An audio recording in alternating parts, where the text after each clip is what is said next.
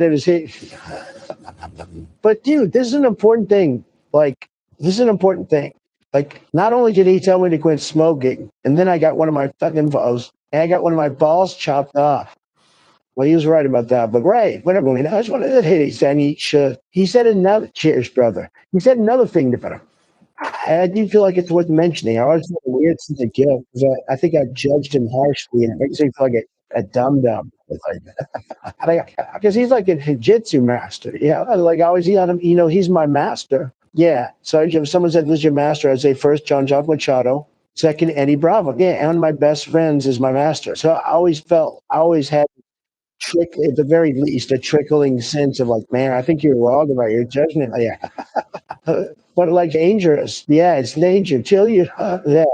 Well, also, talking and talking to him, I'm always a little bit like nervous. At any moment, I could die. It's like a pet snake. Yeah. Like, what if at some moment you do like go insane and decide to kill me? I won't know what I feel like that one. Hey, Joey. Joey Diaz, yes. What do you think he'll kill you? No, no, no, no. But he's so wild. He's like a bear. I want to keep feeding. Joey Diaz is like, supposed to go. You know that, right? Well, I do. Like, he's the greatest of all time. There's no one who's ever been funnier. I've seen Joey Diaz hit like frequencies I've never seen anybody else hit. Yeah, he was hanging out in Colorado. You really do like all the haters, all the people who are like, I get the haters. So it seems like it's like, no, it doesn't work. The trick is, it's like I get it.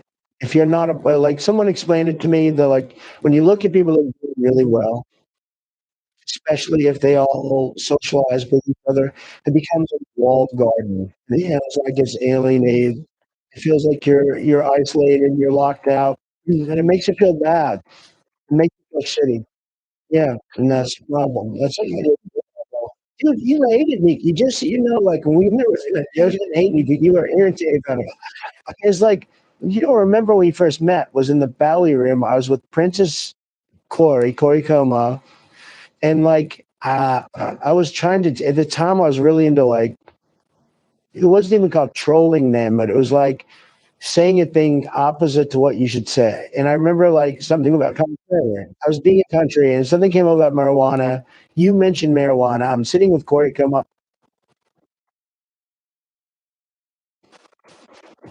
feared by psychedelic plant experiences in the Amazon to attempt to look at time and really deconstruct it and attempt to understand what it is. And this has been a wild intellectual ride, leading to some pretty easily stated conclusions. One is that novelty, which is my term for complexity or advanced organization, novelty increases as we approach the present moment. The universe you and I are living in is a far more novel and complicated place than the early universe was. Well, some people would say, well, that's just a consequence of the unfolding of developmental processes.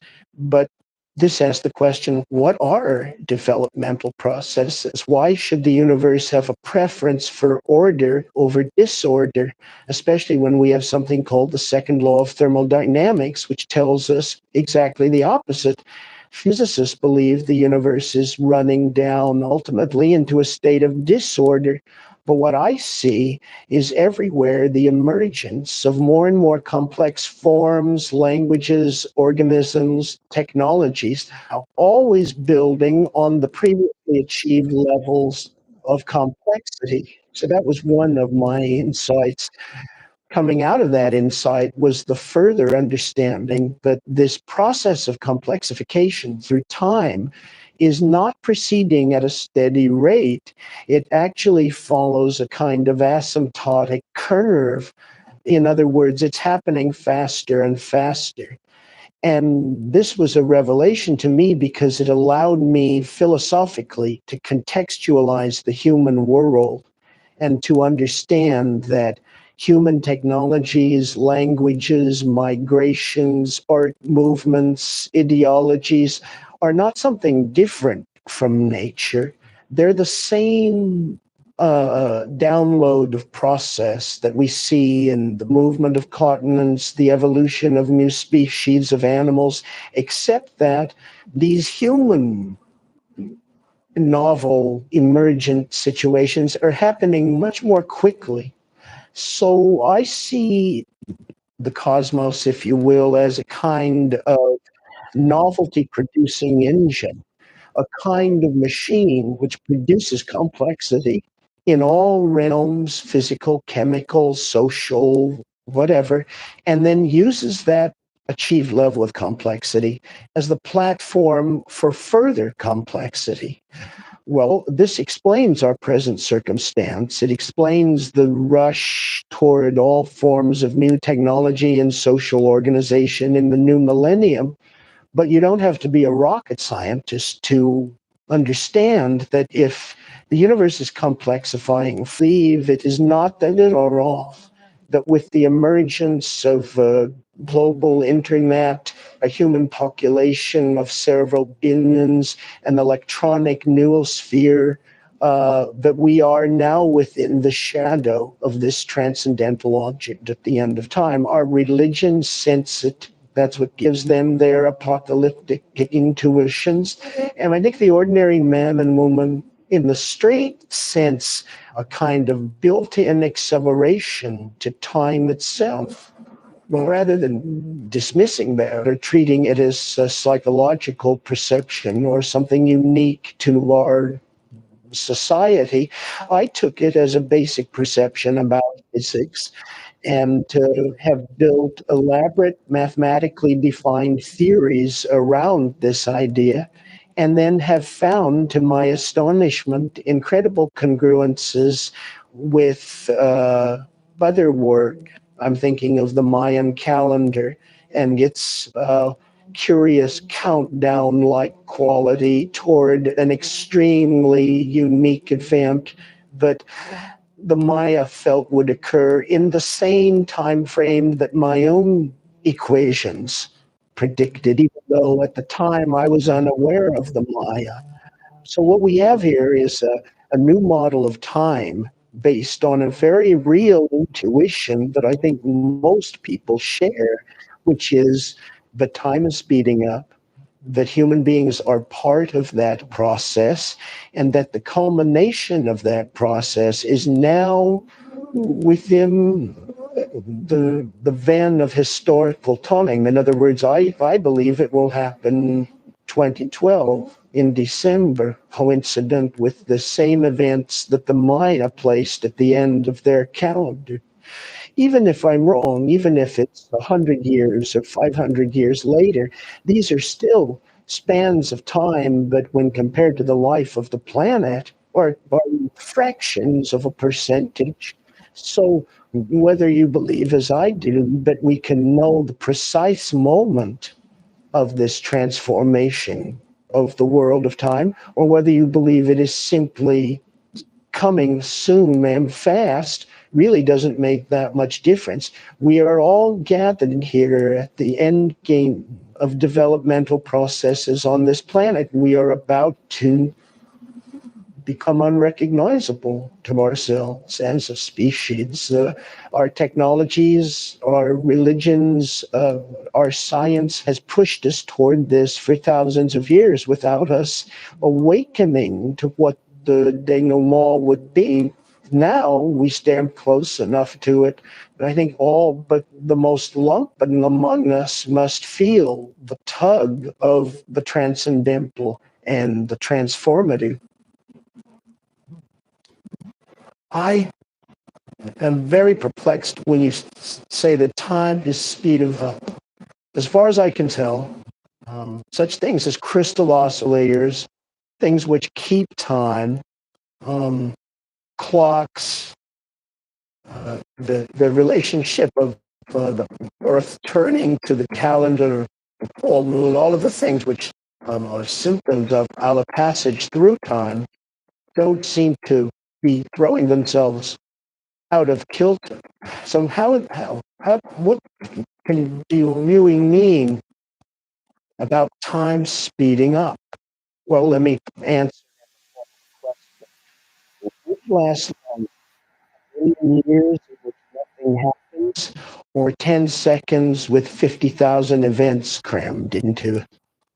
In other words, really, time is only experienced by the events which occur within it. And I maintain that the early universe had very little going on, and consequently, time moved very, very slowly. Uh, the character of time as we approach the present is that there are more and more of the physical domains and energetic domains in which change can occur.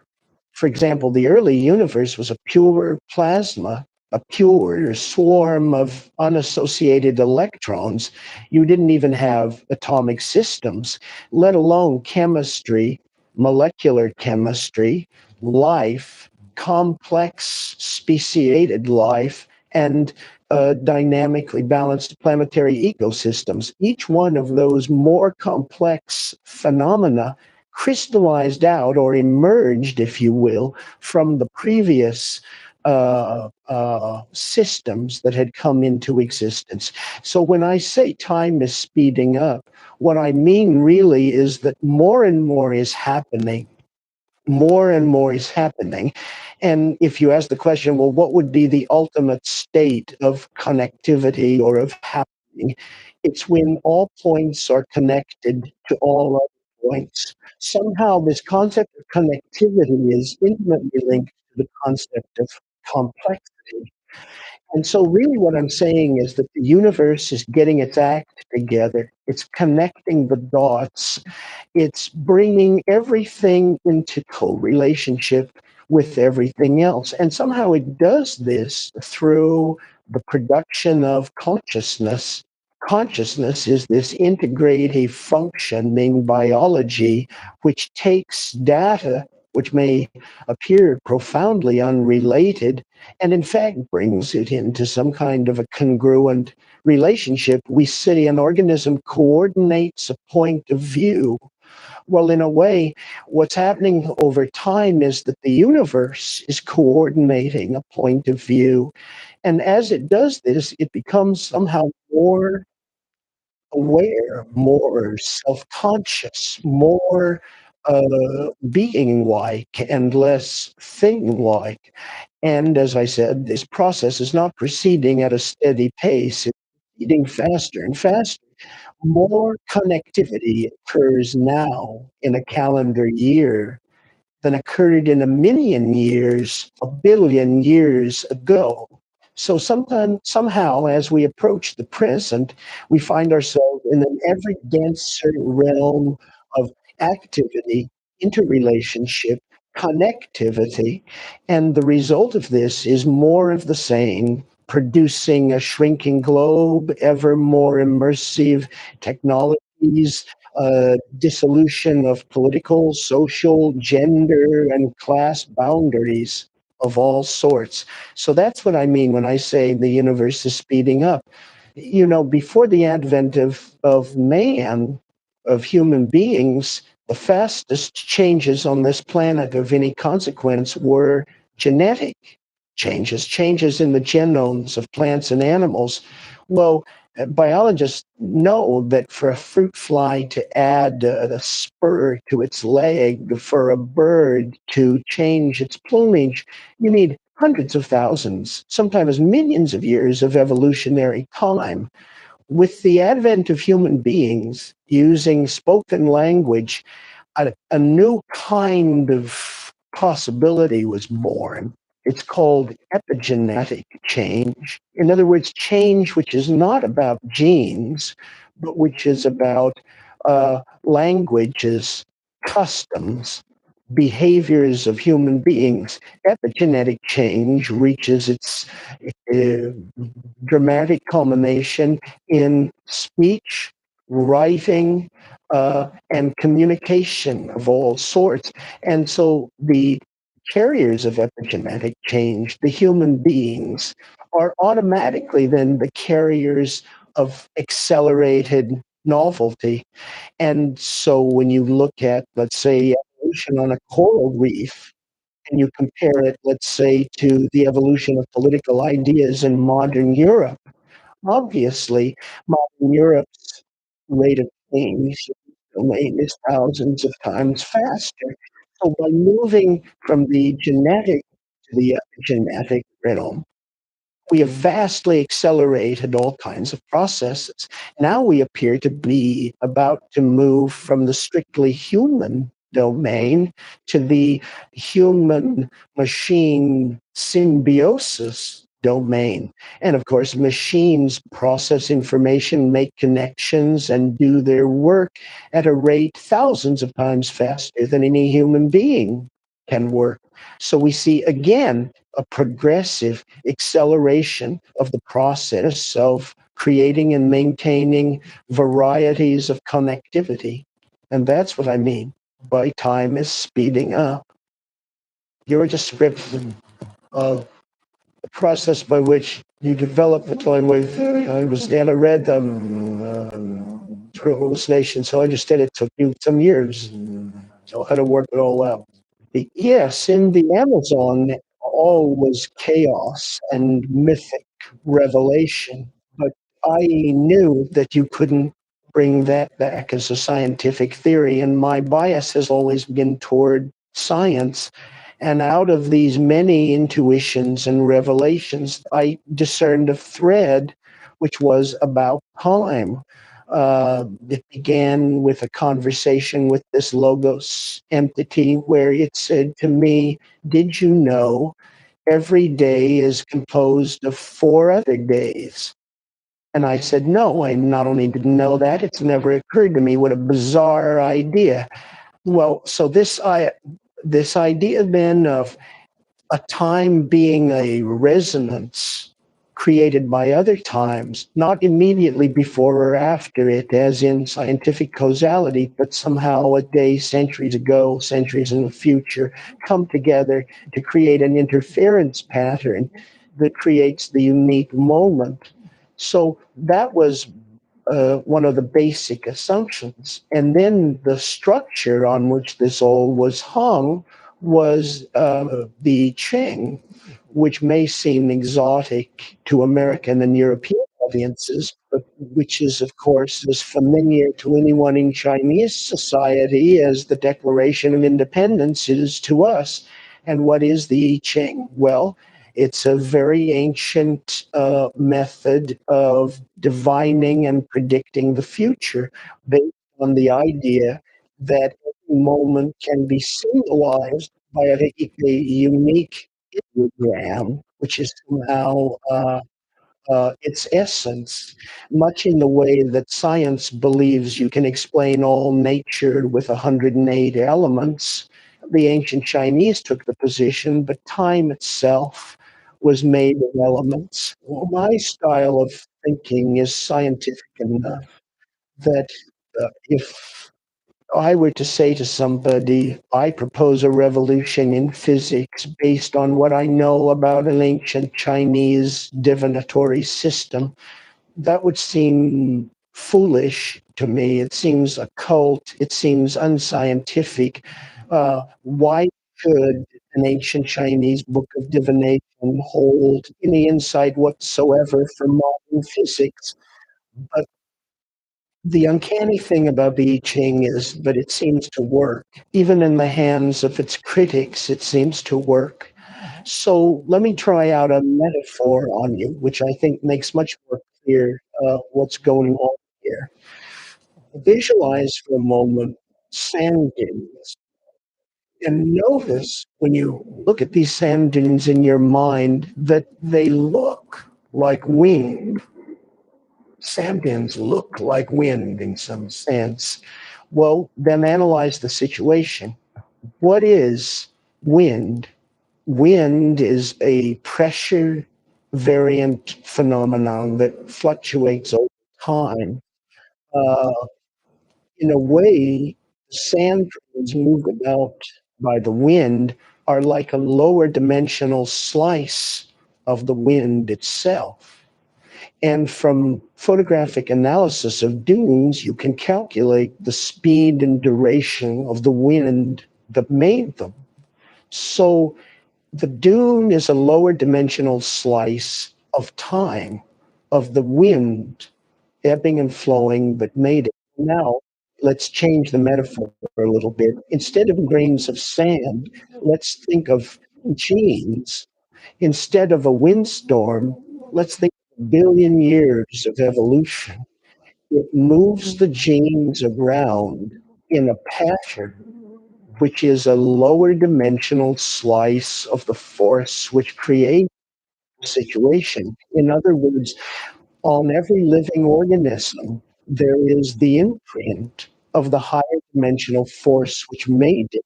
Now, somebody could say, well, that's God. Well, but in a scientific context, we don't speak like that.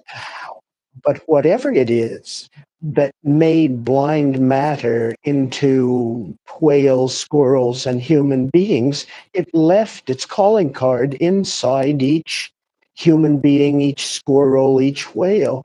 That's the DNA. Well, the DNA codons are based on a system of 64, exactly like the I Ching. So my belief is that some group of people, thousands of years ago, looked into human organism, looked by meditative techniques into the center of their own beings, and they were not mystics, nor were they empiricists. They were simply curious. But at the center of the meditative experience, they saw an ebb and flow, an energy field that was in a constant state of flux. And they asked themselves, how many elements are necessary to describe this energy field? And the answer was more than 10, less than 1,000, more than 20, less than 500. And when they finally got it worked out, lo and behold, 64 situations are all the possible potential situations there are out of 64 types of time. You can create everything from the coronation of Queen Mary to the resignation of Madonna out of 64 types of time. So really, what the I Ching is not a book of Chinese mysticism. It's a book of molecular dynamics that sees through biology to the physics that allowed biology to come into existence. And I'll argue this with anybody in the field, regardless of how hardcore an empiricist they claim themselves to be, because I think the coincidence between the structure of the I Ching and the structure of the DNA is staggering. It's not a simple correspondence between 64 and 64. All the processes that occur in DNA can be easily modeled with the 6-line hexagrams that make the I Ching. It's almost as though Western science was fascinated by energy. For 5,000 years, we pursued understanding energy, and this process ends with thermonuclear explosions in the deserts of the American Southwest. We can light the fire that burns in the heart of the distant stars. We know how to do that. That's what the Western mind achieved, political issues aside. The Eastern mind was not interested in energy. It was interested in time. And they spent 5,000 years deconstructing it, looking at it. And you don't use atom smashers. You don't use enormous physical pressure.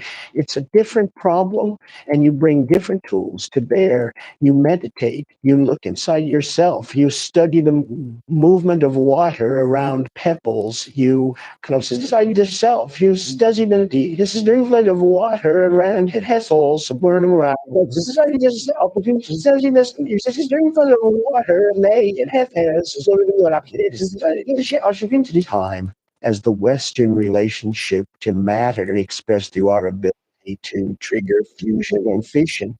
So there's a great deal for us to learn in the West from these Oriental efforts to understand time, and it is not necessarily missed. What I did was entirely mathematical. It's not, it's utterly a thing occult. about, and true understanding can be communicated and formally described with mathematics. That's what we have. We're on the brink of a fusion of Western science with quote unquote Eastern mysticism. Nothing mystical about it except that we call it mysticism. But the fusion of these two viewpoints is going to give us a complete understanding of the universe of space, time, matter, and energy. I want to go to this stuff about the spring attractor at the end of this, function that we are being called, as opposed to simply just going on forever and ever. And that's sure something that people are going to go. Well, in the 19th century, if you spoke of nature having a purpose, you were thought to be anti-evolution, because in the 19th century, there was great pain to eliminate anything like preformation or teleology or purpose or God, all these things that they were trying to eliminate from evolutionary theory. And until very recently in scientific thought, the idea has been that uh, events are pushed by the causal necessity embedded in the events which preceded them. In other words, if you ask the question, what is the most important event in terms Answer would be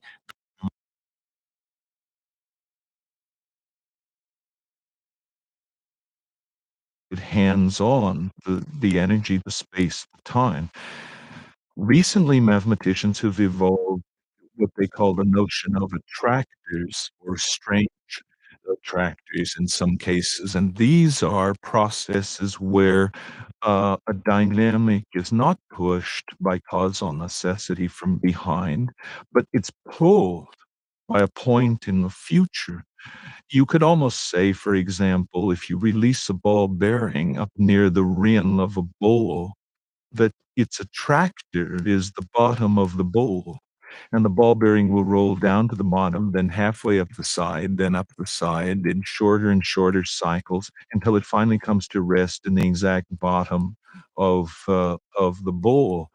Well, from the point of view of the new mathematics, the bottom of the bowl is a basin of attraction, and the ball bearing has fallen under its influence. So I uh, have always doubted that evolutionary theory without purpose, without teleology, could produce as complex a world as we see around us in as short a time, 5 billion years, as the life of the Earth. It seemed more as though these processes were not just wandering across a flat flat genetic landscape.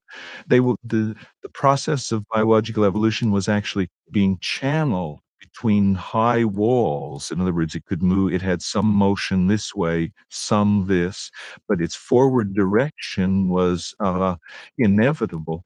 And this is the idea of an attractor, that what the universe is doing is it is under the sway of what I call the transcendental object at the end of time.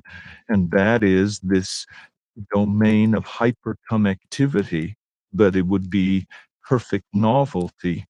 And all nature aspires for this state of perfect novelty. You could almost say that nature abhors habit.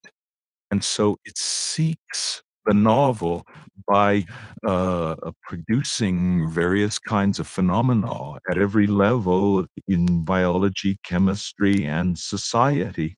And so there really is a purpose to the universe. Its purpose is this state of hypercomplexification in which all of its points become related to each other, become what mathematicians call cotangent.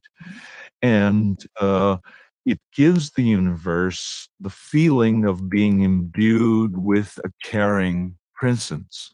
It makes it appear as though nature is tending toward something, and it changes our own ethical and moral position in the universe, because science tells us that we're the product of a cosmic accident.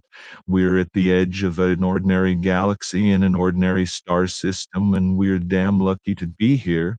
And that's it. That's our place, a very existential notion of our place in the cosmos.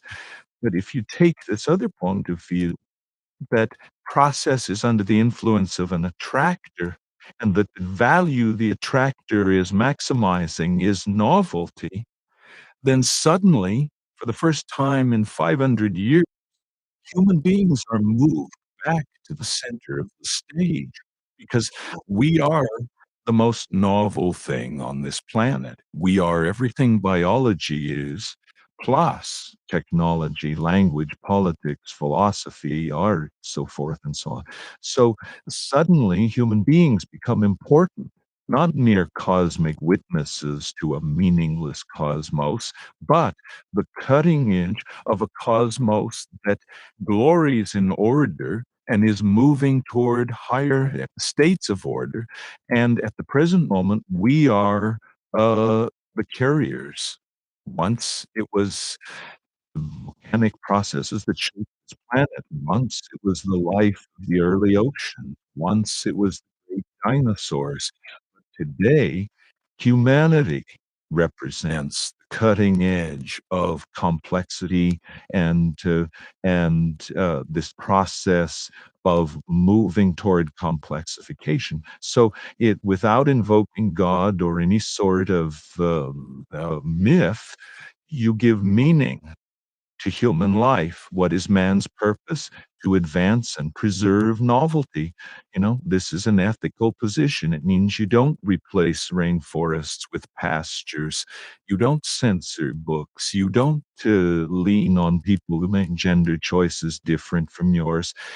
No, the purpose of being a human is to complexify reality even more, to hand on a more diverse, more complicated, more multifaceted universe to our children.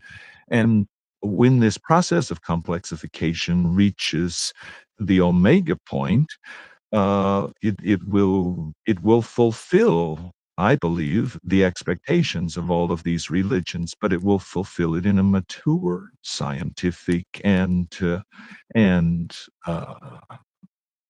universal way that these religions all lack because they all reflect their parochial origins.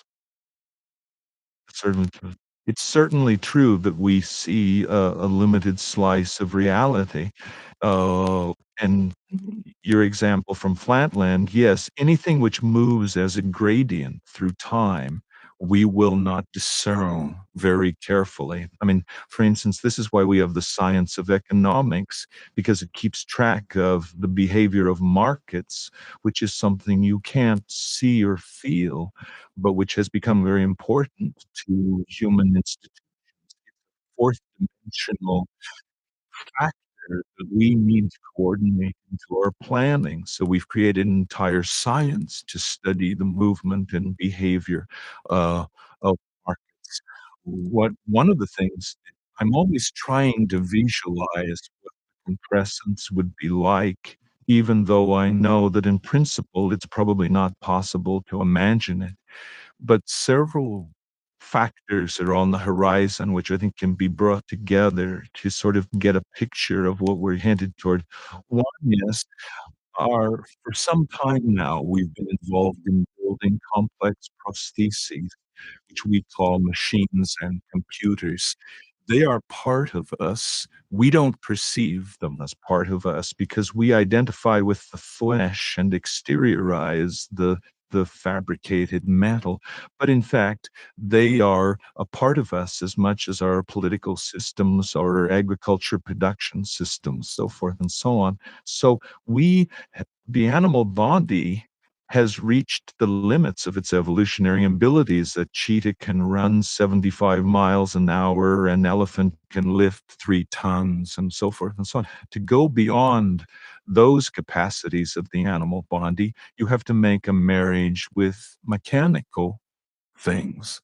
So We are extending ourselves through the machines. Well, one of the things that these machines do is they're time compressors. You and I sitting here talking are operating at about 100 hertz. If we could be magically downloaded into a top of the line computer, we would run at 800 megahertz. That means we could do 800 million more things in this moment than we can do when we're wearing flesh. So it may be that we will find a way to technologically stretch time, and this will become for us like a false eternity. You may have only 10 minutes left in your life, but it may be time enough to pack in all of human history from the fall of Rome to the present moment. So we are finding ways out of the three-dimensional Newtonian prison, which says, life is narrow and confined and ends at the grave. Uh, and we're doing it by becoming information that is freed from material. And somehow this allows us to make this ascent to the next dimensional modality. Information is not time and space constrained the way we are. We talk about the difficulty of moving an object at the speed of light. Our entire planetary technology cannot achieve moving a marble at the speed of light, but we can move information at the speed of light, terabytes of it. We do this every day. So we see how we stand them like children at the edge of the ocean of information, and we're putting our feet in and wondering, could we swim in that? What would it be like to be wet in that? What would it be like to go into that new medium?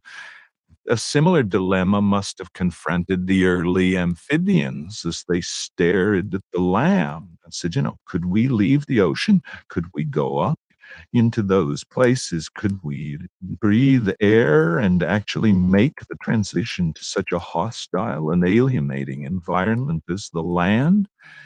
And so these are major symmetry breaks. But in every case, the answer has been, you bet. And sooner or later, somebody did it, and then all succeeding generations uh, have followed suit. What is fascinating about this particular transition is that we are conscious of the implications. We who will make the transition will, in some sense, some limited sense, understand its implications, where I don't think that was true for the animals that left the primordial ocean. They'd simply were behaving blind instinct and evolutionarily dictated behaviors. But the degrees of freedom accessible to us are so multifarious that we can actually appreciate for the first time our circumstance. And our circumstance is all inspiring. I mean, we are about to take the step out of matter. The planet is on a collision course with the most profound event it's possible to imagine, the freeing of organic life from the chrysalis of matter. For 1 billion years, there's been life on this planet, but never life that could step outside of matter. But this is obviously what's in the cards, and we are privileged to be central to that event. You just said we're moving beyond now. I just can't imagine what can you try to talk a little bit more about that? Well, first of all, I can't quite imagine what we mean either. I think this is the test, is to imagine what could that mean. Maybe the bridge concept is virtual reality. Obviously, we're on the brink of building computer-assisted worlds that don't quote unquote really exist, but which we will experience the way we experience dreams or the imagination. And I think this is where psychedelic substances come in. Shamans have always entered into a non-physical realm of information through trance. In a way, there's nothing new here. This is part of the archaic revival. Well, I feel like, will you still love me? Will you still feed me when I'm 64? Um, are we rolling? Oh, I've forgotten the thread. What was it? Oh, is it a human thing? Is it a unique is this ascent into novelty a human thing? No, part of what I discern here, though we humans are always ready to suffer guilt and take blame for everything going on in the universe, I don't believe this is something we are doing. I think that we are as much corks tossed on the ocean of time as are hummingbirds and prairie dogs. In other words, an event of cosmic significance and importance is going to occur not far in the future. Are we causing it? No. Can we stop it? No. Can we hurry it? No. It's built in to the structure of matter itself. One way of thinking of this is that the laws of physics are evolving to permit greater freedom. And we are history.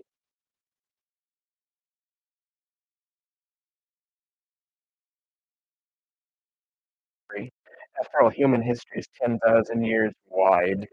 The planet is 5 billion years old. Pretty unusual coincidence that human history would be happening when this cosmic event happened. No, that's completely wrong. Human history is being caused by the nearby presence of this event. In other words, if you think of the event as something which has shells of influence, some of its shells of influence reach so far back in time that they drag life out of the primitive ocean. Some of its shells of influence reach so far back in time that they define the emergence of the hominid line out of the higher primates. Some shells reach back to Egypt, some to medieval time. As you approach the present, it becomes stronger and stronger, but I would argue that the presence of human civilization on this planet is the strongest evidence we have that matter and organizational processes are about to make some kind of a leap to a new order of being. What history is the 25,000 year transition zone. Before you enter the zone, you're an animal. After you leave the zone, you're a god. But for 25,000 years, you're kind of an animal and kind of a god, and you're constantly being swamped by your animal nature, and then great teachers are appearing and dragging people back to the right line, and we are schizophrenic in history. A friend of mine once said, he said, history is the shock wave which precedes the eschaton. And I absolutely believe that. And I believe as historical processes intensify, it's reasonable to believe that we are ever closer to the eschaton.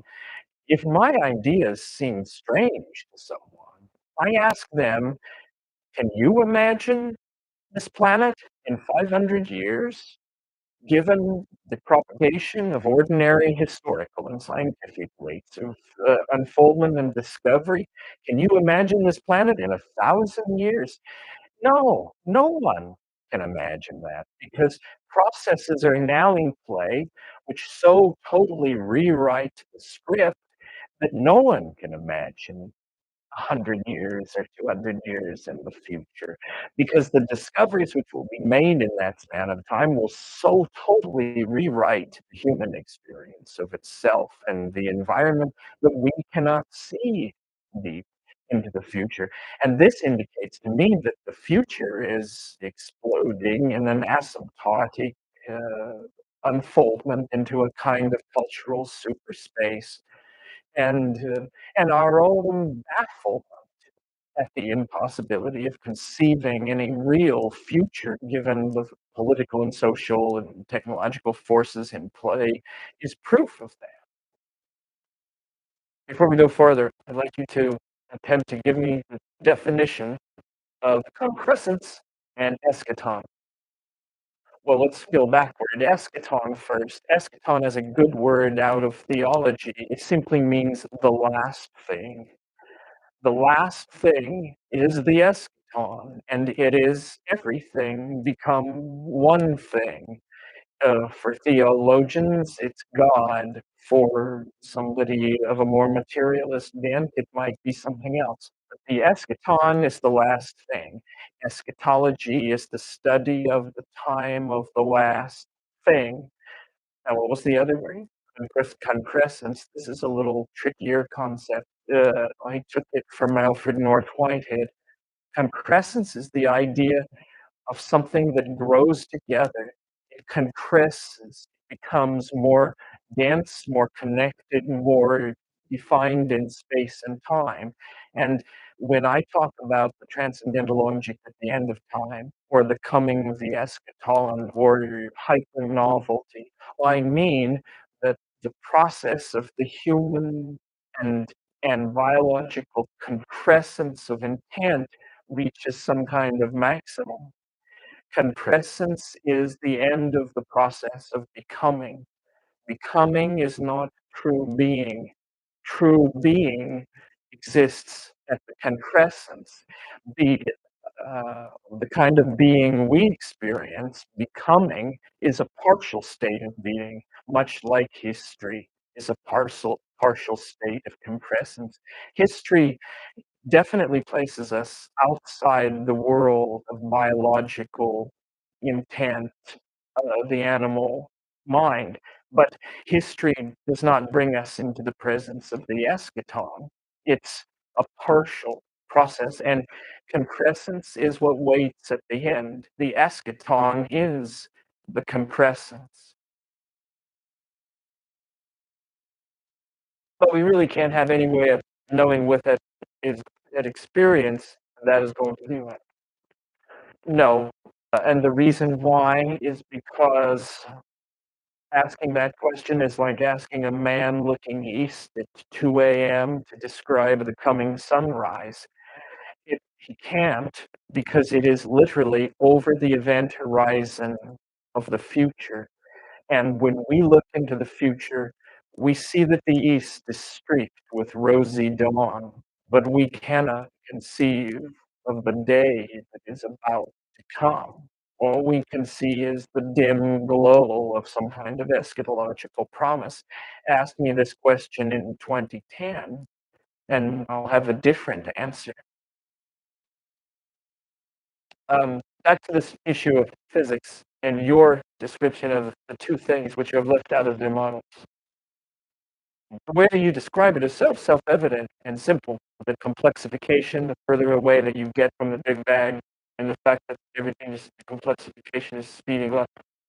Could you talk just a little bit about the relationship of those observations to the world of the physicist and their efforts to define reality, and why they're not using, including in their models, these aspects that you're pointing to?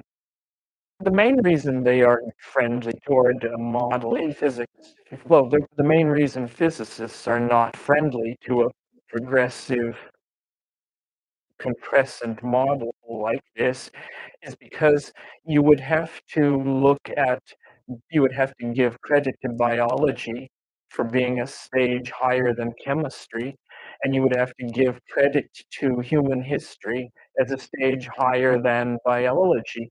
And physicists study physics. If you study physics, there is no biology. You don't have to deal with issues of biology when you study physics. I mean, there is something called biophysics, but it's not well received in physics or biology. So physicists tend to discount biology, even though life on this planet is 4.83 billion years old. Physicists just discount it. They call it an epiphenomenon. Well, then when you talk to sociologists, they give no credit to physics. Science has compartmentalized nature in order to analyze it, and there is no theory of nature as such. And that's really what I'm offering. I'm offering a theory which covers physics, chemistry, geology, biology, sociology, linguistics, the whole thing. In other words, not saying man is some special category, not saying that we need artificial divisions, but that over the entire domain of known phenomena, this tendency to complexify through time, A, and B, faster and faster, can be discerned. We need a theory of everything. Physics talks about theories of everything, but none of these theories of everything address biology, let alone sociology, linguistics, and the phenomenon of human being. Well, the archaic revival. There is a way of looking at the entire 20th century, beginning with Pablo Picasso bringing masks back from Africa and showing them around in French cafes in 1915. Uh, Beginning with Freud's discovery of the unconscious and Jung's elaboration of those discoveries, and then every phenomenon of major importance that you care to mention in the 20th century: fascism, abstract expressionism, rock and roll, sexual permissiveness, psychedelic drug taking, rave culture, body piercing, jazz. The list is endless. What do all these things have in common? They are reversions to archaic behaviors.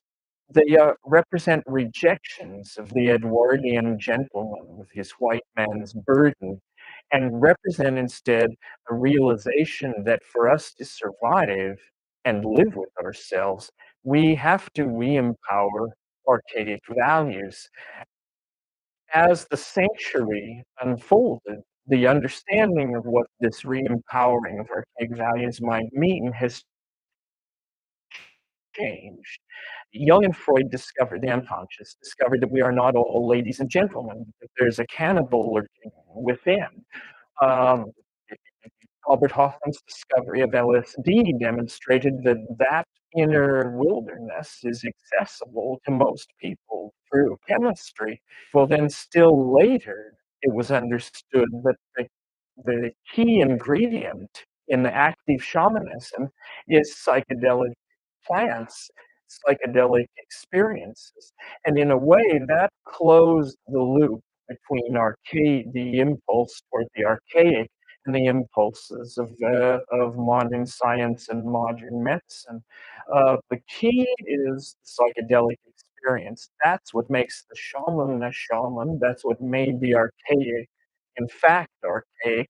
And so people like Freud and Jung and the surrealists and the Dadaists and the abstract expressionists, all of these people were very close to the mark. The shaman is the paradigmatic figure, and the psychedelic experience seems to be the anticipatory experience of this eschaton that we're headed toward. When psychedelics were first being discussed, it was thought that they would prepare people for death.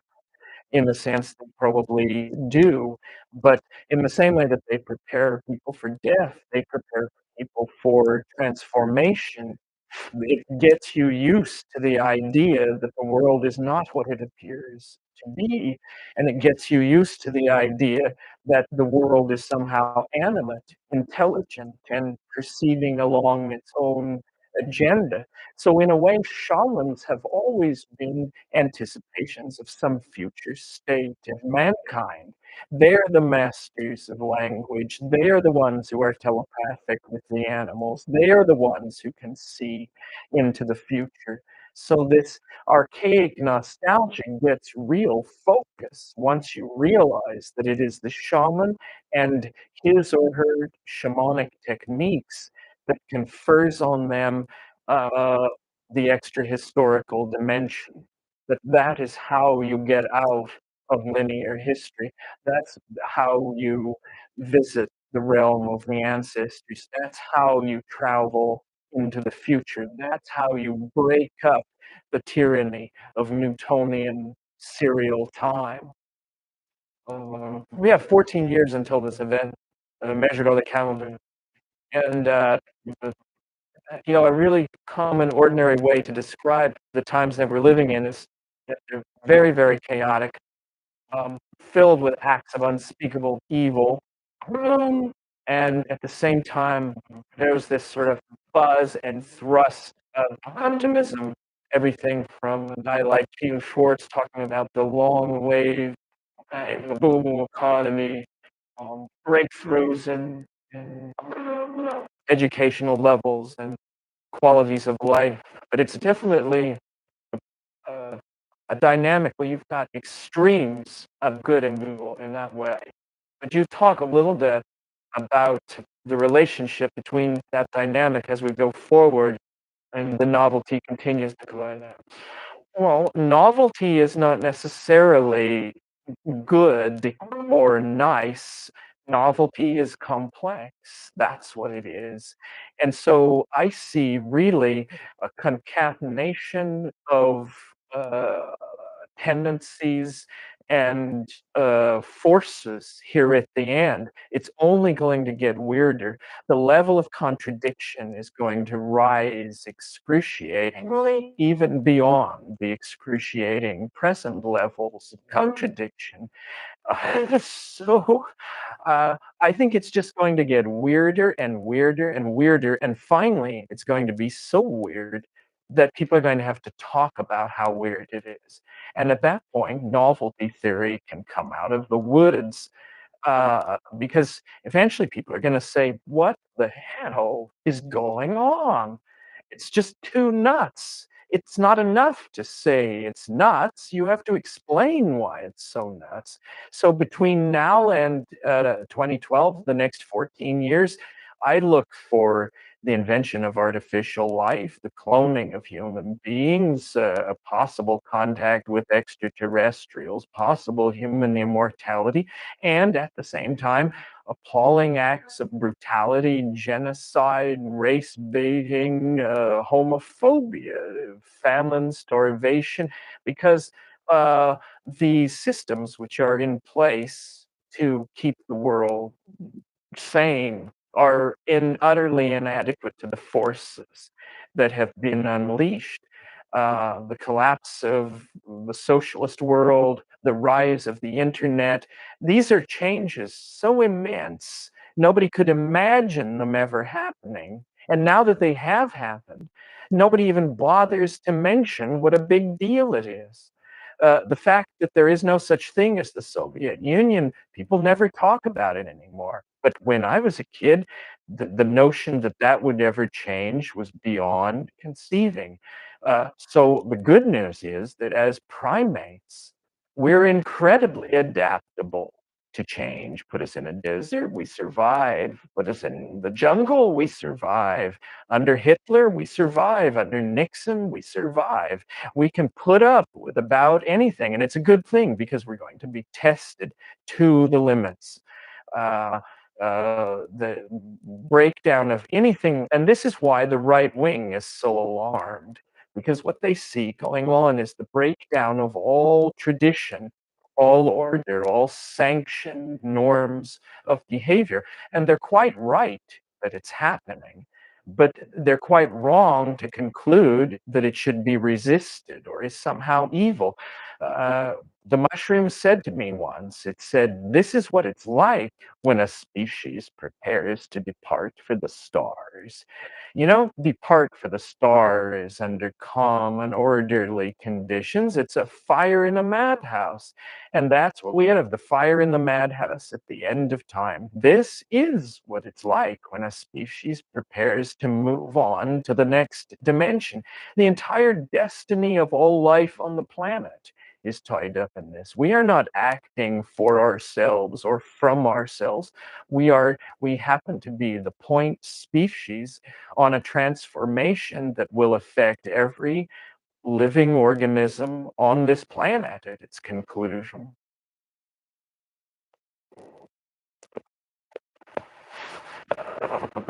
Just pause for a second.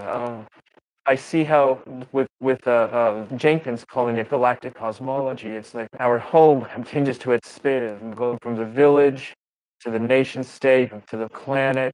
Now we're ready to take on the big picture. So let's just talk about the conclusions of the archaic mind when it reaches.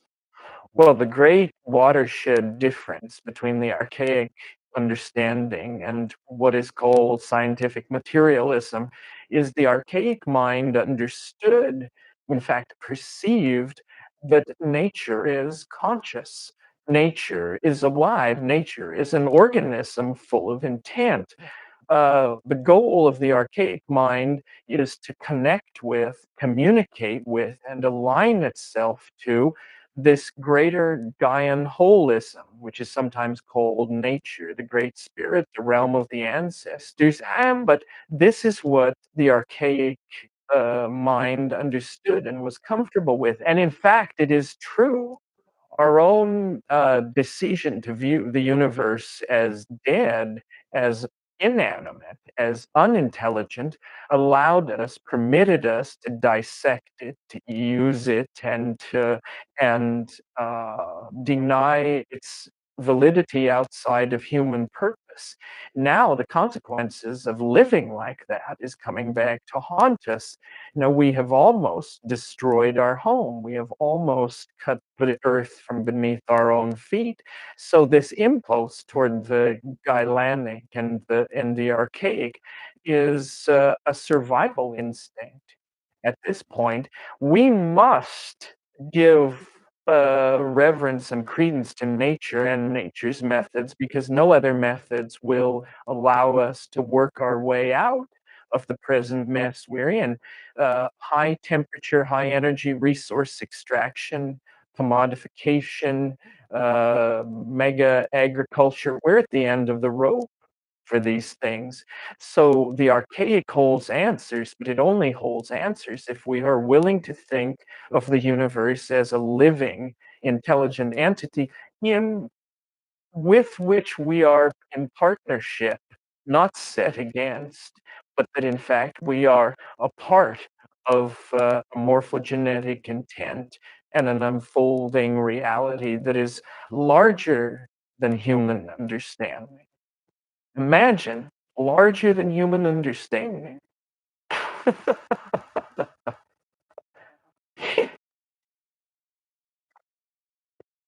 So the whole entire Milky Way galaxy is a being. Well, it's an organism, yes. And the galaxy is a kind of an organism. You can think of it as a fractal resonance with a cell. The galaxy has a nucleus of very dense material where very mysterious processes are going on. Then it has a cytoplasmic envelope of stars and gas clouds that surround that core. And then it is an individual, very distinctly defined by the vast emptiness that lies between it and the next galaxy. Yes, I think nature builds by fractal intent, and that all organisms have a core and then a deployed surround, whether we're talking about the cell, the solar system, the Earth, the galaxy, in the process of the conservation of novelty. Structures are created with cores that are more complex than their outlying neighborhoods. To my mind, a galaxy hanging in space is a picture of the time wave. Every star is a data point in an enormous computer simulation of the novelty wave. That's why it has that spiral structure. Scientists are very puzzled that the galaxies don't fly apart. They don't seem to have enough mass that their gravitation should hold them together. And there's been a lot of talk about dark matter or some missing factor. Well, the missing factor is novelty. The galaxy stays together because the galaxy wants to be a galaxy. In other words, it wants to hold on to the level of novel morphology that it has achieved. It has an actual appetite for expressing itself in that form. That's why the galaxies are spirals. And in a sense, those spirals are very large pictures of the time wave where we can at last see it, not confused with its background or foreground. So everything organizes itself fractally, spirally, with a dense center in its spatial domain and a dense center in its temporal domain. We are like this. Galaxies are like this. Planets, stars, bird flocks, coral reefs. But in the case of the galaxy, it's particularly easy to observe the structure because the thing is so huge that its forces dominate and damp out other forces which might distort it.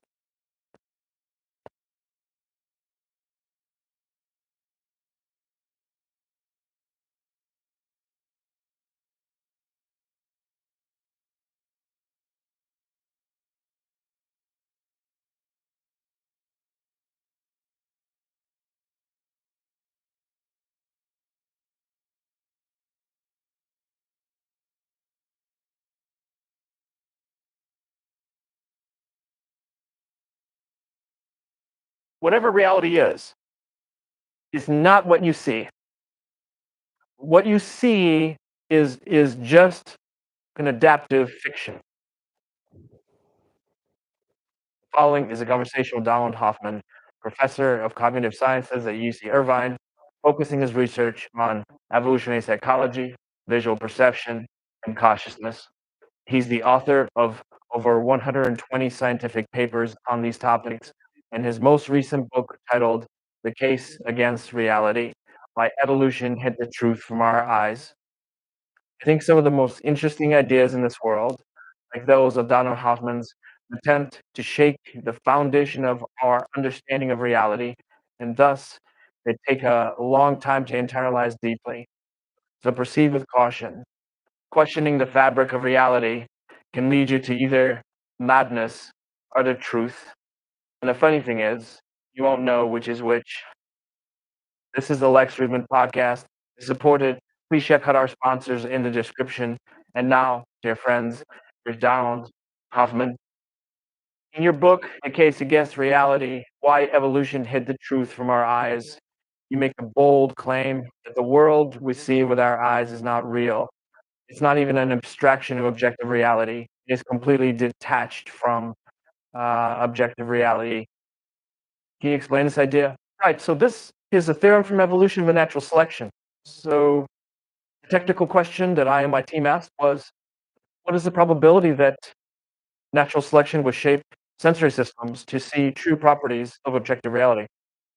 And to our surprise, we found that the answer is precisely zero, except for one kind of structure we can go into if you want to. But for any generic structure that you might think the world might have, a total order, a topology, metric, probability is precisely zero that natural selection would shape any sensory system of any organism to see any aspect of objective reality. So in that sense, what we're seeing is what we need to see to stay alive long enough to reproduce.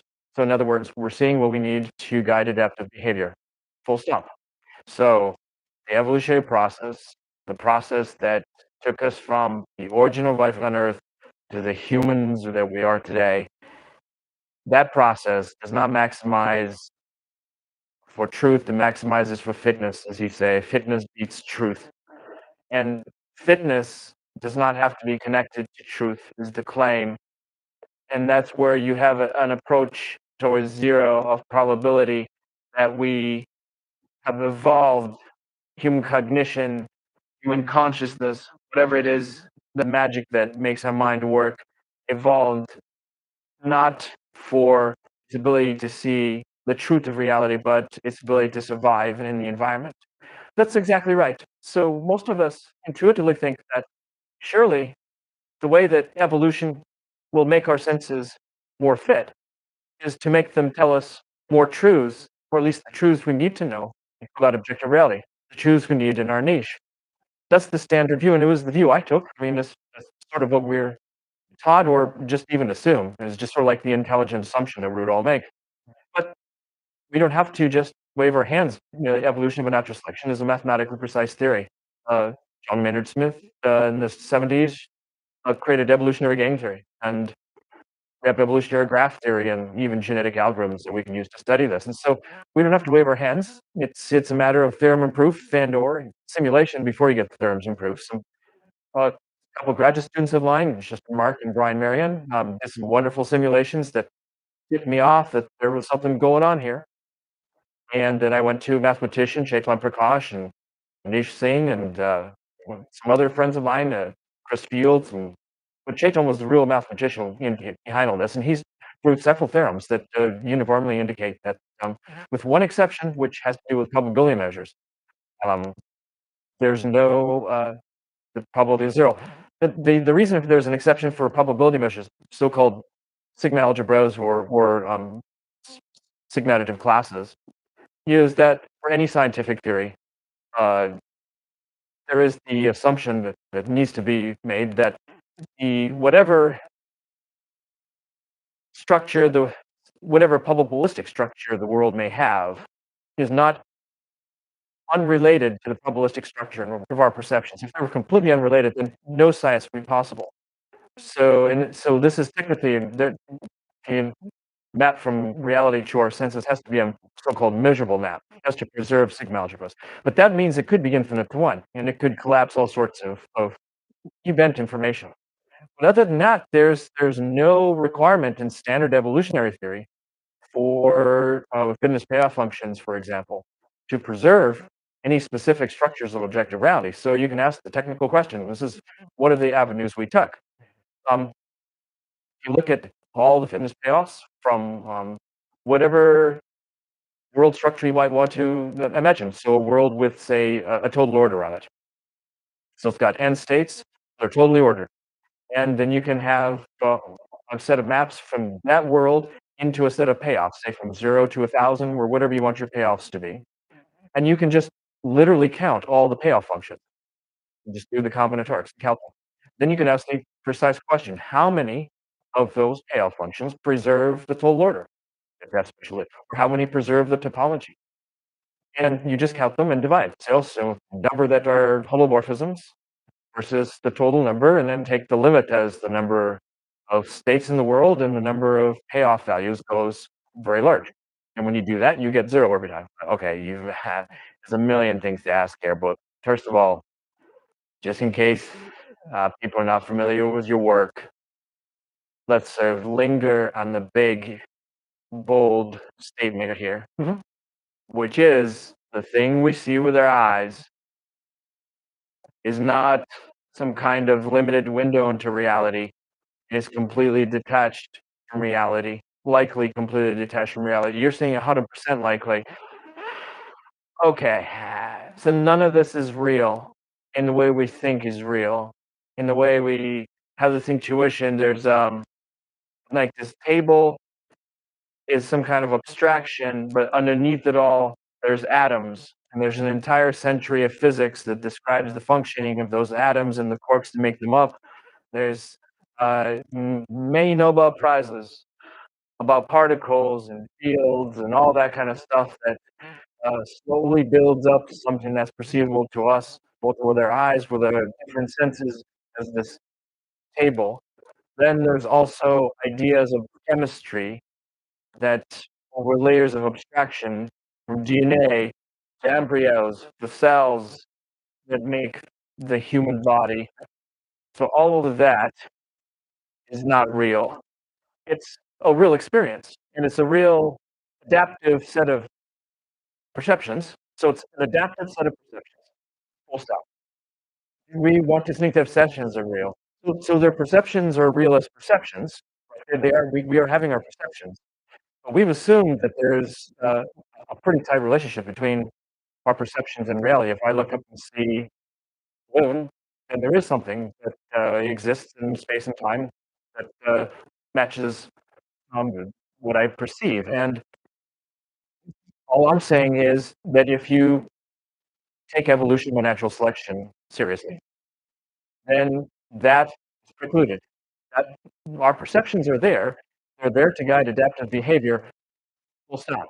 They're not there to show you the truth. In fact, the way I think about it is they're there to hide the truth because the truth is too complicated. It's just like if you're trying to, use your laptop to write an email, right? What you're doing is toggling voltages on the computer. But good luck trying to do it that way. The reason why we have a user interface is because we don't want to know that quote unquote truth. The diodes and resistors, all that terrible hardware. If you had to know all that truth, your friends wouldn't hear from you. What evolution gave us was perceptions that guide adaptive behavior, and part of that process, it turns out, means hiding the truth and giving you eye candy. So, what's the difference between hiding the truth and forming abstractions, uh, layers upon layers of abstractions over low level voltages and transistors and chips and programming languages from assembly to Python that then leads you to be able to have an interface like Chrome where you open up another set of JavaScript and HTML programming languages that lead you to have a graphical user interface in which you can then send your friends an email. Is that completely detached from the zeros and ones that are firing away inside the computer? It's not. So of course, when I talk about the user interface on your desktop, there's this whole sophisticated backstory to it, right? That the hardware and the software that's allowing that to happen. Evolution doesn't tell us the backstory, right? So the theory of evolution is not going to be adequate to tell you what is that backstory. It's going to say that whatever reality is, and that's the interesting thing. It says whatever reality is, you don't see it. You see a user interface, but it doesn't tell you what that user interface is, how it's built. Like, no, we can try to look at certain aspects of the interface, but already we're going to look at that and go, really, okay. Before I would look at neurons, and I was assuming I was seeing something that was at least partially true. And now I'm realizing it could be like looking at the pixels on my desktop or icons on my desktop, and good luck, going from that to the data structures and then the voltages. I mean, what? There's just no way. So what's interesting about this is that our scientific theories are precise enough and rigorous enough to tell us certain limits, and even limits of the theories themselves. They're not going to tell us what the next move is, and that's where scientific creativity comes in. So the stuff that I'm saying here, for example, is not alien to physicists. The physicists are saying precisely the same thing, that space-time is doomed. We've assumed that space-time is fundamental. We've assumed that for several centuries, and it's been very useful. So all the things that you were mentioning, the particles and all the work that's been done, it's all been done in space-time. But now physicists are saying space-time is doomed. There's no such thing as space-time fundamentally in the laws of physics. And that comes actually out of gravity together with quantum field theory. It just comes right out of it. It's a theorem of those two theories put together.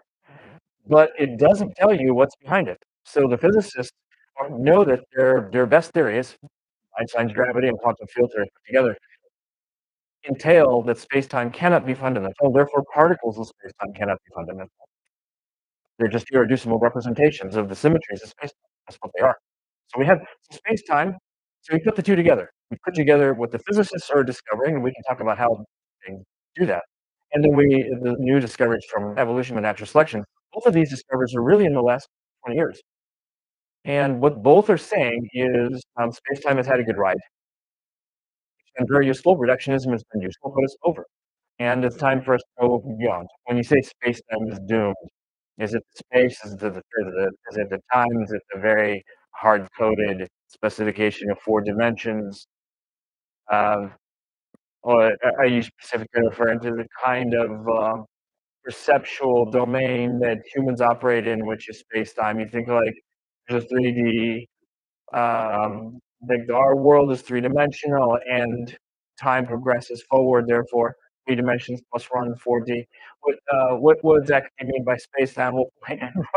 What do you mean by space-time is doomed? Great phrase. So this is, by the way, not life quote. This is from, for example, Nimar Hamed, Institute for Advanced Study at Princeton, Ed Witten, also there, David Gross, well, prize emitters. So this is not just something the cognitive scientists. This is what the physicists are saying. Yeah, the physicists are space-time uh, skeptics. They're saying that I can say exactly why they think it's doomed. But what they're saying is that your question was, what aspect of space time? What are we talking about here? It's both space and time. Their union into space time as an Einstein's theory. That's doomed. And they're basically saying that even quantum theory. This is we need more Marconi on that especially. So Hilbert space will not be fundamental either. So that with the notion of Hilbert space, which is really critical to quantum field theory, quantum information theory, that's not going to figure in fundamental new laws of physics. So what they're looking for is some new mathematical structures beyond space-time, beyond Einstein's four-dimensional space-time or supersymmetric version, in geometric algebra signature 2, 4 kind of a. There are different ways that you can represent it, but they're finding new structures, and then, and by the way, they're succeeding now. They found something called the amplituhedron. This is Nima and his colleagues, the cosmological polytope. There are these like polytopes, these polyhedra in multi dimensions, generalizations of simplices that are coding for example, the scattering amplitudes of processes of the Large Hadron Collider and other colliders. So they're finding that if they let go of space-time completely, they're finding new ways of computing these scattering amplitudes that turn literally billions of terms into one term. When you do it in space and time, because it's the wrong framework, it's just a user interface. That's not from the evolutionary point of view. It's just user interface. It's not a deep insight into the nature of reality. So it's missing deep symmetry. It's something called a dual conformal symmetry, which turns out to be true of the scattering data, but you can't see it in space time. And is making the computations way too complicated because you're trying to compute all the loops and Feynman diagrams and all the Feynman integrals. So the Feynman approach to the scattering amplitudes is trying to enforce two critical properties of spacetime: locality and unitarity. So when you enforce those, you get all these loops, multiple, different levels of loops, and for each of those, you have to add new terms to your computation. When you do it outside of space-time, you don't have the notion of unitarity. You don't have the notion of locality. You have something deeper. It is capturing some symmetries that are actually true of the data. But then when you look at the geometry of the facets of these polytopes, then certain of them will code for unitarity and locality. So it actually comes out of the structure of these deep polytopes. So what we're finding is there's this whole new world now beyond space-time that is making explicit symmetries that are true of the data that cannot be seen in space-time, and that it's turning the computations from billions of terms to one or two or a handful of terms. So we're getting insights into symmetries, and all of a sudden the math is becoming simple because we're not doing something silly. We're not adding up all these loops in space-time. We're doing something far deeper. We don't know what this world is about. Also, you're in an interesting position where we know that space-time is doomed, and not that I should probably tell you why it's doomed, what they're saying about why it's doomed.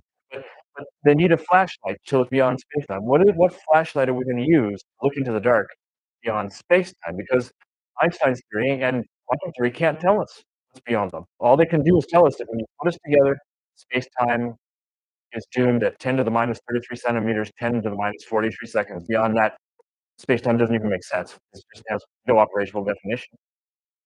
So, but it doesn't tell you what's beyond, and so they're just looking for deep structures, like guessing. It's really fun. So these really brilliant guys, generic, brilliant men and women who are doing this work, physicists, are making guesses about these structures, informed guesses, because they're trying to ask, well, okay, what deeper structure could give us this stuff that we're seeing in space-time without certain commitments that we have to make in space-time, like locality and unity. So they make these brilliant guesses, and of course, most of the time you're going to be wrong. Once you get one or two that start to pay off, and then you get some lucky breaks. So they got a lucky break back in 1986. A couple of mathematicians named Clark and Taylor took the scattering amplitude for two gluons coming in at high energy and four gluons going out at low energy. So that kind of scattering. So it's like apparently for people who are into this, that's sort of something happens so often you need to be able to find it get rid of those because you already know about that and needed. So you needed to compute them. It was billions of terms. And they couldn't do it even if for the supercomputers couldn't do that for the many billions or millions of times per second they needed to do it. So they begged, the experimentals begged the theorists, "Please, you gotta." And so Parker Taylor took the billions of terms, hundreds of pages, and miraculously turned it into 9, and then a little bit later, they guessed 1 term of expression that turned out to be equivalent. So billions of terms reduced to 1 term, the so-called famous Park-Taylor formula, 1986. That was like, okay, where did that come from? What This is a pointer into a deep realm beyond space and time, but no one saying, "What can you do with it?" And they thought maybe it was a one-off. Then other formulas started coming up, and then eventually Nemo Cunningham Adams found this thing called the amplitude cohesion, which really sort of captures the whole a big part of the whole ball of wax. But I'm sure they were saying, "No, there's plenty more to do." So I won't say they did it all by any means. They're looking at the cosmological collective as well. So what's remarkable to me is that 2 pillars of modern science, quantum field theory with gravity on the one hand, and evolution with natural selection on the other, just in the last 20 years, have very clearly said space-time has had a good run. Reductionism has been a fantastic methodology. So we had a great ontology of space-time, a great methodology of reductionism. Now it's time for a new trick. So now you need to go deeper and show. But by the way, this doesn't mean we throw away everything we've done. Not by a long shot.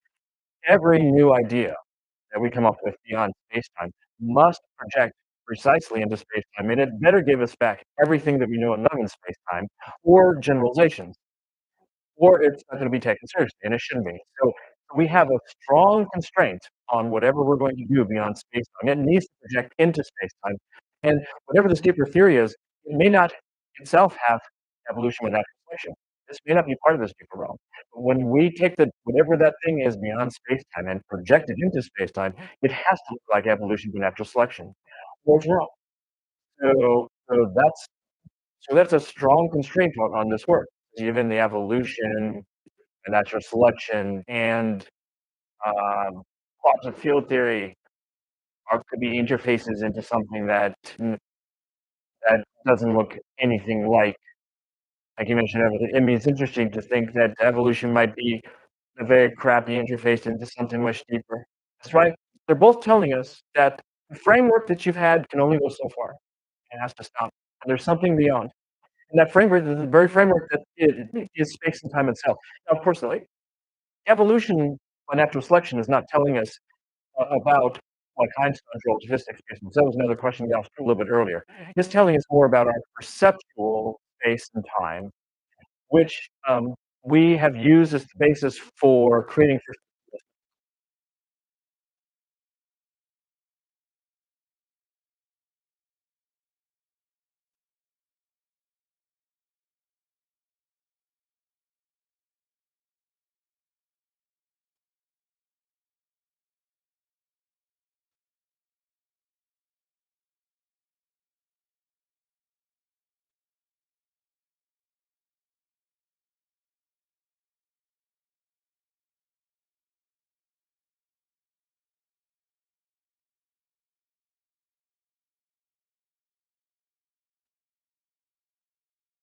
Extension.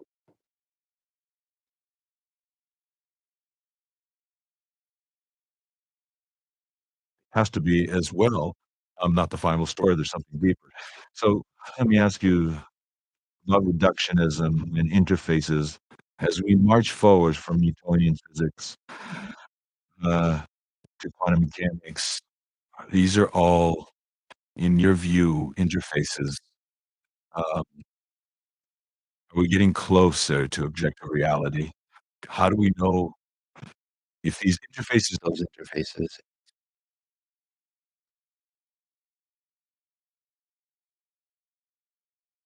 Strongly predictive about some aspects of our reality. Is that completely deviating from our understanding of that reality? Or is it helping us get closer and closer and closer? Well, of course, one critical constraint at all of our theories is that they are empirically tested and past experiments that we for them. So no one's arguing against experiments being important and wanting to test all of our current theories and our any new theories on that. So that's all there. But we have good reason to believe that science will never get a theory of everything. It has a thing everything. Everything, right, a final theory of everything, right. I think that my own take is, for what it's worth, is that the Gödel's incompleteness theorem sort of points us in that direction that even with mathematics, any finite axiomatization that's sophisticated enough to be able to do arithmetic, it's easy to show that there'll be, segments that are true that proven, can't be deduced from within that framework. And if you add the new statements to your axioms, then there'll be always new statements that are true but can't be proven with the new axiom system.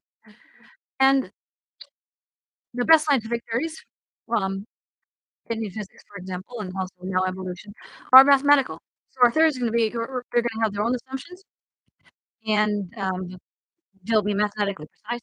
And there'll be theories, perhaps, of everything except those assumptions. Assumptions are we say, please grant me these assumptions. If you grant me these assumptions, I can explain this other stuff. But so you have the assumptions that um, are like miracles as far as the theory is concerned. They're not explained. They're the starting points for explanation. And then you have the mathematical structure of the theory itself, which will have the Gödel limits. And so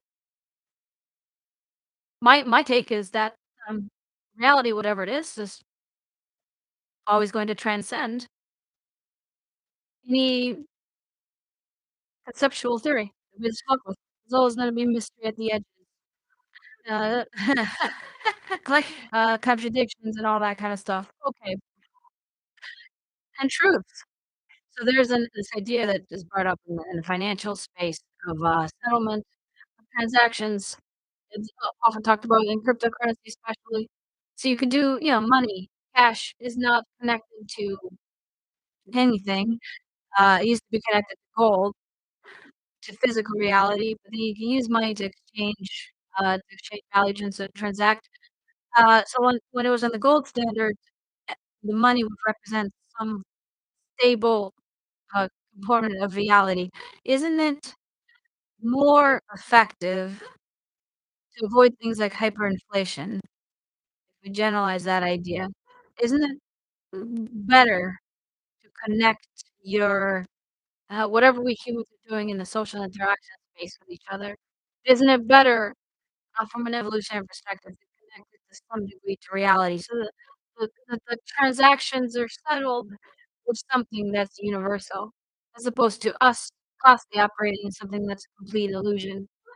Isn't it easy to hyperinflate that, like where you really deviate very, very far away from um, from the underlying reality? Would you not never get in trouble for this? You just completely drift far, far away from the underlying reality and never get in trouble. That's a great question. On the financial side, there's 2 levels at least we could take your question. One is strictly like evolutionary psychology of financial systems. That's just pretty interesting. And there, the decentralized idea, the DeFi kind of idea and cryptocurrencies may make good sense from just an evolutionary psychology point of view. Having, human nature being what it is, putting a lot of faith in a few central controllers, depends a lot on the veracity of those and the trustworthiness of those few central controllers, and we have ample evidence time and again that, that's often betrayed.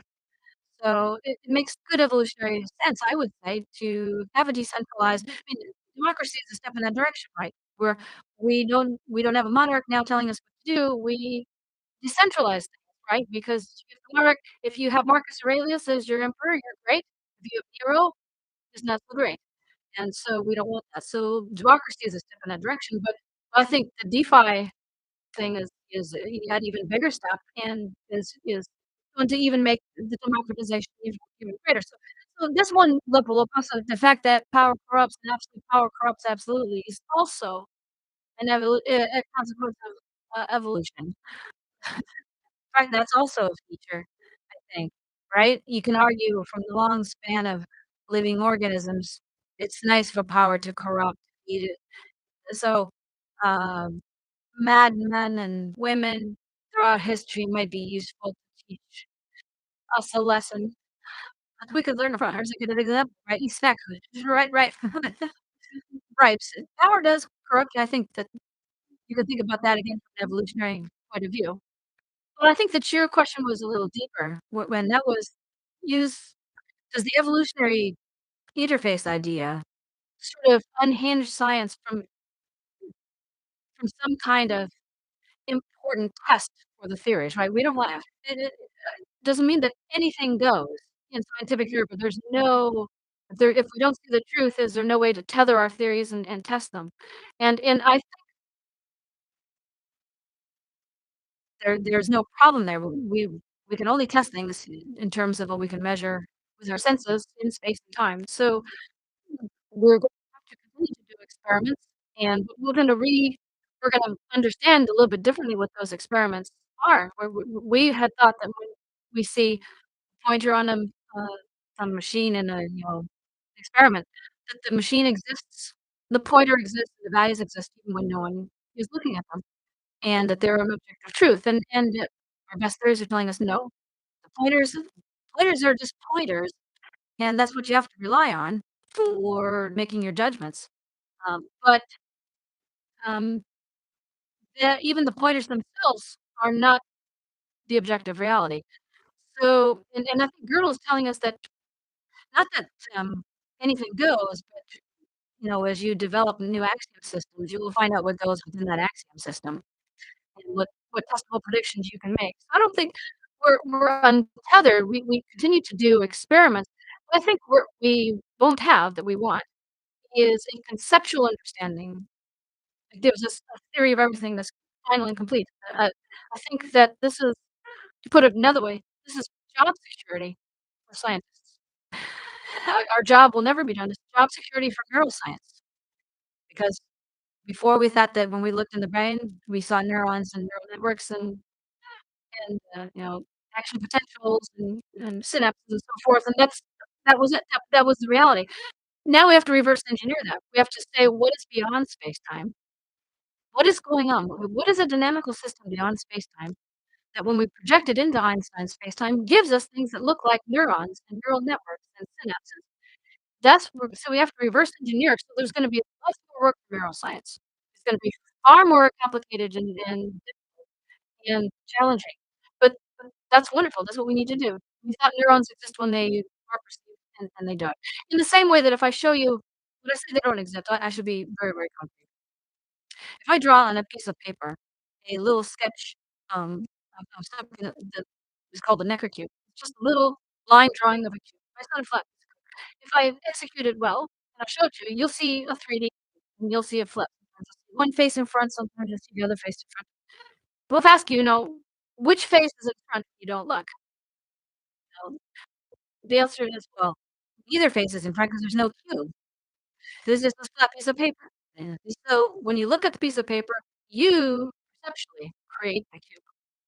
And when you look at it, then you have fixed one face to be in front and one face to be so that's what I mean when I say it doesn't exist. Space-time itself is like the cube. It's a data structure that your sensory systems construct. What do receive sensory systems mean now? 'Cause we now have to even let even take that for granted. But they are perceptions that you construct on the fly, and, they're data structures in the computer science system. You garbage collect them when you don't need them. So you create them and garbage collect. Is it possible that it's mapped well in some concrete, predictable way to objective reality? The sheet of paper, two-dimensional space, can talk about space-time maps in some way that we, maybe don't yet understand, but will one day understand what that mapping is, but it maps reliably. It is tethered in that way. Well, yes, and so the new theory is that the physicists are finding field space-time have that kind of tethering. So they show precisely how you start with an eclohedron and how you project this high dimensional structure into 4 dimensions of space-time. So there's a precise procedure that relates the 2, and, they're doing the same thing with the cosmological polytopes. So they're the ones that are making the most, concrete and fun advances going beyond space-time, and they're tethering it. But they say this is precisely the mathematical projection from this deeper structure into space-time. One thing I'll say about as a non-physicist, what that I find interesting is defining this geometry, but there's no notion of dynamics. Right now, they're just finding these static geometric structures, which is impressive, so I'm not putting them down. This is what they're doing is unbelievably complicated and brilliant and, um, adventurous. All the and it's all those things and beautiful and yeah, around a human aesthetic perspective, because geometry is beautiful. It's absolutely, and it's fun they're finding symmetries that are true of the data that can't be seen in space-time. But I'm looking for a theory beyond space-time that's a dynamical theory. I would love to find, and we can talk about that at some point, a theory of consciousness in which the dynamics of consciousness itself will give rise to the geometry that the physicists are finding beyond space-time. If we can do that, then we'd have a completely different way of looking at how consciousness is related to what we call the brain or the physical world more generally. Right now, all of my brilliant colleagues, 99% of them are trying to they're assuming space-time is fundamental. They're assuming that particles are fundamental, quarks, gluons, leptons, and so forth. Elements, atoms, and so forth are fundamental, and that therefore neurons and brains are part of objective reality, and that somehow when you get matter that's complicated enough, it will somehow generate conscious experience.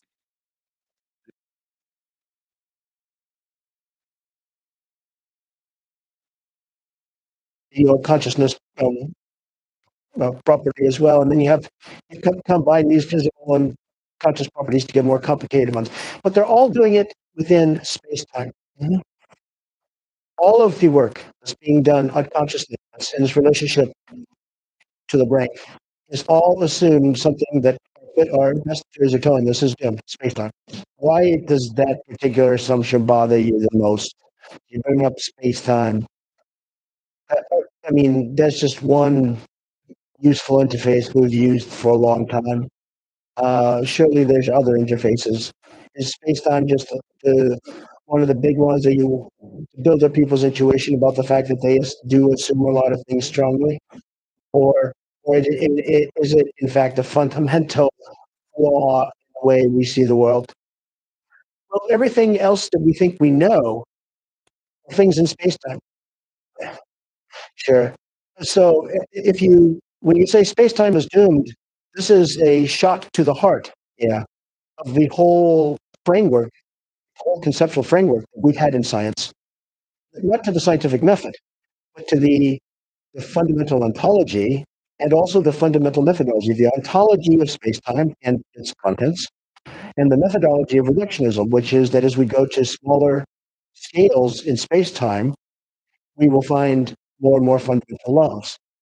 And it's been very useful for the space and time for centuries, reductionism for centuries, but now we realize that that's over. And reductionism is in fact dead, as is space-time.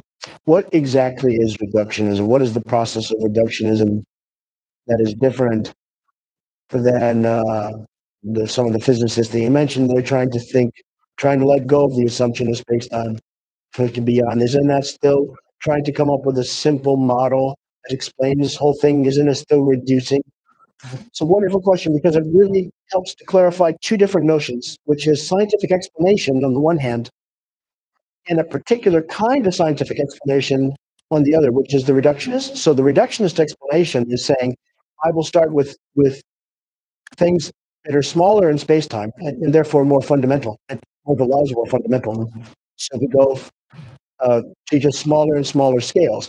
Whereas in science more generally, we just say, like when Einstein did the special theory of relativity, he's saying, let me have a couple postulates. I will assume that the speed of light is universal for all observers in uniform motion, and the laws of physics will feel for uniform motion or that's not a reductionist. Those are saying, grant me these assumptions, I can build this entire concept of space time out of it. It's not a reductionist thing. You're not going to smaller and smaller scales of space. you're coming up with these deep principles. Same thing with his theory of gravity, right? It's this, the falling elevator idea, right? So this is not a reductionist kind of thing. It's something different. So simplification is a bigger thing than just reductionism. Yeah, reductionism has been a particularly useful kind of scientific explanation. For example, in thermodynamics, right, where the notion that we have of heat, some macroscopic things like temperature and heat. It turns out that Boltzmann and others discovered, well, hey, if we go to smaller and smaller scales, we find these things called molecules or atoms, and if we think of them as bouncing around, having some kind of energy, then what we call heat is really can be reduced to that. And so that's a particularly useful kind of reduction, is a useful kind of scientific explanation that works within a range of scales within space-time. But we know now precisely where that has to stop, at 10 to the minus 33 centimeters and 10 to the minus 43 seconds. And I would be impressed if it was 10 to the minus 33 trillion centimeters. I'm not terribly impressed at 10 to the minus 33 centimeters. I don't even know how to comprehend either of those numbers, frankly. Just a small aside, because I am the computer science person, I also find cellular automata beautiful. And so, yeah, somebody like Stephen Wolfram, who recently has been very excitedly exploring a proposal for data structure that could be numbers that would make you a little bit happy in terms of scale, because they're very tiny. Um, so do you like this space of exploration? I'm really thinking, letting go of space time, letting go of everything, and trying to think what kind of data structures could be underneath this whole mess. That's right. So if they're thinking about these as outside of space time, and that's what we have to do. That's what our best theories are telling us. You now have to think outside of space time. Now, of course, I should back up and say, but we know that Einstein surpassed Newton, right? But that doesn't mean that you not good work to do a new. There's all sorts of Newtonian physics that takes us to the moon and so forth, and there's lots of good problems that we want to solve with Newtonian physics. The same thing will be true of space-time. It's not that we're going to stop using space-time. We'll continue to do all sorts of good work there. But for those scientists who are really looking to go deeper, to actually find the next, just like what Einstein did to Newton, what are we going to do to Einstein? How do we get beyond Einstein and quantum theory to something deeper?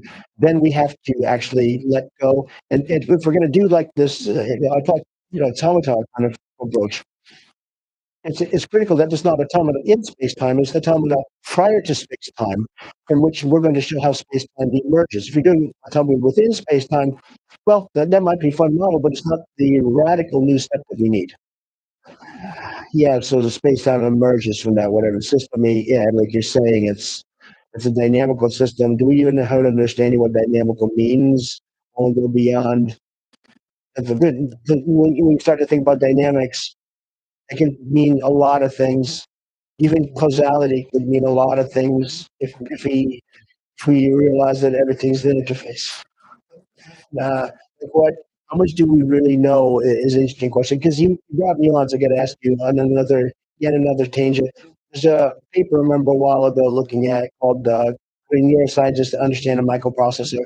And I just enjoyed that thought experiment that they provided, which is basically it's a couple of neuroscientists, Eric Jonas and Conrad Porting, who use the tools of neuroscience to analyze a microprocessor, so computer chip.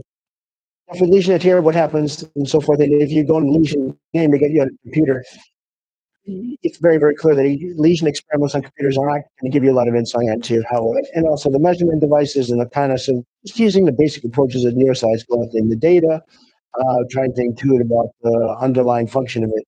And that helps you understand that our scientific exploration of concepts, um, depending on the field, are maybe in the very early stages. I wouldn't say it leads us astray, perhaps a dozen times, but it's not a you are close to some fundamental mechanism that actually makes a thing work. I don't know if you can sort of comment on that in terms of using neuroscience to understand the human mind and neurons. Are we really far away potentially from understanding in the way we understand the transistors enough to be able to build a computer. So one thing about understanding is you can understand for fun. The other one is to understand so you can build things, and that's when you really have to understand exactly. In fact, what got me into the field at MIT was work by David Marr on this very topic. So David Marr was a professor at MIT, but he'd done his PhD in neuroscience, studying just the architectures of the brain. But he realized that his work, it was on the cerebellum. He realized that his work, as rigorous as it was, left him unsatisfied because he didn't know what the cerebellum was for, and why it had that architecture. And so he went to MIT. And he was in an AI lab there, and he said he had this three-level approach that really grabbed my attention. So I was an undergrad at UCLA. I read one of his papers in a class and said, "Who is this guy?" Because he said you have to have a computational theory. What is being computed and why? An algorithm. Well, how is it being computed? What are the precise algorithms? And then the hardware. How does it get instantiated in hardware? And so to really do neuroscience is part of you need to have understanding of all those levels. And that really got me. I loved the neuroscience, but I realized this guy was saying if you can't build it, you don't understand it effectively. And so that's why I went to MIT. And I had the pleasure of working with David until he died just a year and a half later. So there's been that idea that, with neuroscience, we have to have, in some sense, a top-down model of what's being computed and why, that we would then go after. And same thing with trying to reverse engineer, the computing system like your laptop. We really need to understand what the user interface is about and what are keys on the keyboard for and so forth. You need to know why to really understand all the circuitry and what it's for. Now, we don't, evolution of natural selection does not tell us the deeper question that we're asking, the answer to the deeper question, which is why. What's the deeper reality and what's it up to and why? All it tells us is that whatever reality is not what you see. What you see is just an adaptive fiction. So just to linger on this fascinating, bold question that shakes you out of your dream state. Does this fiction still help you in building intuitions as literary fiction does about reality? The reason we read literary fiction is it helps us build intuitions and an understanding in indirect ways, sneak up to the difficult questions of human nature. Great fiction. Same with this observed reality. Does this interface that we get, this fictional interface, help us build intuition about deeper truths of how this whole mess works? Well, I think that each theory that we propose will give its own answer to that question, right? So when the physicists are proposing these structures like the hexahedron and cosmological polytope, associahedron, and so forth on space-time, we can then ask your question for those specific structures and say, how much information, for example, does evolution and natural selection and the kinds of sensory uh, systems that we have right now give us about this deeper reality, and why did we evolve this way? We can try to answer that question from within the deep. So there's not going to be a general answer. I think what we'll have to do is posit these new deeper theories and then try to answer your question within the framework of those deeper theories, knowing full well there'll be an even deeper theory. So is this paralyzing though? Because how do we know we're not completely adrift out to sea, lost forever from? So like that our theories are completely lost. So if it's all if we can never truly deeply introspect to the bottom, if it's always just turtles on top of turtles infinitely, isn't that paralyzing for the scientific mind? Well, it's interesting that you say introspect to the bottom. because there is there is one. I mean, again, this is in the same spirit of what I said before, which is it depends on what answer you give to what's beyond space time, what answer we would give to your question, right? So, but one answer that is interesting to explore is something that spiritual traditions have said for thousands of years, but haven't said precisely. So we can't take it seriously, and science until it's made precise, but we might be able to make it precise. And that is that they've also said something like space and time aren't fundamental; they're Maya, they're illusion. And but that um, if you look inside, if you introspect, uh, and let go of all of your particular perceptions, you will come to something that's beyond conceptual thought, and that is, they claim, being in contact with the deep ground of being that transcends any particular conceptual understanding.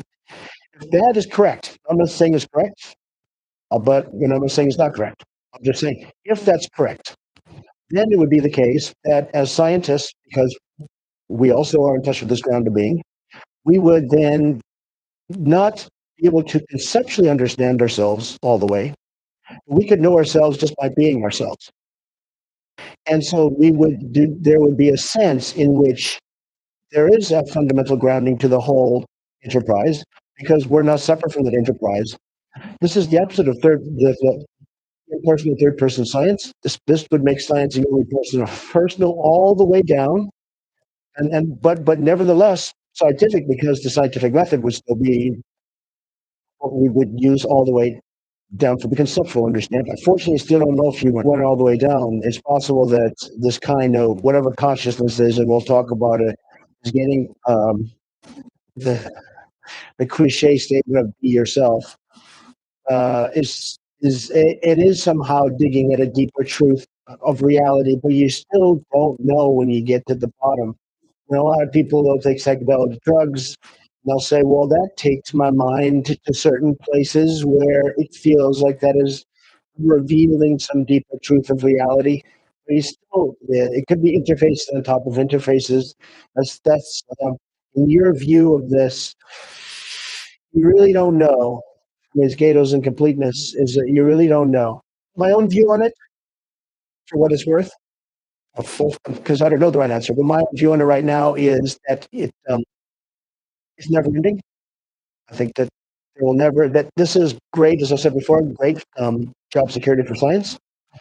And that if this is true, and if consciousness is somehow important or fundamental in the universe, this may be an important fundamental fact about consciousness itself, that it's the never-ending exploration that's going on in some sense.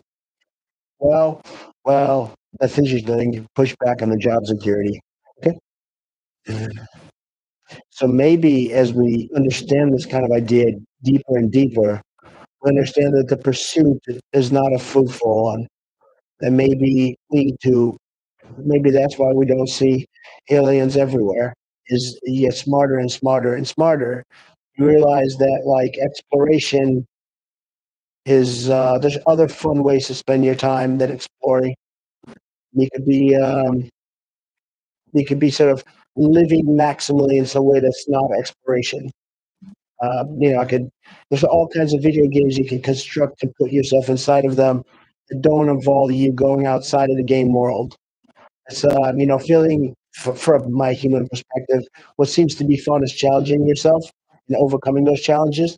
You can constantly artificially generate challenges for yourself, like Sisyphus and his boulder. Or just and that's it. So the scientific method is always reaching out to the stars. That's always trying to figure out the puzzle upon a puzzle. We're always trying to get to the bottom turtle. Maybe if we can build more and more the intuition that that's infinite pursuit, we'll get. Um, we agree to start deviating from that pursuit, start enjoying the here and now versus the looking out into the unknown always. Maybe that's looking out into the unknown is a early uh, activity for a species that's evolved. I'm just sort of saying, pushing back because he probably got a lot of sides excited in terms of job security. I could I could envision where it's not job security, where scientists become more and more useless. Maybe they're like the holders of the ancient wisdom that it allows us to study our own history, but not much more than that. Just a well, that's not a pushback. That's good pushback. I'll put it in there for the scientists again. I'll just but sure, but then I'll take the other side too. So when Faraday did all his experiments, went with magnets and electricity and so forth, it came with all this wonderful empirical data and James Clerk Maxwell looked at it and wrote down a few equations, which we can now write down in a single equation, the D Maxwell equation. If we use geometric algebra, it's one equation.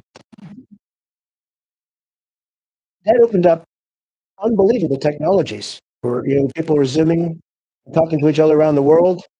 What the electronics industry, there was something that transformed our lives in a very positive way. With theories beyond space time, here's one potential. Right now, most of the galaxies that we see, we can see them, but we know that we could never get to them, no matter how fast we travel. They're going away from us at the speed of light or beyond, so we can't ever get to them. So there's all this beautiful real estate that's just smiling and waving at us, so we can never get to it. Yeah, but that's if we go through space time. If we recognize that space time is just a data structure, it's not fundamental. We're not little things inside space time. Space time, a little data structure in our perceptions. It's just the other way around. Once we understand that, and when we get equations for the stuff that's beyond space time, maybe we won't have to go through space time. Maybe we can go around it. Maybe I can go to Proxima Centauri and not go through space. I can just go right there directly. It's a data structure. We can start to play with it. So I think that, for what it's worth, my take would be that the endless sequence of theories that we could contemplate building will lead to an endless sequence of new, remarkable insights into the potentialities, the possibilities that would seem miraculous to us, and that we will be motivated to continue the exploration, partly just for the technological innovations that come out. The other thing that you mentioned, though, what about just being? What do we decide instead of all this doing and exploring? What about being? My guess is that the best scientists will do both, and that the act of being will be a place where they get many of their ideas, and that they then pull into their conceptual realm. I think many of the best scientists, even like Einstein comes to mind, right, where these guys say, "Look, I didn't come up with these ideas on a conceptual analysis. I was thinking in vague images, and he was just something non-conceptual. And then it took me a long, long time to pull it out into concepts, and then longer to put it into math. But the real insights didn't come from just slavishly, playing with equations. They came from a deeper place. And so there may be this going back and forth between complete non-conceptual, where there's essentially no end to the wisdom, and then conceptual systems where there's the greater limits that we have to that. And that may be, if consciousness is important and fundamental, that may be what consciousness, at least part of what consciousness is about, is this discovering itself, discovering its possibilities, so to speak. We can talk about what that might mean. By going from the non-conceptual to the conceptual and back and forth, to get better and better and better at being. Right. Let me ask you, just to linger on the evolutionary, because you mentioned evolutionary game theory, and that's really where the perspective from which you come to form the case against reality. Uh, at which point in our evolutionary history do we start to deviate the most from reality? Is it uh, is it way before life even originated on Earth? Is it in the early development for bacteria and so on? Or is it when some inklings of what we think of as intelligence, or maybe even complex consciousness, started to emerge? So where did this deviation, uh, just like with the interfaces in a computer you throw transistors, and then you have assembly, and then you have C, C++, and you have Python, then you have GUIs, all that kind. You have layers upon layers. When do we start to deviate? Well, David Marr, my advisor at MIT, in his book Vision, suggested that the more primitive sensory systems were less realistic, less practical. But that by the time you get to something as complicated as the humans, we were actually estimating the true shapes and distances to objects and so forth. So his point of view, and I think it was probably that it's not an uncommon deal among my colleagues that yeah, the sensory systems of lower creatures may just not be complicated enough to give them much truth. But as you get to 86 billion neurons, you can now compute the truth, or at least parts of the truth that we need. When I look at evolutionary game theory, um, one of my graduate students, Justin Mark, did some simulations using genetic algorithms. So there, he was just exploring. We start off with random organisms, the random sensory genetics and random actions. And the first generation was unbelievably. It was a foraging situation. They were foraging for resources. Most of them were just set, stayed in one place, didn't do anything important, and but we then just look at how the genes evolved, and what we found was what he found was that basically you never even saw the truth organisms even come on the stage. They if they came, they were gone in one generation. They just weren't. So they came and got they came and went even just in one generation. They just are not good enough. The ones that were just tracking their senses, just were tracking the fitness payoffs, were far more fit than the truth seekers. So an answer at one level, I won't give an answer at a deeper level, but just with evolutionary game theory, because my attitude as a scientist is I don't believe any of our theories. I take them very, very seriously. I study them. I look at their implications, but none of them are the gospel. They're just the latest ideas that we have. And so the reason I study evolutionary game theory is because that's the best tool we have right now in this area. There isn't nothing else that competes. And so, as a scientist, it's my responsibility to take the best tools and see what they mean. And the same thing the physicists are doing. They're taking the best tools and looking at what they entail. But I I think that science now has enough experience to realize that we should not believe our theories in the sense that we've now arrived. In 1890, was a lot of physicists thought we'd arrived. They were discouraging bright young students from going into physics because it was all done. That's precisely the wrong attitude. Yep. Forever. This is the wrong attitude forever. The attitude we should have is a century from now, they'll be looking at us and laughing at what we didn't know. And we just have to assume that that's going to be the case. Just know that everything that we think is so brilliant right now, our final theory, a century from now, they'll look at us like we look at the physicists of 1890 and go, how could they have been so dumb? Yeah. So I don't want to make that mistake. So I'm not doctrinaire about any of our current scientific theories. I'm doctrinaire about this. We should use the best tools we have right now. That's with humility. Well, so let me ask you about game theory. I love game theory and evolutionary game theory, but I'm always suspicious of it. Like economics, when you construct models, it's too easy to construct things that oversimplify just because we, our human brains, enjoy the simplification of constructing a few variables that somehow represent organisms or represent people, and running a simulation that then allows you to build up intuition. And it feels really good because can get some really deep and surprising intuitions. How do you know your models aren't the assumptions underlying your models are some fundamentally flawed, and because of that, your conclusions are fundamentally flawed. So I guess my question is, what are the limits in your use of game theory, evolution game theory, your experience with it? What are the limits of game theory? So I've gotten some pushback from professional colleagues and friends who have tried to rerun simulations and try to, I mean, the idea that we'll see the truth is not comfortable. And so many of my colleagues are very interested in trying to show that we're wrong. So the idea would be to say that somehow we did something, as you're suggesting, maybe something special. It wasn't completely general.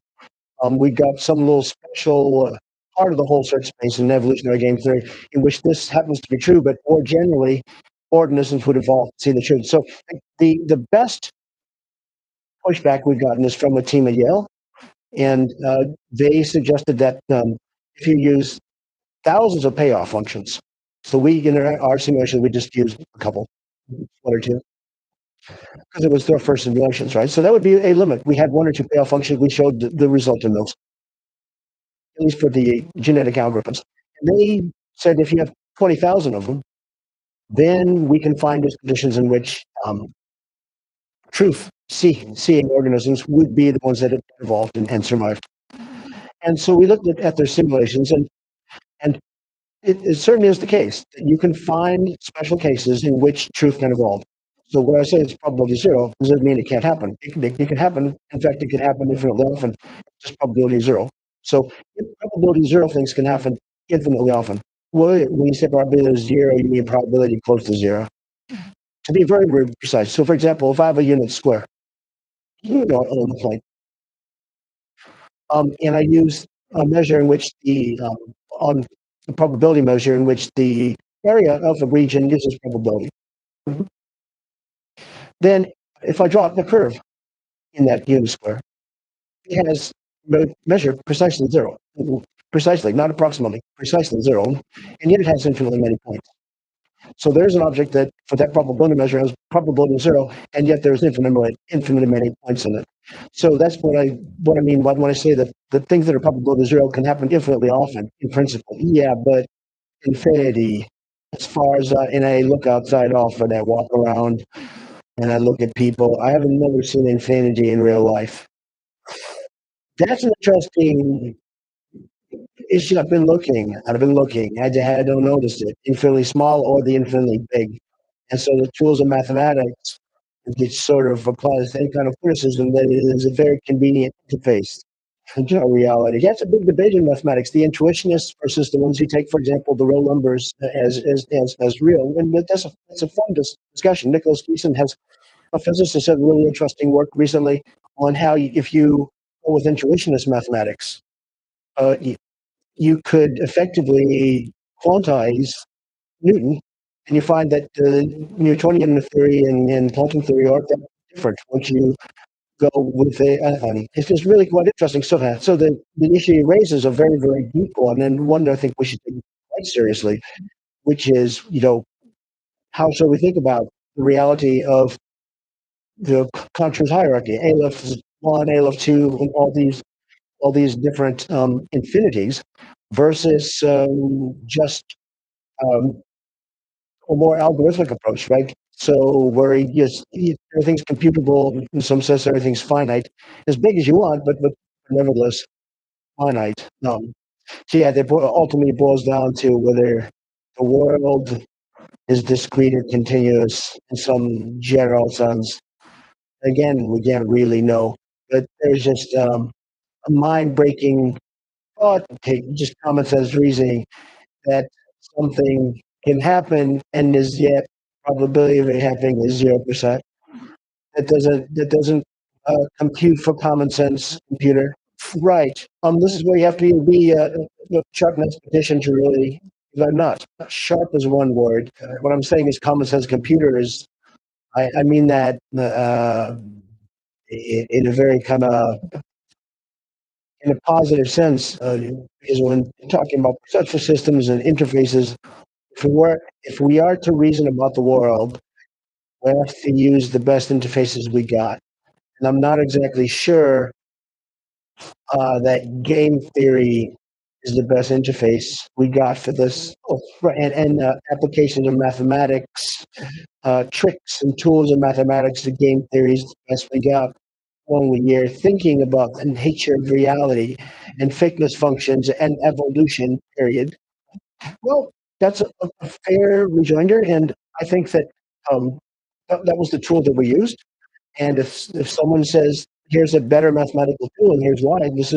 This mathematical tool better captures the essence of Darwin's idea. John Maynard Smith didn't quite get it with evolutionary game theory. There's this thing. There are tools like evolutionary graph theory, which generalize evolutionary game theory, and then there's quantum game theory. So you can use quantum tools like entanglement, for example, as a resource in games that change the very nature of the solutions, of the optimal solutions of game theory. Well, the work from Yale is really interesting. It's a really interesting challenge of that kind of these ideas where, okay, if you have a very large number of fitness functions, or let's say you have a nearly infinite number of fitness functions or a growing number of fitness functions, what kind of interesting things start emerging? Emerging. If you are to be an organism, if to be an organism that adapts means having to deal with an ensemble of fitness functions. Right. And so we've actually redone some of our own work based on theirs. And this is the back and forth that we expect in science, right? And what we found was that in their simulations, they were assuming that you couldn't carve the world with objects. Uh, and so I said, well, let's relax that assumption. Allow organisms to create data structures that we might call objects. And an object would be you would do hierarchical clustering of your fitness path functions, ones that have similar shapes. If you have 20,000 of them, maybe these 50 are all very, very similar. So I can take all the perception, action, fitness stuff and make that into a data structure, and we'll call that a unit or an object.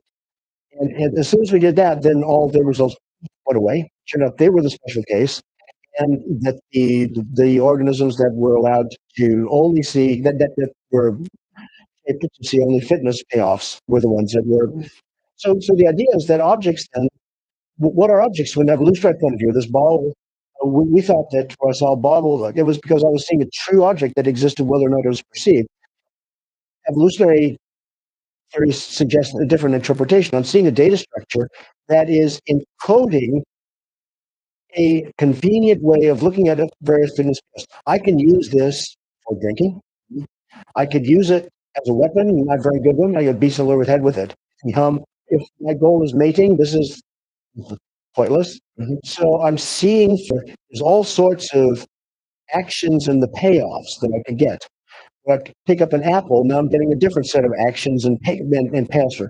When I pick up a rock, I'm getting so for every object, what I'm getting is a different set of payoff functions, and act with various actions. And so once you allow that, then what you find is once again that truth goes extinct, and the organisms that just get an interface are the ones that win.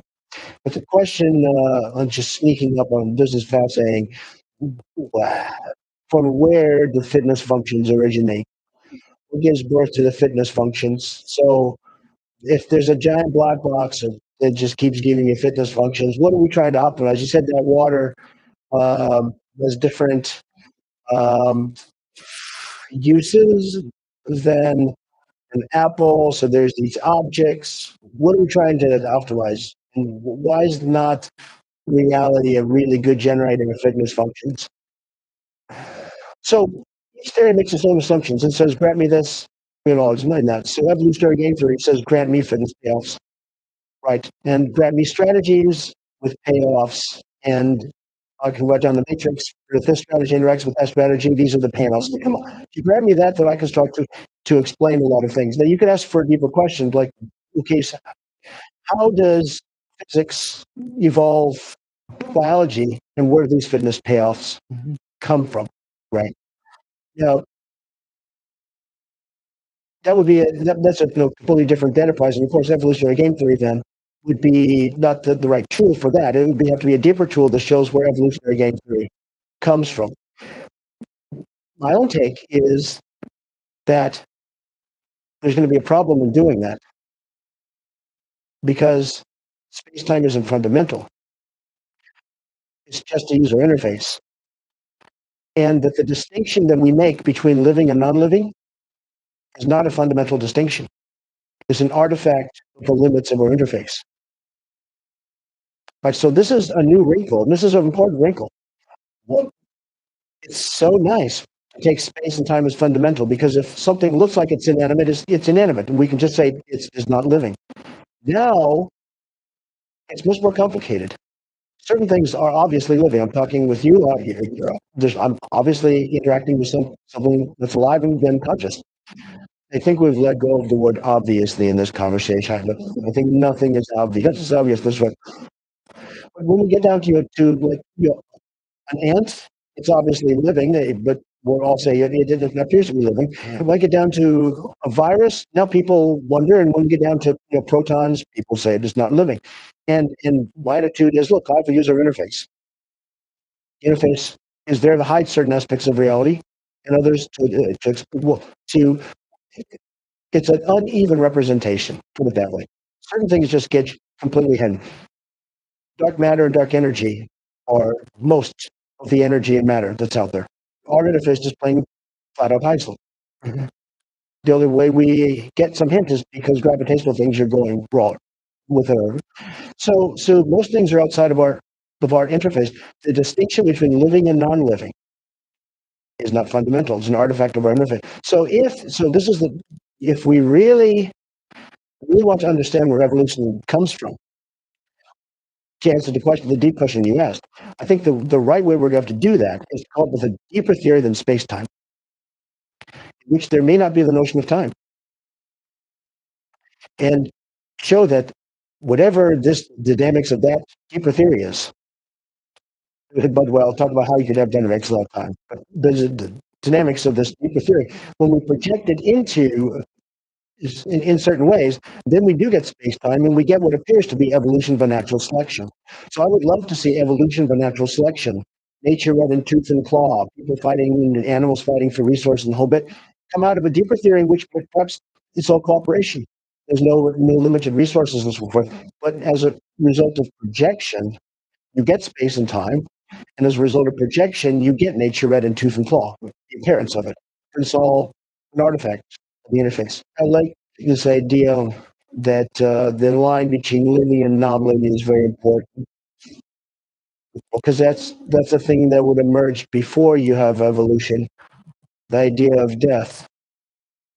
Um, so that seems to be an important component of natural selection. If that emerged, because that's also um, asking the question, I guess, that I ask, where do fitness functions come from? That's like asking the old meaning of life question, right? Is what's the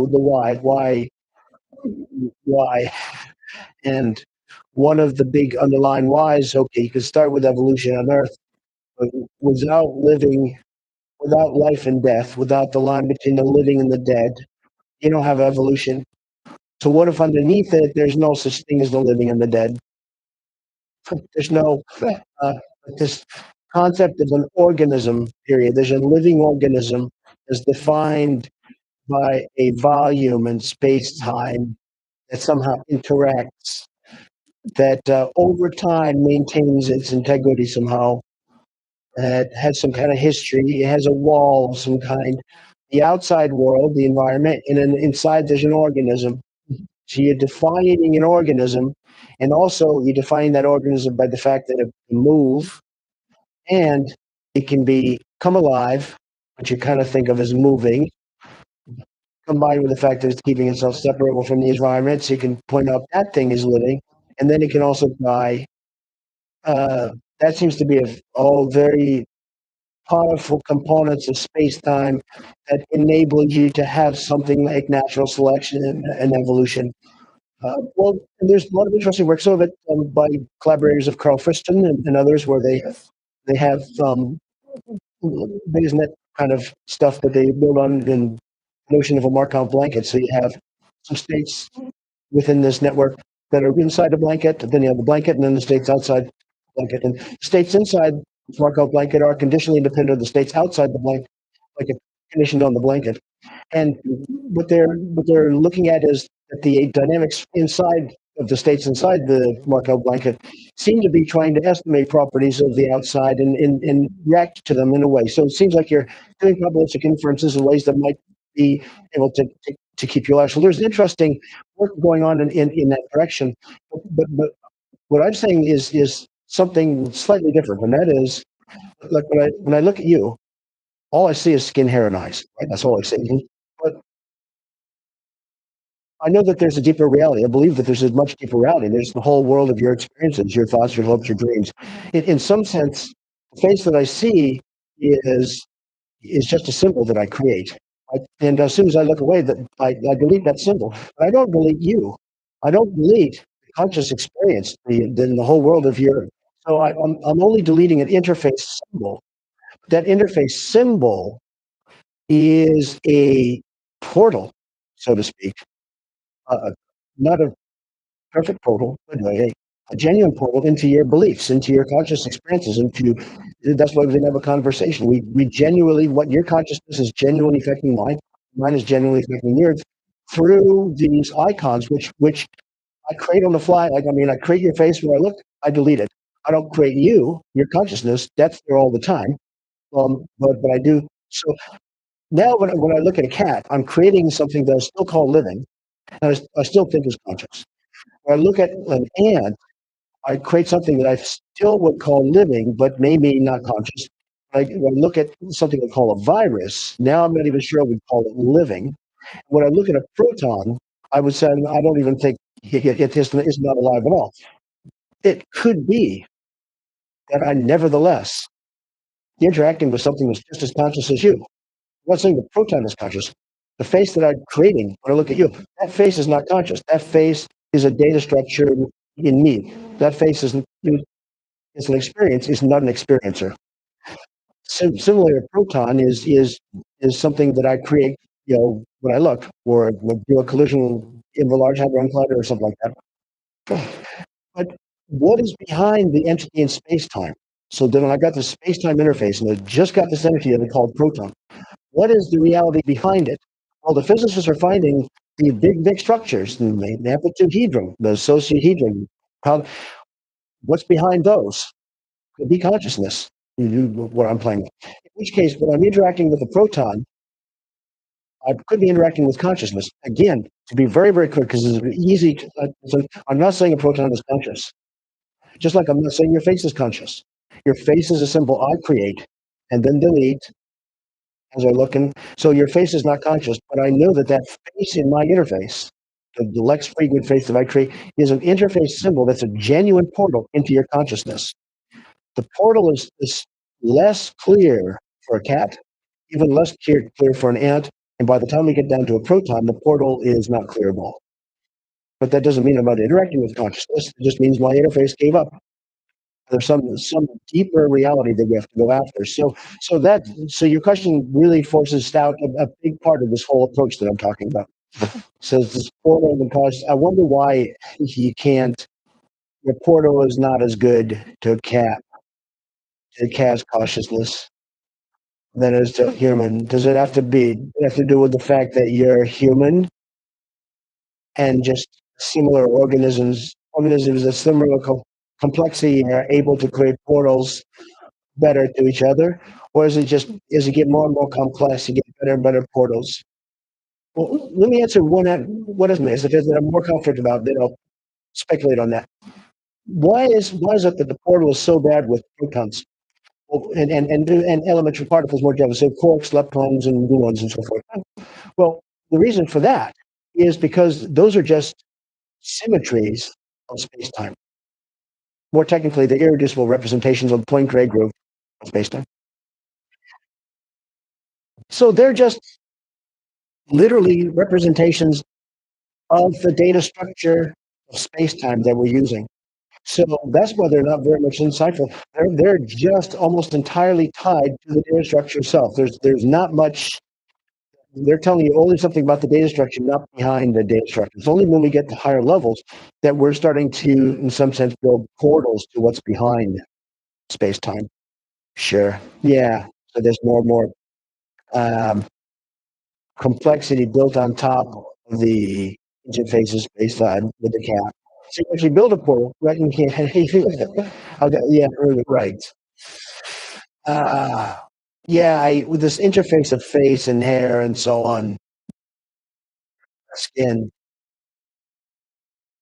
There's some syncing going on between humans, though, where we sync like you're getting a pretty good representation of the ideas in my head and starting to get a foggy view of my memories in my head.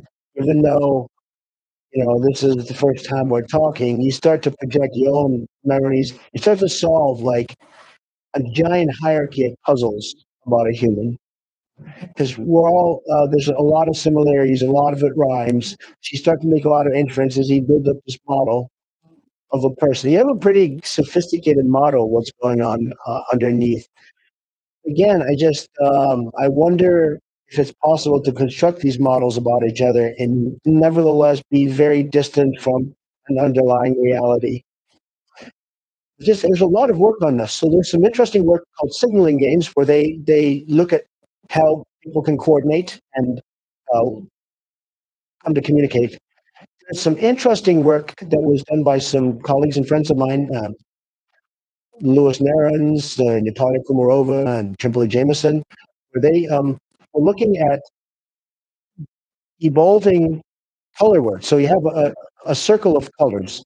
This is the color circle, and they wanted to see if they could get people to cooperate and how they carve the color circle up into units of words. And so they had a game theoretic kind of thing that they'd had people do. And what they found was that when they included, most people with trichomats, you have three kinds of cone photoreceptors. But there are a lot of men, 7% of men have are dichromats. They might be missing the red cone photoreceptor. They found that the dichromats had an outsized influence on the final ways that the whole space of colors was carved up and labels attached. You needed to be able to include the dichromats in the conversation, and so they had a bigger influence on how you made the boundaries of the language.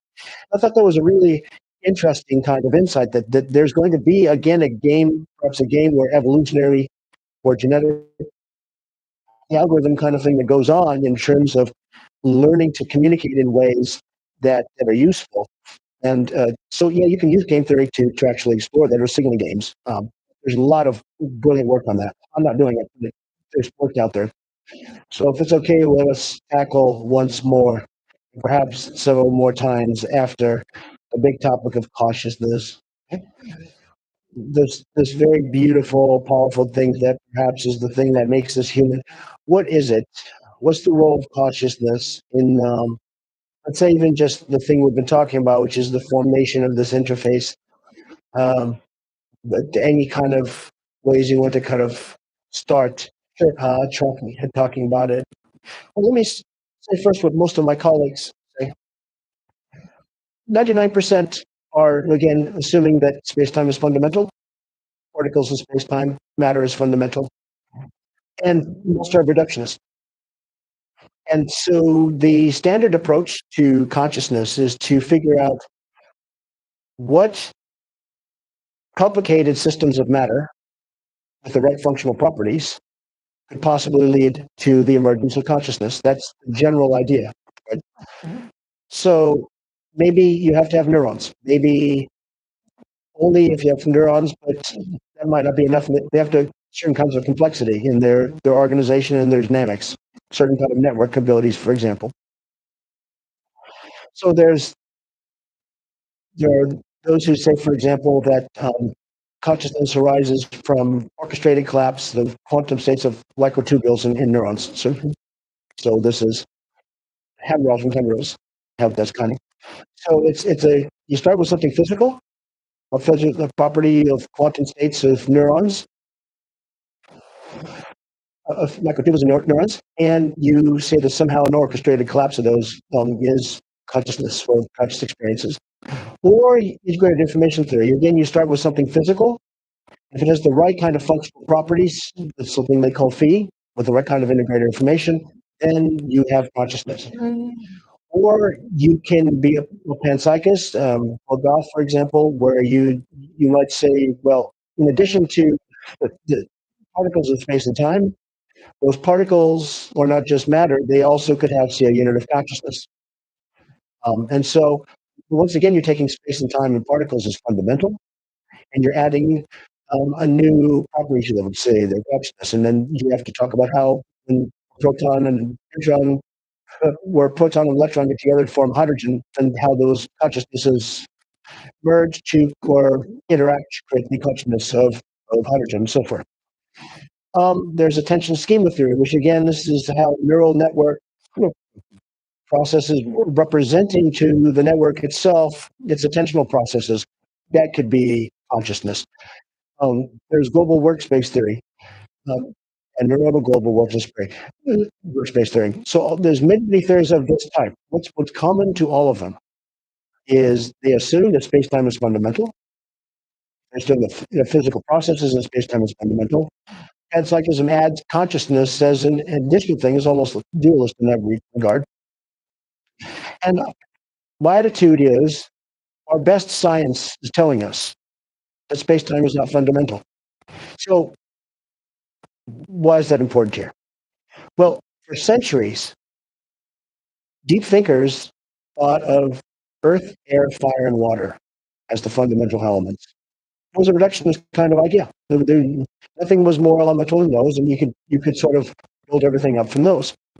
When we got the periodic table of elements, we realized that, of course, we want to study earth, air, fire, and water. There's combustion science for fire. There's sciences for all these other things, water and so forth. So we're going to do science for these things, but fundamental, no. If you're looking for something fundamental, those are the wrong building blocks. Earth has many different kinds of elements that project into the one thing that we call Earth. If you don't understand that there's silicon, that there's iron, that there's all these different kinds of things that project into what we call Earth, you're hopelessly lost. You're not fundamental. You're not going to get there. And then after the periodic table, then we came up with quarks, leptons, and gluons, the particles of the standard model of physics. And so we actually now know that if you really want to get fundamental, the periodic table isn't it. It's good for chemistry. This is wonderful for chemistry. But if you're trying to go deep fundamental, what is the fundamental science? That's not it. You're going to have to go to quarks, leptons, and gluons, and so forth.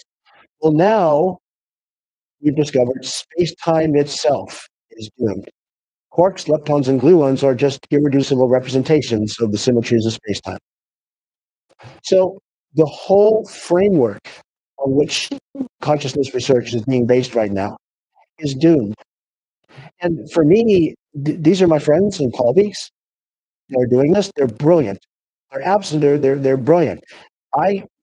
My feeling is I'm so sad that they're stuck with this old framework, because if they weren't stuck like with earth, air, fire, and water, you could actually make progress. I mean, so it doesn't matter how smart you are. If you start with earth, air, fire, and water, you're not going to get anywhere, right?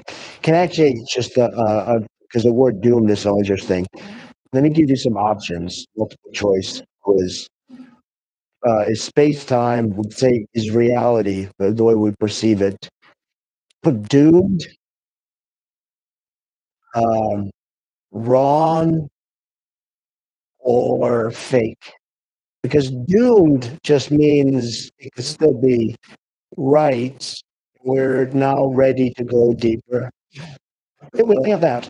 So it's not wrong. It's not a complete deviation from a journey toward the truth. This is like earth, air, fire, and water is not wrong. There is earth, air, fire, and water. That's a useful framework, but it's not fundamental.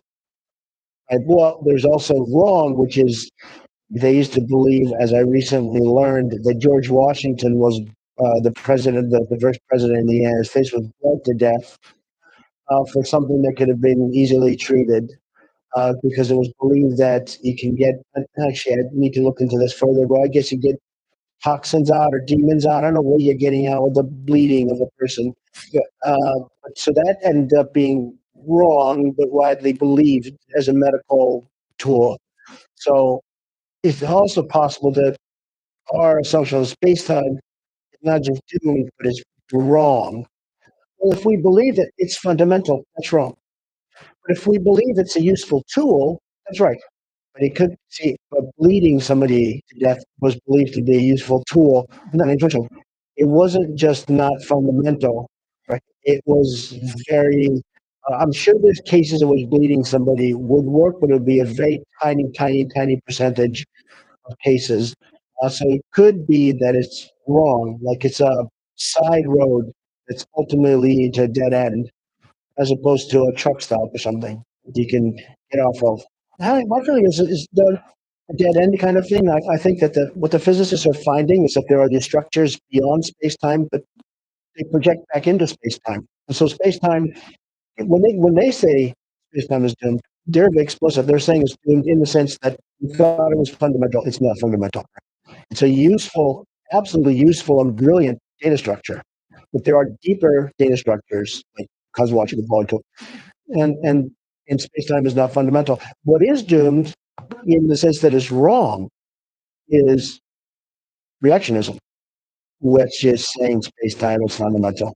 That's right. Right. The idea that somehow being smaller in space and time, or space time, is a fundamental nature of reality.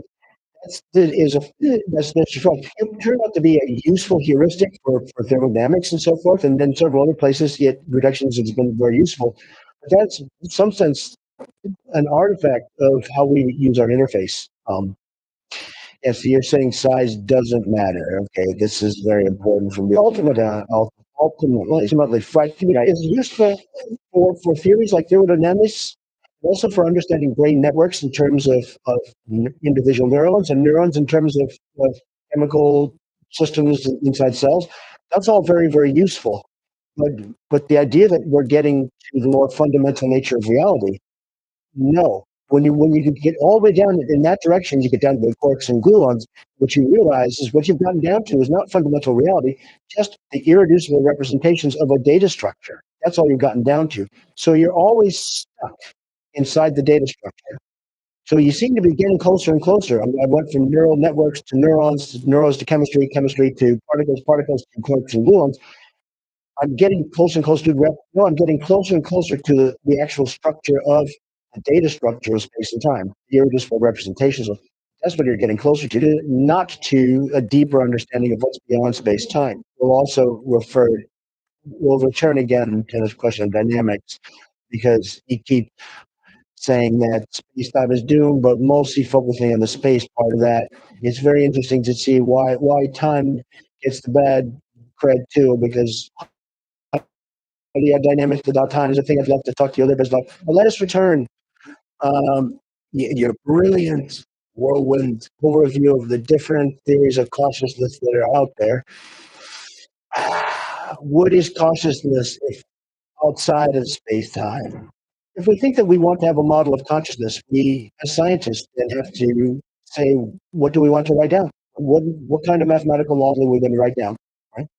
And if you think about it, there's lots of things that she might want to write down about consciousness. That was totally complicated subject. Um, so most of my colleagues are saying, let's start with matter or neurons and see what properties of matter could create consciousness. Well, I'm saying that whole thing is out. Space-time is doomed. That whole thing is out. We need to look at consciousness qua consciousness. In other words, not as something that arises in space and time, but perhaps as something that creates space and time as a data structure. So what do we want? And here, again, there's no hard and fast rule, but what you, as a scientist, have to do is to pick what you think are the minimal assumptions that are going to allow you to boot up a comprehensive theory. That is the trick. So what do I want? So what I chose to do was to have three things. I said that there are conscious experiences: feeling of headache, the smell of garlic, experiencing the color red. Those are conscious. So that's a primitive with theory. And the reason I want few primitives, why? Because those are the miracles of the theory, right? Primitives, the assumptions of the theory are the things you're not going to explain. Those are the things you assume. And those experiences you particularly mean. There is a subjectiveness to them. That's what's the thing when people refer to the hard problem of consciousness, is it feels like something to look at the color red. Okay, exactly. It feels like something to have a headache or to feel an upset to your stomach. It feels like something. So I'm going to grant that in this theory, there are experiences, and they're fundamental in some sense. So conscious experience. So they're not derived from physics. They're not functional properties of particles. They are sui generis. They exist. Just like we said, space-time exists. I'm now saying space-time is just a data structure. It doesn't exist independent. Conscious experiences. Sorry to interrupt once again, but should we be focusing in your thinking on humans alone? Or is there something about in relation to other kinds of organisms that have a sufficiently high level of complexity, or even, or is there some kind of uh, generalization of the panpsychist idea that all consciousness permeates all matter, outside of the usual definition of what matter is inside space-time? So, is beyond human consciousness, from my point of view, would be one of a countless variety of consciousnesses. And even within human consciousness, there's countless variety of consciousness within us. Right? It means you have your left and right hemisphere. And apparently, if you split the corpus callosum, the personality of the left hemisphere and the religious beliefs of the left hemisphere can be very different from the right hemisphere. And their conscious experiences can be disjoint. One could have one conscious experience. They can play 20 questions. The left hemisphere can have an idea in its mind. The right hemisphere has to guess, and it might not get it. So even within you, there it's more than just one consciousness. It's lots of consciousnesses. So the general theory of consciousness that I'm after is not just human consciousness, it's going to be just consciousness, and I presume human consciousness is a tiny drop in the bucket of the infinite variety of consciousnesses. That said, I should clarify that the black hole of consciousness is the home cat. I'm pretty sure cats is the embodiment of evil and lack all capacity for consciousness or compassion. I just want to lay that on the table. That's a theory I work. I don't have any good answers. That's just like Kathy. Like to it. It's just a shout out. Sorry to distract. So that's the first assumption. First assumption, Jimmy. The second assumption is that these experiences have consequences. So I'm going to say that conscious experiences can trigger other conscious experiences somehow. So so really, in some sense, there's two basic assumptions. It comes with some kind of causality. Is there's a chain of causality? Is there related dynamics? I'll say there's a probabilistic relationship of that. And then, so I'm trying to be as non-specific to begin with and see where it leads me. So what I can write down are probability spaces. So a probability space which contains the conscious experiences that this consciousness can have. So I call this a conscious agent. This technical thing, Annika Harris and I've talked about this, and she rightly cautions me that people will think that I'm bringing in a notion of a self or agency and so forth. When I say conscious agent. So I just want to say that I'll use the term conscious agent merely as a technical term. There is no notion of self in my fundamental definition of a conscious agent. There are only experiences and probabilistic relationships of how they trigger other experiences. So the agent is the generator of the conscious experience. The agent is a mathematical structure that includes a probability measure, a probability space of a possible conscious experiences, and a Markovian kernel, which describes how, if this agent has certain conscious experiences, how that will affect the experiences of other conscious agents, okay, including itself. You don't think of that as a self. No, there is no notion of a self here. There's no notion of really of an agent. Is there a locality? Is there an organization? There's no. So this is these are conscious units, conscious entities, but they're distinct in some way because they have to interact. Well, so here's the interesting thing: when we write down the mathematics, um, when you have two of these conscious agents interacting, there's the pair satisfy a definition of a conscious agent. So they are the single conscious agent. So there is one conscious agent. Yeah. But it has a nice analytic decomposition into as many conscious agents, so that's a nice interface. It's a very useful scientific interface. Yeah. It's a scale free, or if you like, a fractal like approach to it, in which we can use the same unit of analysis that all scales in studying consciousness. If I want to talk about, so there's no notion of learning, memory, problem solving, intelligence, self, agency. So none of that is fundamental. So, and the reason I did that was because I want to assume as little as possible. Everything I assume is a miracle in the theory. It's not something you explain, it's something you assume. So I have to build networks of conscious agents. If I want to have a notion of a self, I have to build a self. I have to build learning, memory, problem solving, intelligence, and planning, all these different things. I have to build networks of conscious agents to do that. It's a trivial theorem that networks of conscious agents are computationally universal. It's trivial. So anything that we can do with neural networks or automata, you can do with networks of conscious agents. That's trivial. What but you can also do more. The events in the probability space need not be computable. So the Markovian dynamics is not restricted to computable functions because the very events themselves need not be computable. So this can capture any computable theory.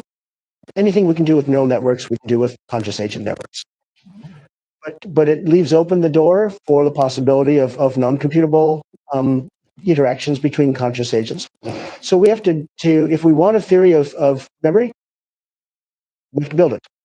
And there's lots of different ways you to build. We've actually got a paper. Chris Fields took the lead on this. We have a paper called Conscious Agent Networks where Chris takes the lead and shows how to use these networks of conscious agents to build memory and to build primitive kinds of learning.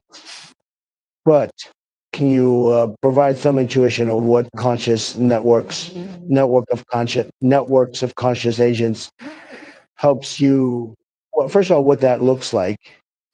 And I don't just mean mathematically. Of course, maybe that might help build up intuition, but how that helps us potentially solve the hard problem of consciousness. Or is that baked in, that exists? Right? Can you solve the hard problem of consciousness? Why it tastes delicious when you eat a delicious ice cream with networks of conscious agents? Or is that taken as an assumption? So the standard way the hard problem is thought of is we're assuming space and time in particles, or neurons, for example. These are just physical things that have no consciousness. And we have to explain how the conscious experience of the taste of chocolate could emerge from those. So that's the despicable hard problem of consciousness is that problem. Right? How do you boot up a taste of chocolate, the experience of the taste of chocolate from neurons, say, or right kind of artificial intelligence circuitry? How do you boot that up? That's typically what the hard problem of consciousness means to researchers. Notice that I'm changing the problem. I'm not trying to boot up conscious experiences from the dynamics of neurons or silicon or something like that. I'm saying that that's the wrong problem. My hard problem would go in the other direction. If I start with conscious experiences, how do I build up space and time? How do I build up what I call the physical world? How do I build up what we call brains? Because I'm saying consciousness is not something that brains do. Brains are something that consciousness makes up. It's among the experience. It's an ephemeral experience in consciousness. I look inside. So to be very, very clear, right now I have no neurons. If you look, you would see neurons. That's a data structure that you would create on the fly, and it's a very useful one. As soon as you look away, you garbage collect that data structure, just like that Necker cube that I was talking about on the piece of paper. When you look, you see a 3D cube. You create it on the fly. As soon as you look away, that's gone. When you say you mean a human being scientist. Right now, that's right. More generally, it'll be conscious agents, because as you pointed out, am I asking for a theory of consciousness only about humans? No, it's consciousness, but human consciousness is just a tiny sliver. So, but you are saying that that the useful data structure, how many other data structures are there? That's why I said you human. If there's another Earth, there's another alien civilization doing these kinds of investigations where they come up with some data structures. Really not. What is the space of data structures, I guess, is what I'm asking. My guess is that if consciousness is fundamental, consciousness is all there is, then the only thing that mathematical structure can be about is possibilities of consciousness. And that suggests to me that there could be an infinite variety of consciousnesses, and eventually a small fraction of them use space-time data structures, and the kinds of structures that we use. There's an infinite variety of data structures. Now, this is very similar to something that Max Tegmark has said, but I want to distinguish it. He has this level 4 multiverse idea. He thinks that mathematics is fundamental, and so that's the fundamental reality. And since there's an endless variety of mathematical structures, there's an infinite variety of multiverses, in his view. Mm-hmm. I'm saying something similar in spirit, but importantly different. There's an infinite variety of mathematical structures, absolutely. But mathematics isn't a fundamental reality in this framework. Consciousness is, and mathematics is to consciousness like bones are to an organism. You need the bones. So mathematics is not divorced from consciousness, but it's not the entirety of consciousness by any means. And so there's an infinite variety of consciousnesses and signaling games that consciousnesses could interact via. And therefore worlds, common worlds, data structures that they can use to communicate. So space and time is just one of an infinite variety. So I think that what we'll find is that as we go outside of our little space-time bubble,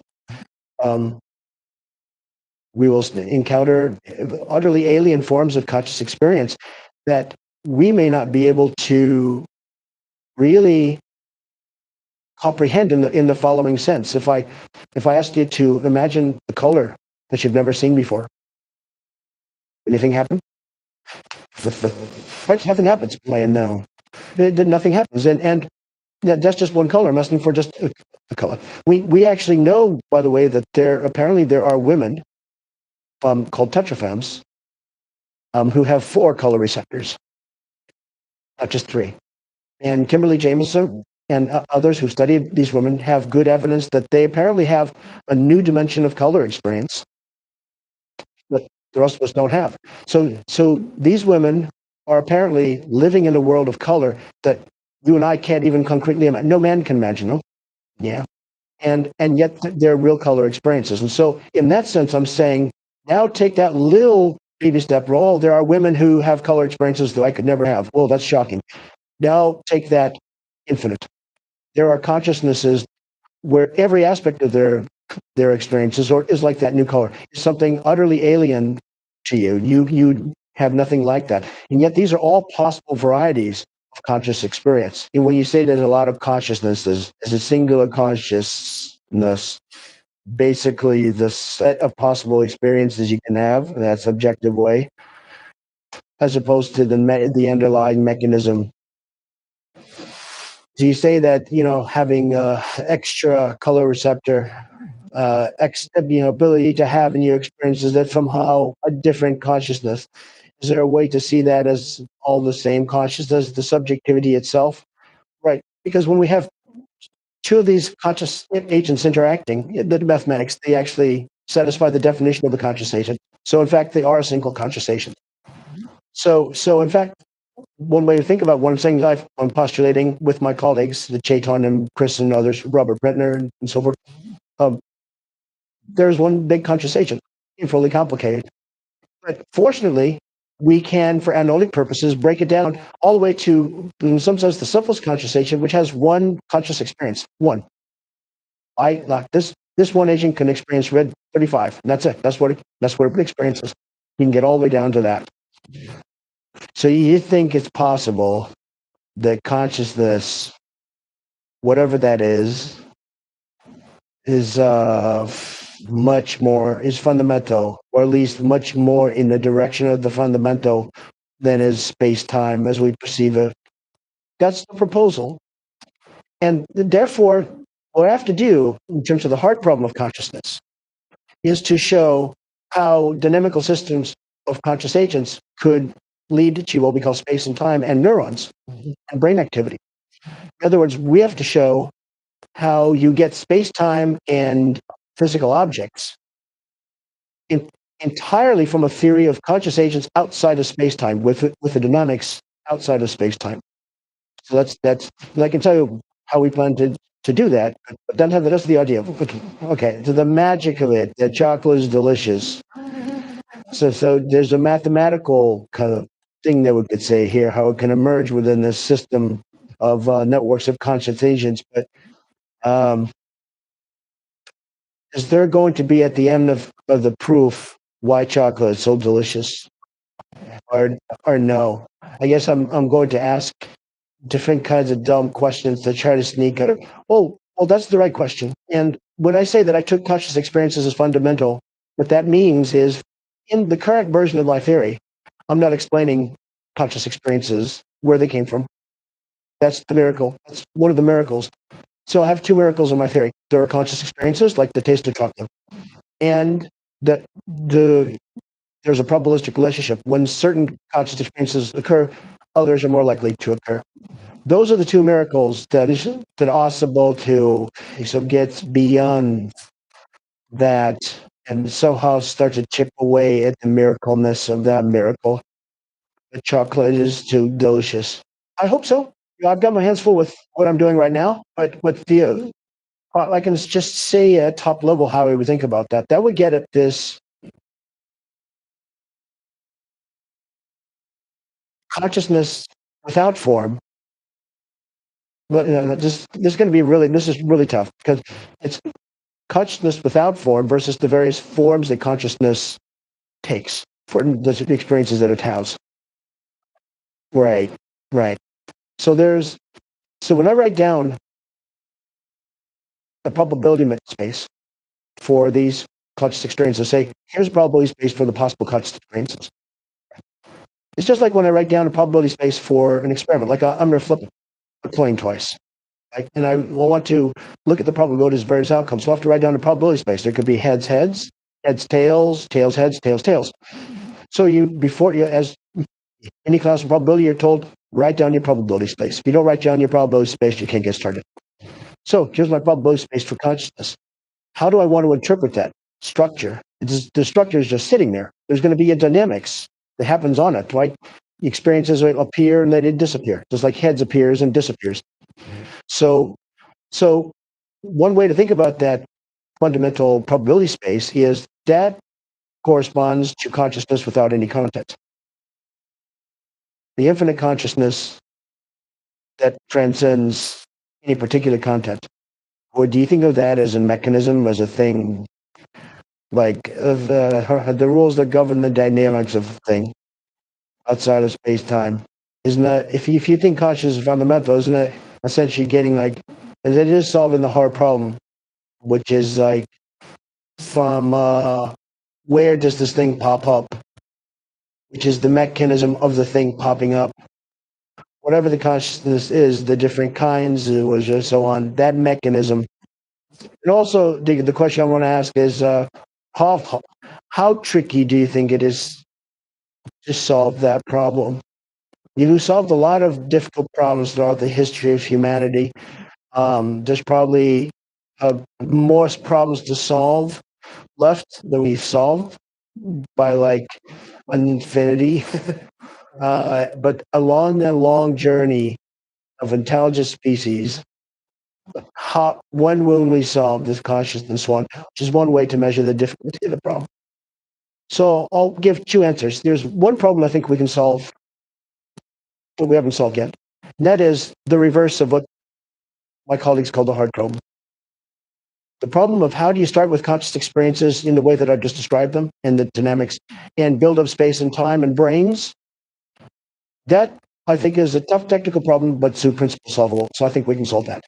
So we would solve the hard problem, not by showing how brains create consciousness, but how networks of conscious agents create what we call the symbols that we call brains.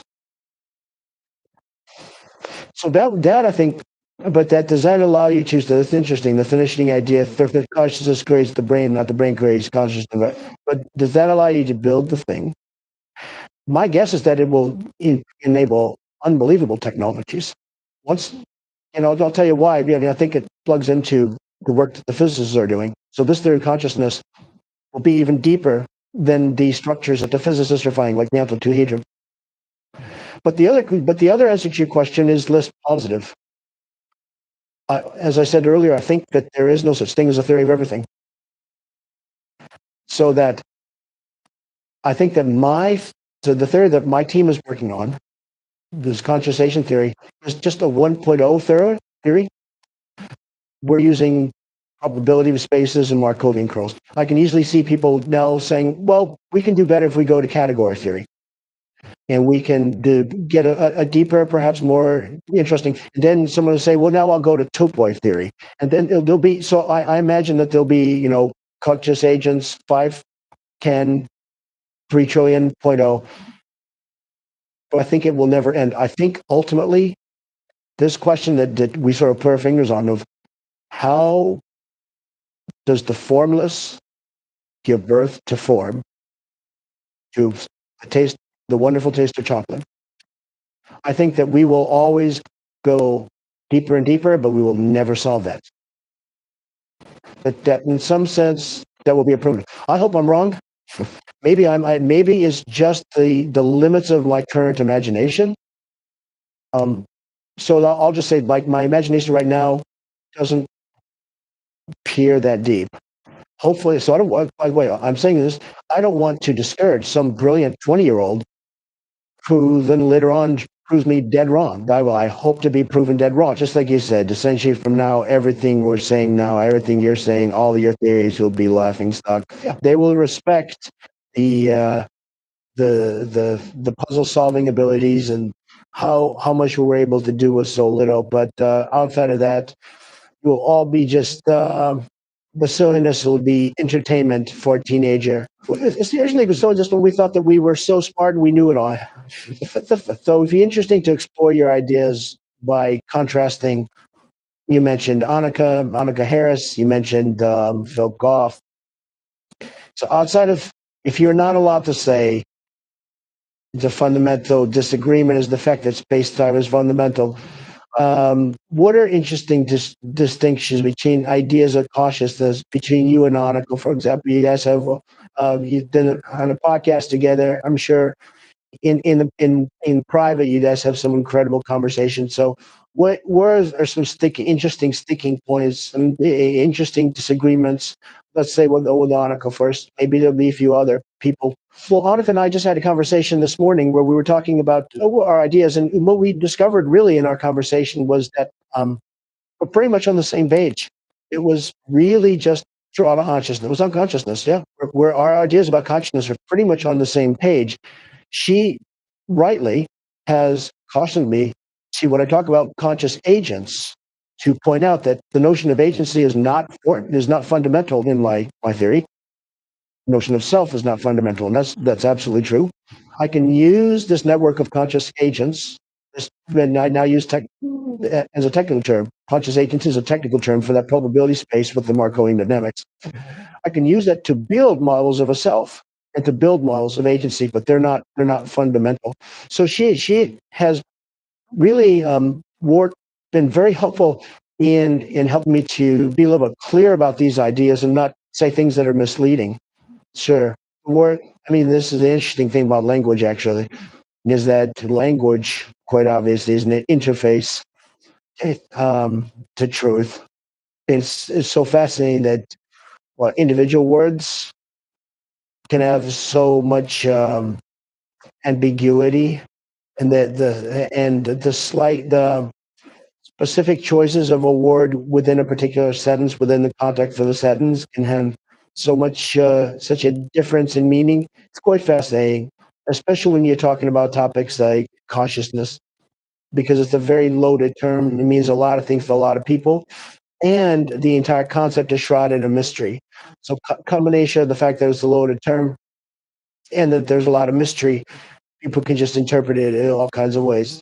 So you have to be both precise and help them avoid getting stuck on some kind of side road of miscommunication, lost in translation because you used the wrong word.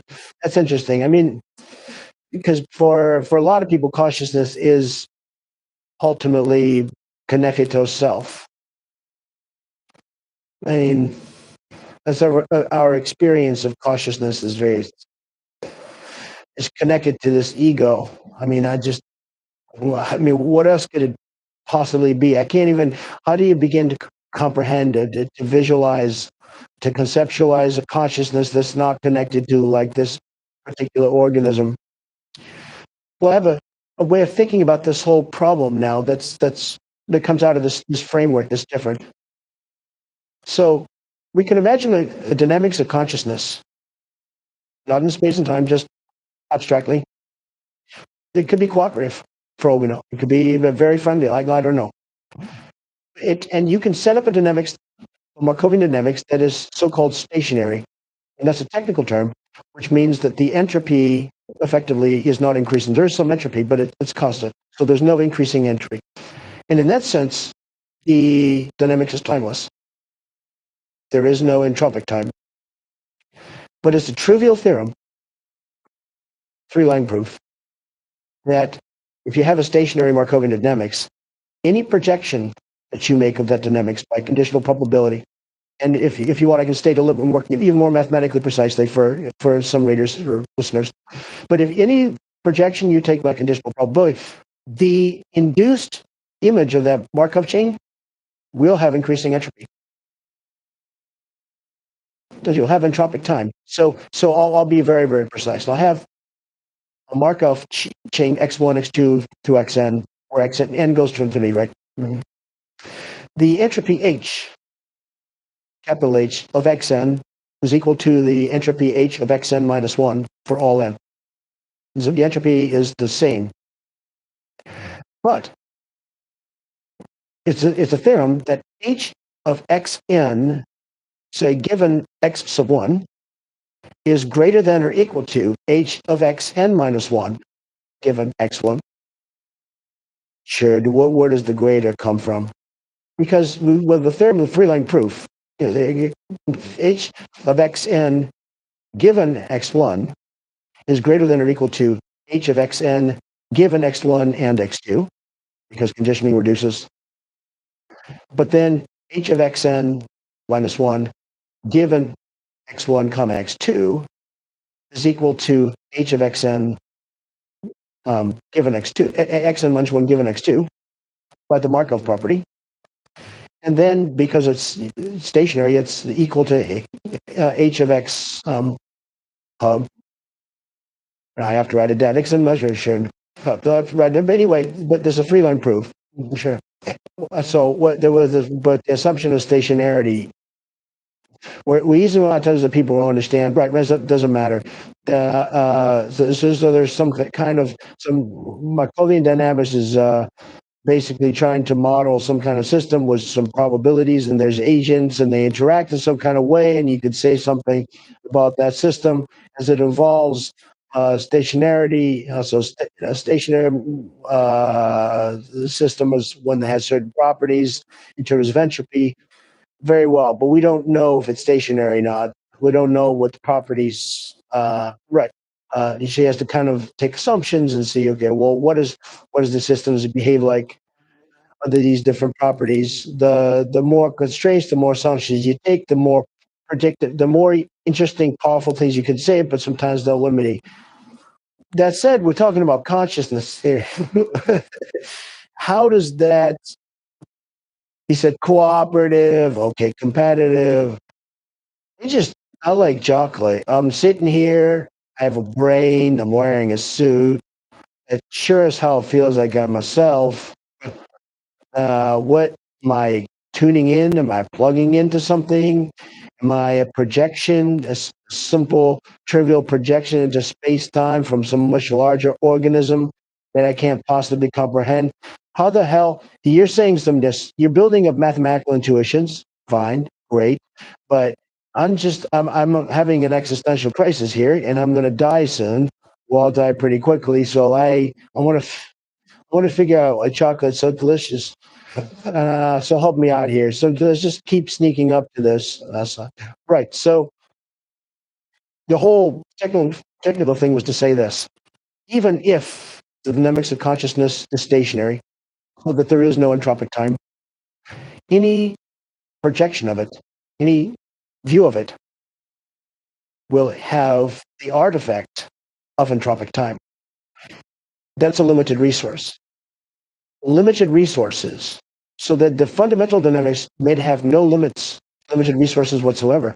Any projection will have certainly time as a limited resource, and probably lots of other limited resources. Hence, we could get competition and evolution, and nature red in tooth and claw has an artifact of a deeper system in which those aren't fundamental. And in fact, I take it as something that this theory must do at some point, is to show how networks of conscious agents, even if they're not resource limited, give rise to evolution of a natural selection via their projection. Yeah, but you're saying, I'm trying to understand how the limited resources that give rise to, so first the thing gives rise to time, that gives rise to the limited resource, that gives rise to evolution by natural selection, how that has to do with the fact that chocolate is delicious. Well, it's not going to do that directly. It's going to get to this notion of self. So always going to give you the notion of evolution, gives you the notion of self, and also of a self separate from other selves. So the idea would be the competition and life and death, all those kinds of things. That's right. So it won't. I don't think, as I said, I don't think that I can tell you how the formless gives rise to the experience of chocolate. Right now, my current theory says that's one of the miracles, I'm assuming. Yeah, that's so my theory can't do it. And the reason my theory can't do it is because Hoffman's brain can't do it right now. But the notion of self, yes, the notion of self can be an artifact of the projection of it. So there's one conscious agent, because anytime conscious agents interact, they form a new conscious agent. So there's one conscious agent. Any projection of that one conscious agent gives rise to time, even if there wasn't any time in that one conscious agent. And it gives rise, I want to, now I haven't proven this. So now this is me guessing where the theory is going to go. Nope, I haven't done this. There's no paper on this yet. So now I'm speculating. My guess is I'll be able to show, or my brighter colleagues working with me will be able to show that we will get evolution of natural selection, the notion of individual cells, individual physical objects, and so forth coming out as projection of this thing. And that the self, this then will be really interesting in terms of how it starts to interact with certain spiritual traditions, right? Where they will say that there is a notion of self that needs to be let go, which is this finite self that's competing with other selves to, get more money and prestige and so forth.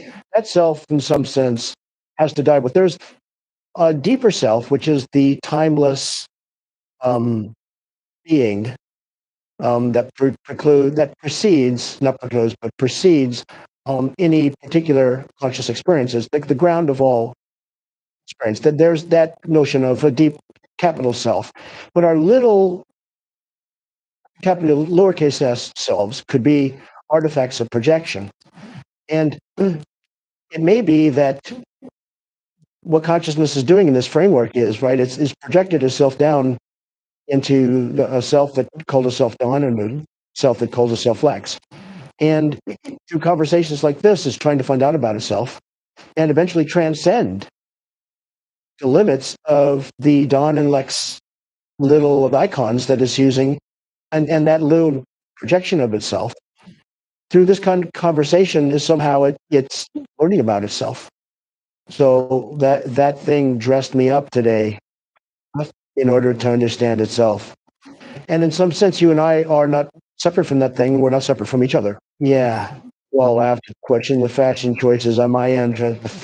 All right. So you mentioned you agree on there's a cautiousness on a lot of things, Ivanova. Is there somebody, friend or friendly foe, that you disagree with in some nuanced, interesting way, or some major way about consciousness, about these topics of reality that you return to often? It's like Christopher Hitchens with the Rabbi David Wolpe. I've had interesting conversations through years that added to the complexity and the beauty of their friendship. Is there somebody like that that over the years has been a source of disagreement with you to strengthen your ideas? My ideas have been really shaped by several things. One is the physicalist framework that our scientific colleagues, almost to a person, have adopted, and that I adopted too. The reason I walked away from it was because it became clear that we couldn't start with unconscious ingredients and root of consciousness. Can you divide physicalist, putting contrast to reductionist? So a physicalist, I would say, is someone who takes space time and the objects within space time as ontologically fundamental, right? And then reductionist is saying the smaller, the more fundamental. That's a methodological thing. That's not saying within space time, as you go to smaller and smaller scales in space, you get deeper and deeper laws, more and more fundamental laws. And the reduction of temperature to particle movement was an example of that. But I think that the reason that worked was almost in part effective the nature of our interface. That was for a long time, your colleagues, including yourself, were physicalists, and now you broke away. Broke away because I think you can't start with unconscious ingredients and boot up consciousness.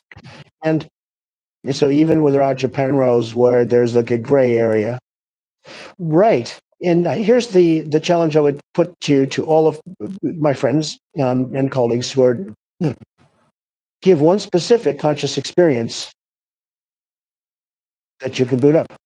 Right. So if you think that it's integrated information, I've asked this of Jill Lutononi a couple times back in the 90s and then just a couple of years ago.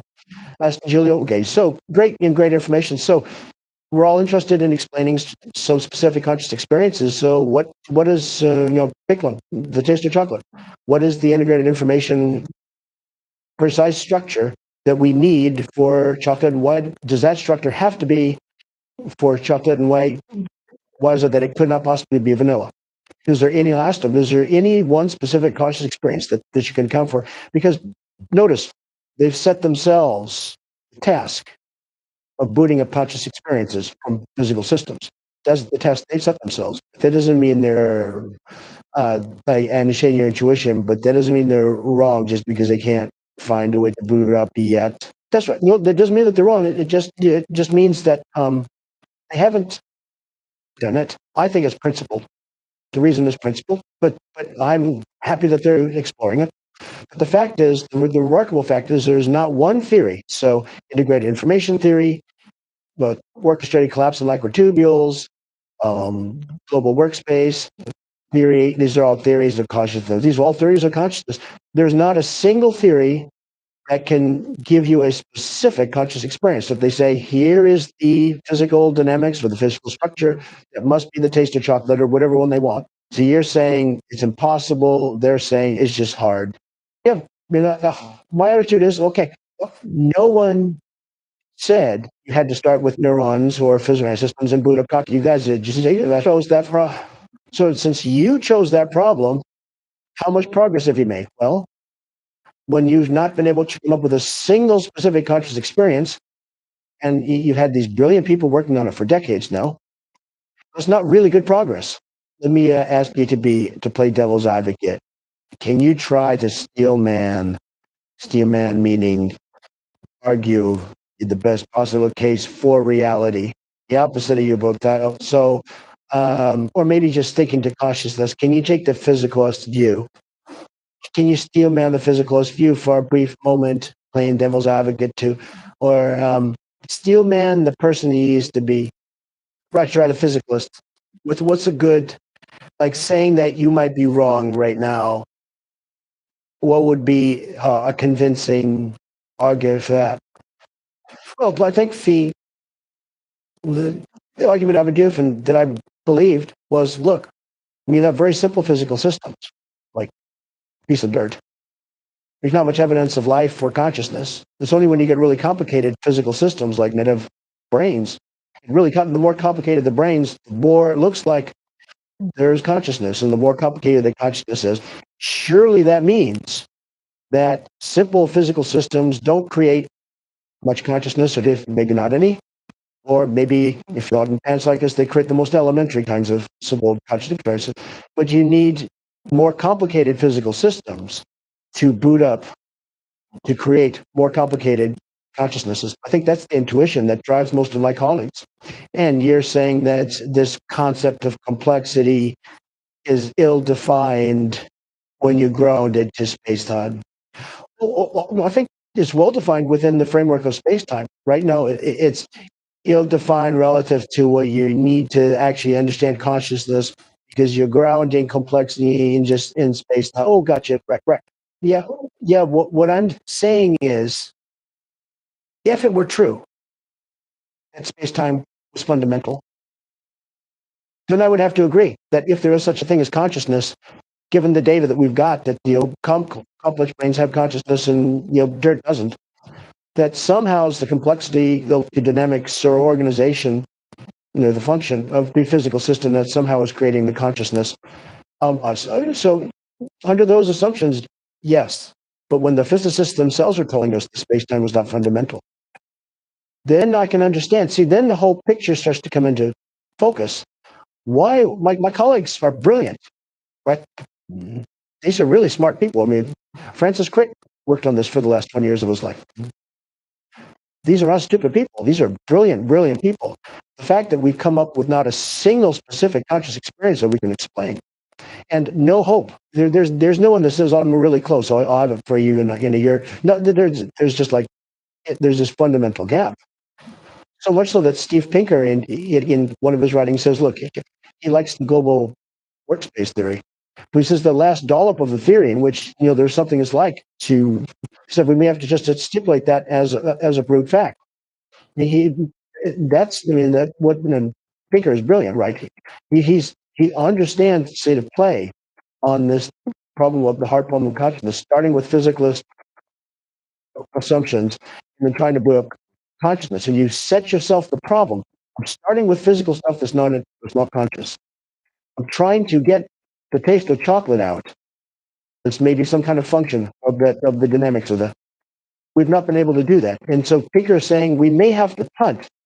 We may have to just stipulate that last bit that he calls it the last dollop, and just say stipulate it as a bare fact of nature that there is something that's like. Well, from my point of view, as the whole point, whole promise of the physicalist was we wouldn't have to stipulate. I was going to start with the physical stuff and explain where the consciousness came from. If I'm going to stipulate consciousness, why don't I just stipulate consciousness and not stipulate all the physical stuff too? So I'm stipulating less. I'm saying, okay, I agree on Psych's perspective. Well, it's actually what I call the conscious realist perspective, conscious sophisticated. Panpsychists are effectively dualists, right? They're saying there's physical stuff that really is fundamental and then consciousness stuff. So I would go with Pinker and say, look, let's just stipulate the consciousness stuff. But I'm not going to stipulate the physical stuff. I'm going to actually now show how to boot up the physical stuff from just the consciousness stuff. So stipulate less. Is it possible? So if you stipulate less, is it possible for our limited brains to visualize reality as we dug deeper and deeper and deeper? Is it possible to visualize somehow with the tools of math, with the tools of computers, the tools of our mind, or are we hopelessly lost? You said there's ways to intuit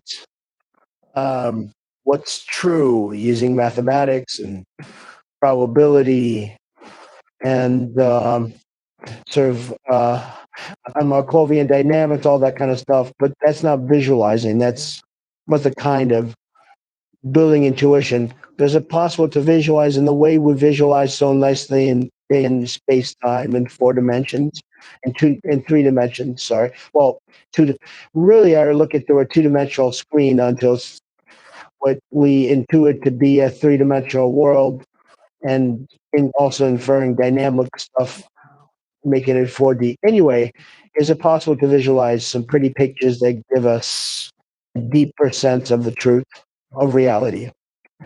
I think that we will incrementally be able to do that. I think that, for example, the picture that we have of electrons and photons interacting and scattering, well, wasn't it may have not been possible until Faraday did all of his experiments and then Maxwell wrote down his equations, and we were then sort of forced by his equations to think in a new way. And then when Planck in 1900, desperate to try to solve the the problem of black body radiation, what they call the ultraviolet catastrophe, where Newton was predicting infinite energies, or there weren't infinite energies in black body radiation. Yet he, in desperation, proposed packets of energy. Then once you've done that, and then you have an Einstein come along 5 years later and show how that explains the photoelectric effect. And then eventually in 1926 you get quantum theory, and then you get this whole new way of thinking that was, from the Newtonian point of view, completely contradictory and were counterintuitive, certainly. Yeah, and maybe if Jesus like not contradictory, maybe if you use intuitionist method, not contradictory, but still, certainly you wouldn't have gone there. And so here's a case where the experiments and then a desperate mathematical move, sort of, we use those as a flashlight into the deep fog, right? And so that science may be flashlight into the deep fog. And I wonder if it's still possible to visualize like we talk about consciousness from a self perspective experience. Hold that idea in our mind where you can experience things directly. We've evolved to experience things in this 3D world, and that's a very rich experience. When you're thinking mathematically, you still, in the end of the day, have to project it down to a low dimensional space to make conclusions. Your conclusions will be a number or a line or a plot or a visual. I wonder like how we can really touch some deep truth in a subjective way. I experience it to really feel the beauty of it, in the way that humans feel beauty. Right. Are we screwed? I don't think we're screwed. I think that we get a little hint of it from psychedelic drugs and so forth. We get hints that there are certain interventions that we can take on our interface. I apply this chemical, which is some element of my interface, to this other, to a brain, while you ingest it. And all of a sudden, I seem like I've opened new portals into conscious experiences. Well, that's very, very suggestive. That's like black body radiation doing something that we didn't expect, right? It doesn't go to infinity when we thought it was going to go to infinity, and we're forced to propose these quanta. So once we have a theory of conscious agents and this projection into space, I should sketch what I think that projection is. But then I think we can then start to ask specific questions. When you're taking DMT or you're taking LSD or something like that, now that we have this deep model, we've reverse engineered space and time and physical particles. We've pulled them back to this theory of conscious agents. Now we can ask ourselves, in this idealized future, what are we doing to conscious agents when we apply 5-MeO DMT? What are we doing? Are we opening a new portal? Right? So when I say that, I mean I have a portal into consciousness that I call my body of like Friedman that I'm creating. And it's a genuine portal, not perfect, but it's a genuine portal. I'm definitely communicating with your consciousness. And we know that we have one technology for building new portals. We know one technology, and that is having kids. Having kids is how we build new portals into consciousness. It takes a long time. Can you elaborate that? You mean like your son and your daughter didn't exist. That was a portal. You're having contact with consciousness that you never would have had before. And now you've got a son or a daughter. You went through this physical process. They were born. Then there was but becoming that portal yours. When you have kids, you create new portals that are completely distinct from the portals that you've created with other consciousness. Can you elaborate on that? To which degree are the consciousness of your kids a part of you? Well, so every person that I see, that symbol that I see, the body that I see, is a portal potentially for me to interact with a consciousness. Yeah. And each consciousness has a unique character. We call it a personality, and so forth. So with each new kid that's born, we come in contact with a personality that we've never seen before, and from a version of consciousness that we've never seen before. At a deeper level, like I said, the theory says there's one agent. So this is a different projection of that one agent. But so that's what I mean by a portal is within my own interface, my own projection. Can I see other projections of that one consciousness? So can I get portals in that sense? And I think we will get a theory of that we will get a theory of portals. And then we can ask how the psychedelics are acting. Are they actually creating new portals or not? If they're not, we should nevertheless then understand how we could create a new portal. What maybe we have to just study what happens when we have kids. We know that technology creates new portals. So we have to reverse engineer that and then say, okay, could we somehow create new portals de novo?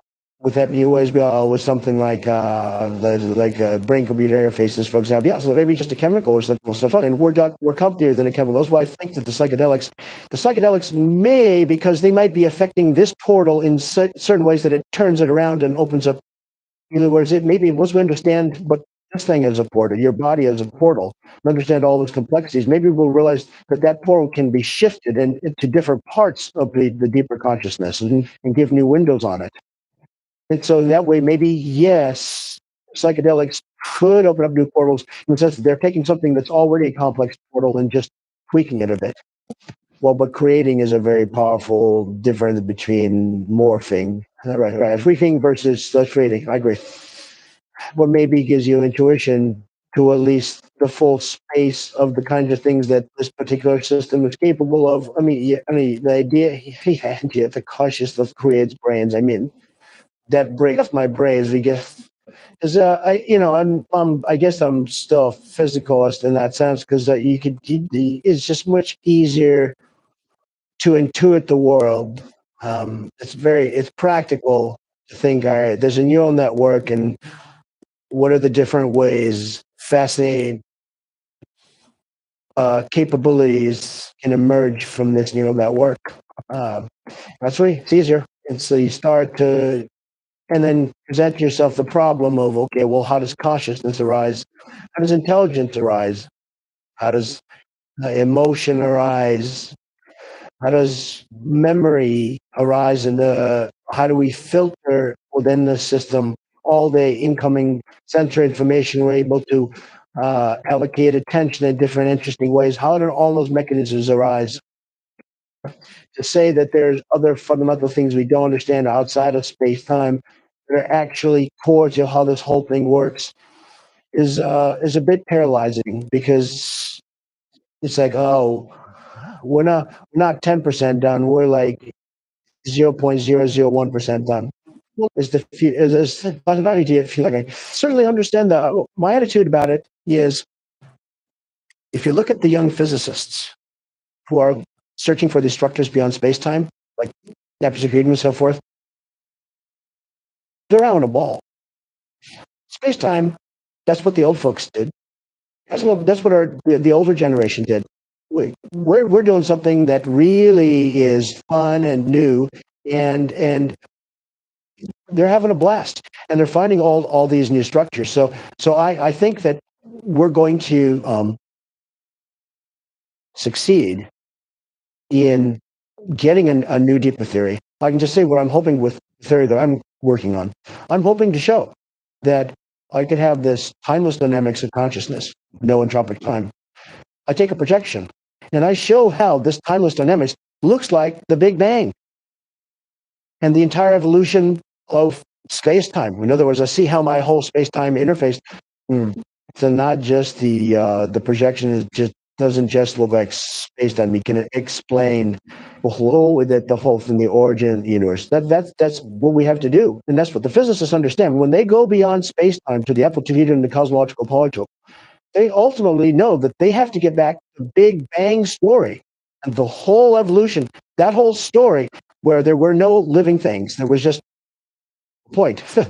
And then the explosion, and then just particles at high energy, and then eventually the cooling down and the differentiation, and finally matter condenses, and then life, and then consciousness. That whole story has to come out of something that's deeper and without time, and that's what we're up to.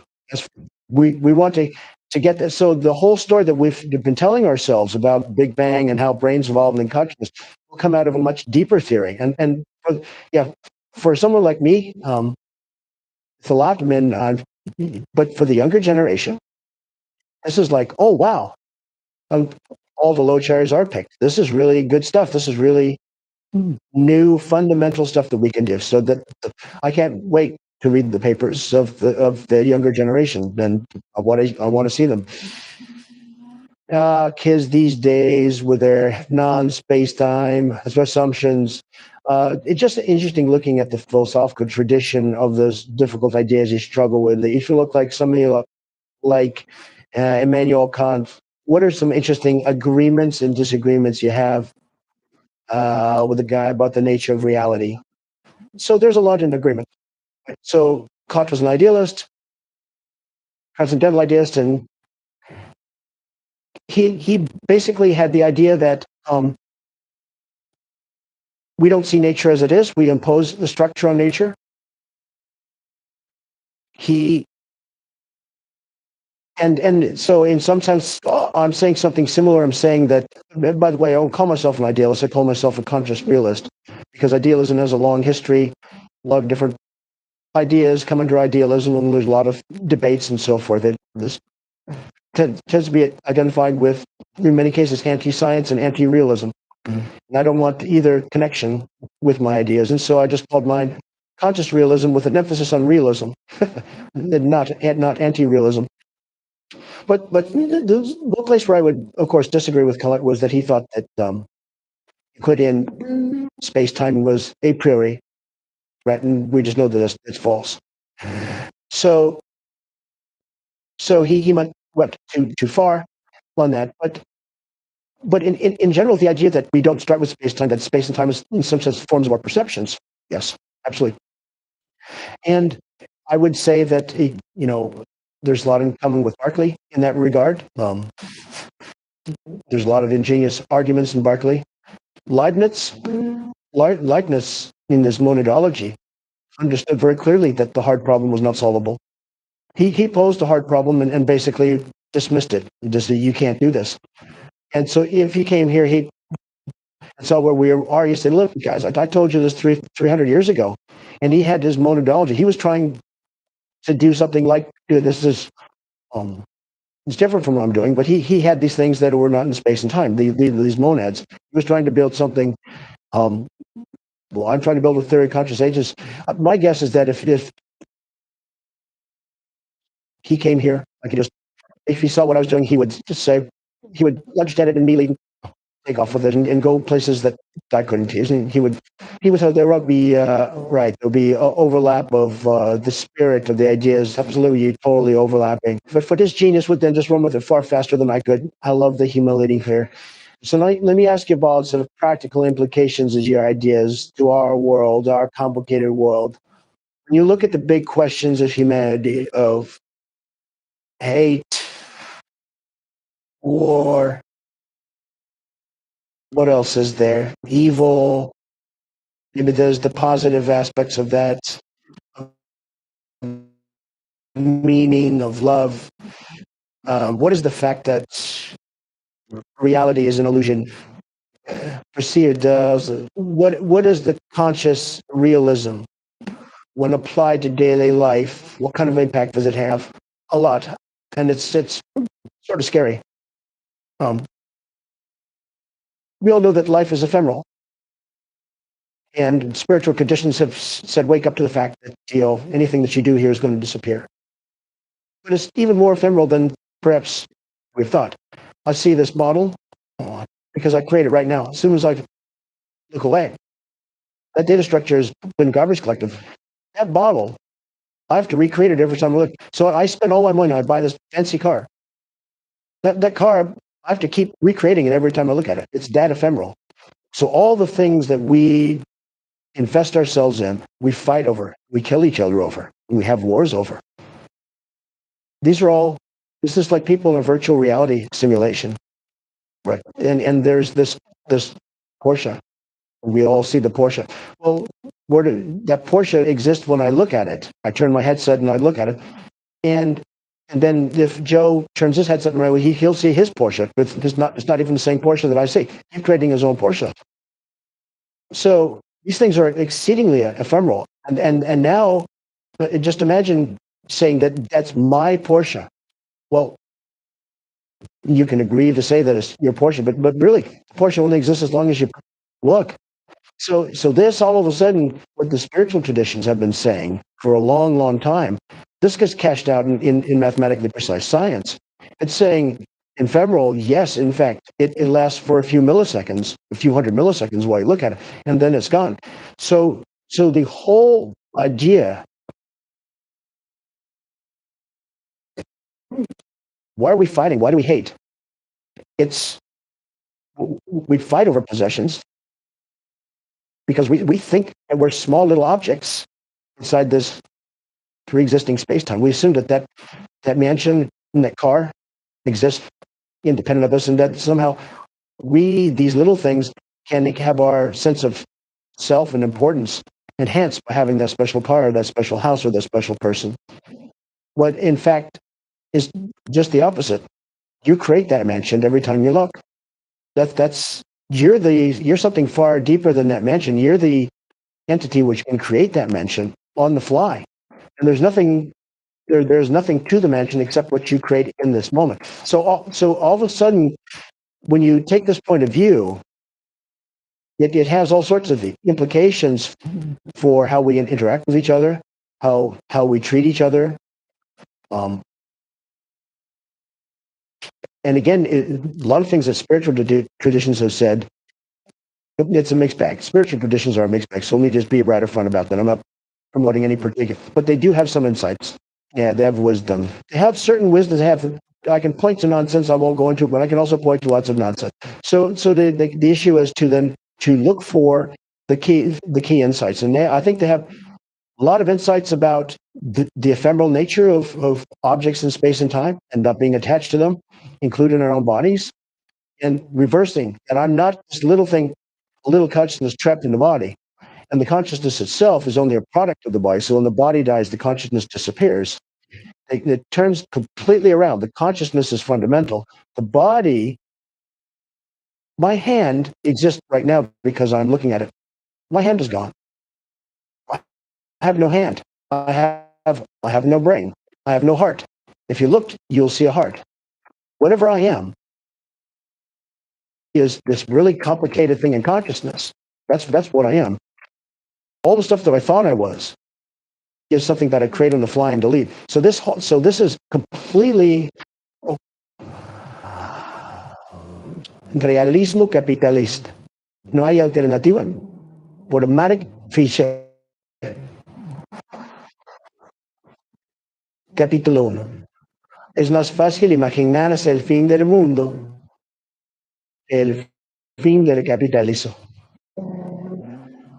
En una de las escenas más importantes del film de Alfonso Cuarón de 2006, Children of Men, el personaje de Cliff Owen, Theo, pasa a visitar a un amigo en la estación eléctrica de Battersea City, reconvertida en una mezcla de edificio gubernamental y colección de arte privada. En este edificio, que en sí mismo es un artefacto patrimonial reciclado, se preservan tesoros como el David de Miguel Ángel, el Guernica de Picasso, el cerdo inflable de Pink Floyd. Es el único momento de la película en el que podemos husmear la vida de la élite social que se refugia en la catástrofe producida por la esterilidad masiva. A lo largo de una generación entera, no ha nacido un solo niño. Yo pregunto entonces, ¿qué van a importar todas estas cosas si pronto nadie podrá verlas? No existe la coartada de las generaciones futuras, ya que no hay ninguna a la vista. La respuesta que recibe de su amigo es una demostración de lo mismo nihilista. Simplemente trato de no pensar en eso. Lo que tiene de particular la distopía de Children of Men es que es específica del capitalismo tardío. No estamos aquí ante el totalitarismo convencional, ya resulta rutinario en las distopías cinematográficas al estilo de V de Venganza de James McTeague. En la novela de P. de James, en la que se basa el film, el sistema de gobierno democrático ha sido dejado atrás y un guardia asume el control del país por su propia fuerza. Con prudencia, sin embargo, Cuarón deja todo esto en segundo plano. La película nos hace creer que el autoritarismo que rige por doquier podría verse implementado en el marco de una estructura política que sigue siendo formalmente democrática. La guerra contra el terror ya nos ha preparado para este desarrollo. De normalizar, dar marcha atrás con las medidas que se tomaron en ocasión de una emergencia. Desde entonces, cuando nos a mirar Children of Men, inevitablemente recordamos la frase atribuida tanto a Fred Jameson como a Slavoj Žižek. Es más fácil imaginar el fin del mundo que el fin del capitalismo. El artículo recoge con exactitud lo que entiendo por realismo capitalista, la idea muy difundida de que el capitalismo no solo es el único sistema económico viable, sino que es imposible incluso imaginarle una alternativa. Alguna vez las películas y novelas distópicas imaginaron alternativas de esta índole, representaban desastres y calamidades que servían de pretexto narrativo para la emergencia de formas de vida diferentes. No es lo que ocurre en Children of Men. El mundo que proyectaba el film no es que una alternativa, parece una extrapolación o exacerbación de nuestro propio mundo. En ese mundo, como me gusta, el ultraautoritarismo y el capital no son de ninguna manera incompatibles. Los campos de concentración y las cadenas de café coexisten perfectamente.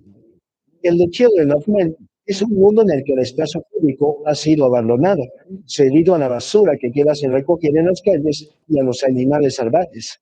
Una escena en especial razonante tiene lugar en una escuela abandonada en la que corretea un ciervo. Los neoliberales realistas, capitalistas por excelencia, han celebrado la destrucción del espacio público, aunque contrariamente a lo que proponen como su programa político, podemos sentir un repliegue del Estado en Children of Men, solo una reorientación hacia dos de sus dimensiones básicas, la policial y la militar. Me refiero a lo que los neoliberales consideran de forma oficial su programa, porque desde sus comienzos el neoliberalismo dependió en secreto del Estado e incluso se fue ideológicamente capaz de denostarlo. Este doble discurso quedó espectacularmente en evidencia con la crisis financiera de 2008, cuando por invitación de los ideólogos neoliberales, el Estado se apuró a mantener el sistema bancario a flote. La catástrofe de Children of Men no es inminente ni es algo que ya haya ocurrido, más bien se la vive a medida que transcurre. El desastre no tiene un momento puntual. El mundo no termina con un golpe seco, más bien se va extinguiendo, se desmembra gradualmente, se desliza en un cataclismo lento. Las causas de la catástrofe, ¿quién las sabe? Bien podría encontrarse en el pasado remoto, tan disociadas del presente como para parecer el capricho de un ser maligno, una especie de milagro negativo, una maldición que ninguna penitencia puede aliviar. La peste de la infertilidad solo podría resolverse con una intervención externa no menos previsible o evidente que sus mismas causas. Por esta razón, toda acción es algo superflua desde el comienzo. Solo una esperanza sin sentido parece tener sentido. Proliferan entonces la superstición y la religión, los primeros recursos del desamparado. Lo que pasa con la catástrofe en sí misma, ¿no? Es evidente que debemos leer metafóricamente el tema de la infertilidad como el desplazamiento de una angustia a otro tipo. Me propongo afirmar que esta angustia, en realidad, exige ser leída en términos culturales, porque la pregunta que le nos hace es, ¿cuánto tiempo puede subsistir la cultura sin el aporte de lo nuevo? ¿Qué ocurre cuando los jóvenes ya no son capaces de producir sorpresas? La sospecha de que el fin ha llegado se conecta en Chile y no con la idea de que tal vez el futuro solo nos depare reiteraciones y permutaciones. Es decir, que ya no haya rupturas y que la experiencia del shock de lo nuevo haya quedado definitivamente atrás. Esta angustia tiende a derivar en una oscilación bipolar. La esperanza del mesianismo débil, de que existe algo nuevo por venir, decae la convicción de que no hay nada nuevo que pueda ocurrir nunca más. El foco se mueve entonces de la próxima cosa importante la última cosa importante. ¿Y cuándo fue que ocurrió exactamente? ¿Qué tan importante era? T.S. Eliot se mueve detrás del telón en Children of Men, una película que finalmente hereda el tema de la esterilidad de la tierra baldía. El epigrama que cierra el film, Shanti Shanti Shanti, tiene más que leer con las piezas fragmentarias de Eliot que con la beatitud de los Upanishads. Y quizás allí pueden verse también las preocupaciones de otro Eliot, de la tradición y el talento individual separadas en Children of Men.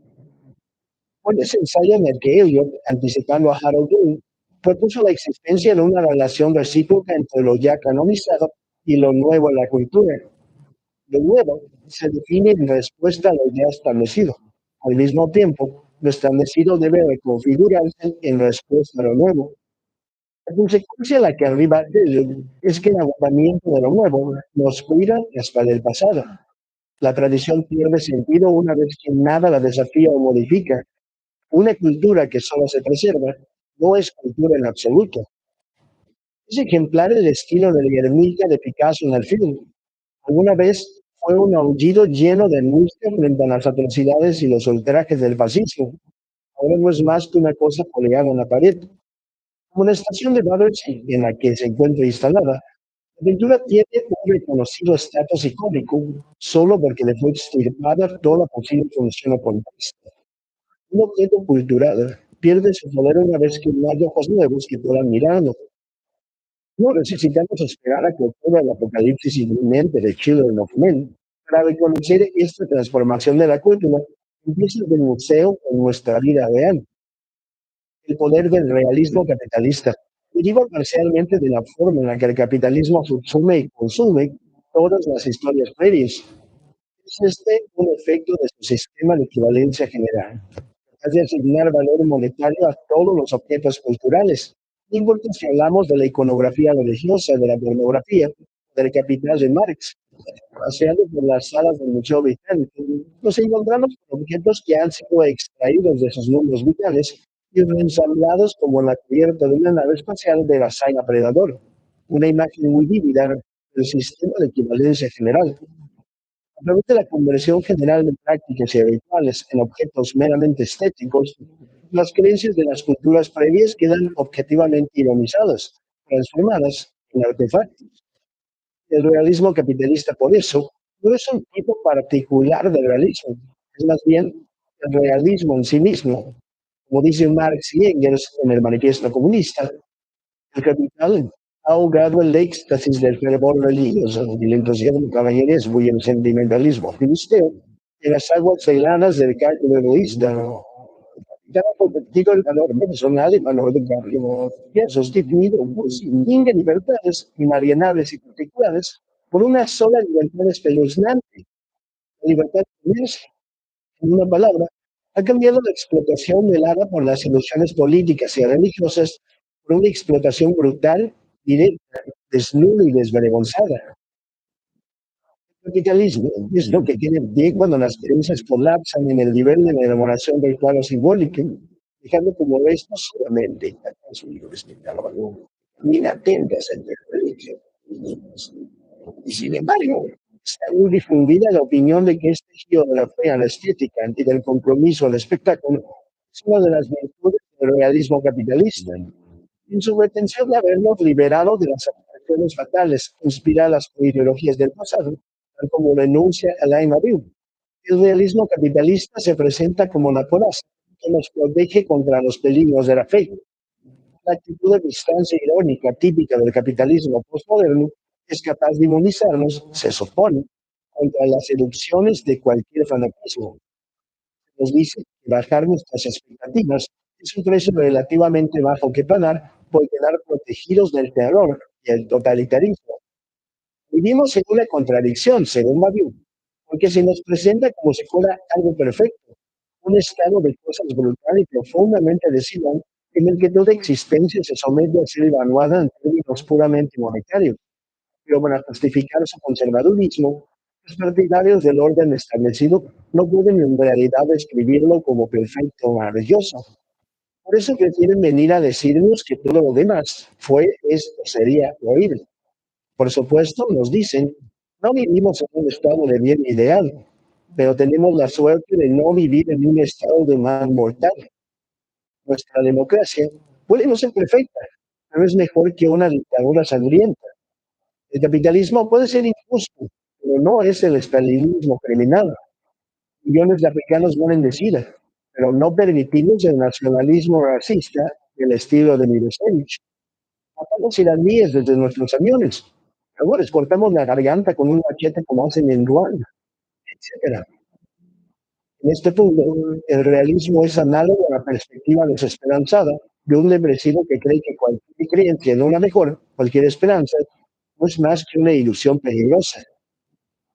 En su estudio de capitalismo, seguramente el más importante que se haya hecho de Marx en adelante, Deleuze y Guattari lo describen como una especie de posibilidad oscura que amenazaba desde adentro a todos los sistemas sociales previos.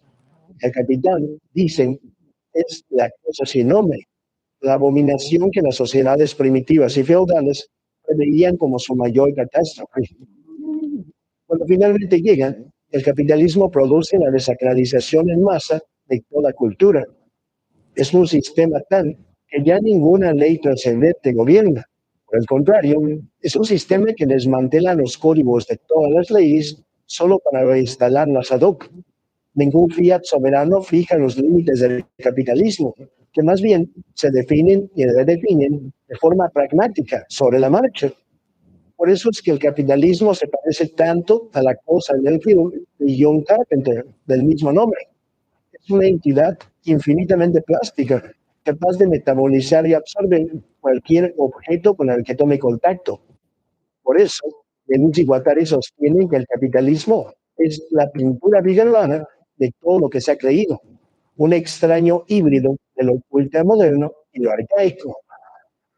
En los años que transcurrieron desde que Deleuze y Guattari escribieron los dos volúmenes del antiguo Capitalismo, Esquizofrenia, parecería que los impulsos desterritorializadores del capitalismo hubieran quedado confinados a las finanzas, mientras la cultura cayó en manos del poder de las fuerzas de reterritorialización. Este malestar, el sentimiento de que ya no hay nada nuevo, por supuesto que tampoco es nada nuevo. Estamos en el notable fin de la historia que Francis Fukuyama cantaba después de la caída del muro de Berlín. Puede que la tesis de Fukuyama de que la historia ha llegado a su clímax con el capitalismo liberal haya sido muy criticada, pero asimismo se le sigue aceptando, aunque sea en el nivel del inconsciente cultural. También hay que recordar que la idea de que la historia había llegado al destino no tenía solamente acentos triunfalistas, ni siquiera en la época en la que Fukuyama presentó su tesis.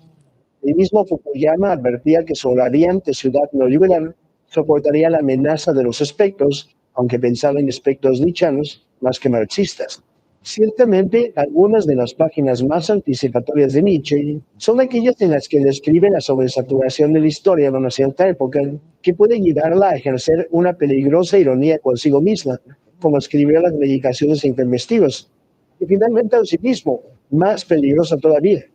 El cinismo, el señalamiento cosmopolita, que no es más que una forma descomprometida de espectacularismo, reemplaza el involucramiento y el compromiso. Esta es la condición del hombre superior de Nietzsche, aquel que ya ha visto todo, pero se encuentra debilitado justamente por este decadente exceso de autoconciencia.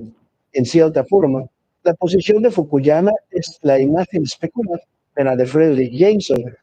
Jameson afirmó que el posmodernismo es la lógica cultural del capitalismo tardío. Según él, el fracaso del futuro es constitutivo de la escena cultural posmoderna que, como correctamente profetizó, se llenó de revivals y pastiches. Entonces, Jameson dio una argumentación convincente de la relación entre la cultura posmoderna y ciertas tendencias del capitalismo de consumo o posfordista. Podría parecer que el concepto de realismo capitalista no es necesario en absoluto. En cierto sentido, es verdad. Lo que llamo realismo capitalista podría efectivamente subsumirse en la rúbrica del posmodernismo y la posmodernidad, tal como lo teorizó Jameson. Y sin embargo, a pesar de la enorme y clarificadora tarea de Jensen, el concepto de posmodernismo sigue siendo discutible. Sus significados, apropiados e inútiles al mismo tiempo, son múltiples y fluctuantes. Incluso me gustaría argumentar que algunos de los procesos descritos y analizados por Jensen llegaron a grabarse y volverse crónicos de una manera tal que atravesaron también una especie de cambio de naturaleza. Pero en definitiva, son tres las razones que me llevan a preferir el concepto de realismo capitalista al de posmodernismo y posmodernidad.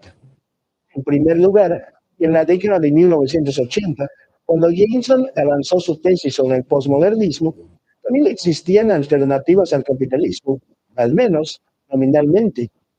Lo que enfrentamos ahora, en cambio, es un sentido más generalizado y más profundo del agotamiento y de la esterilidad política. En aquellos años existía el socialismo realmente existente, aunque se encontraba en franco colapso. En el Reino Unido, las líneas de fractura de los antagonismos sociales quedaron expuestas con la huelga de los mineros de 1984-1985. Y la derrota de los trabajadores fue un momento importante para el desarrollo del realismo capitalista, por lo menos tan significativo en su dimensión simbólica como en sus efectos prácticos. El argumento en favor del cierre de las minas de carbón se resumía en que dejarlas abiertas no era económicamente realista. Los mineros fueron, ciertamente, los sectores de reparto contratados para filmar esta tragedia romántica de las noches proletarias. Por esa época es cuando el realismo capitalista avanza y se establece de la mano del eslogan de Thatcher: no hay alternativa. Un lema tan descriptivo de la doctrina que sería imposible buscar otro, que se volvió una profecía autocumplida brutalmente. En segundo lugar, el posmodernismo de Jameson implica de modo natural una relación determinada con el modernismo. La teoría de Jameson al respecto comienza con la pregunta por la idea, en cara a Adorno y a tantos más, que el modernismo tenía un potencial revolucionario en función de sus propias innovaciones formales. Pero lo que Jameson vio que estaba ocurriendo, más bien, era la incorporación de motivos modernistas en la cultura popular. Por ejemplo, las técnicas surrealistas súbitamente podían ser utilizadas en la publicidad. A la vez que las formas particulares del modernismo resultaban absorbidas y mercantilizadas, el credo modernista, con su supuesta fe en el elitismo y en un modelo de cultura monológico, estructurado desde arriba hacia abajo, soportaba el desafío que representaban la diferencia, la diversidad y la multiplicidad. El realismo capitalista ya no presenta esta clase de confrontación con lo moderno. Más bien, el triunfo sobre el modernismo se da por hecho. El modernismo, en verdad, se ha convertido en algo que puede regresar periódicamente como un estilo estético confiado, aunque no ya como un ideal de vida. En tercer lugar, NATO. Una generación entera nació después de la caída del muro de Berlín. En las décadas de 1960 y 1970, el capitalismo enfrentaba el problema de cómo contener y absorber energías externas. El problema que poseíamos es exactamente lo opuesto. Habiendo incorporado cualquier cosa externa de manera en extremo exitosa, puede todavía funcionar sin algo ajeno que colonizar y de lo que apropiarse. Para la mayor parte de quienes tienen menos de 20 años en Europa o en los Estados Unidos, la inexistencia de alternativas al capitalismo ya ni siquiera es un problema. El capitalismo ocupa sin fisura el horizonte de lo pensable.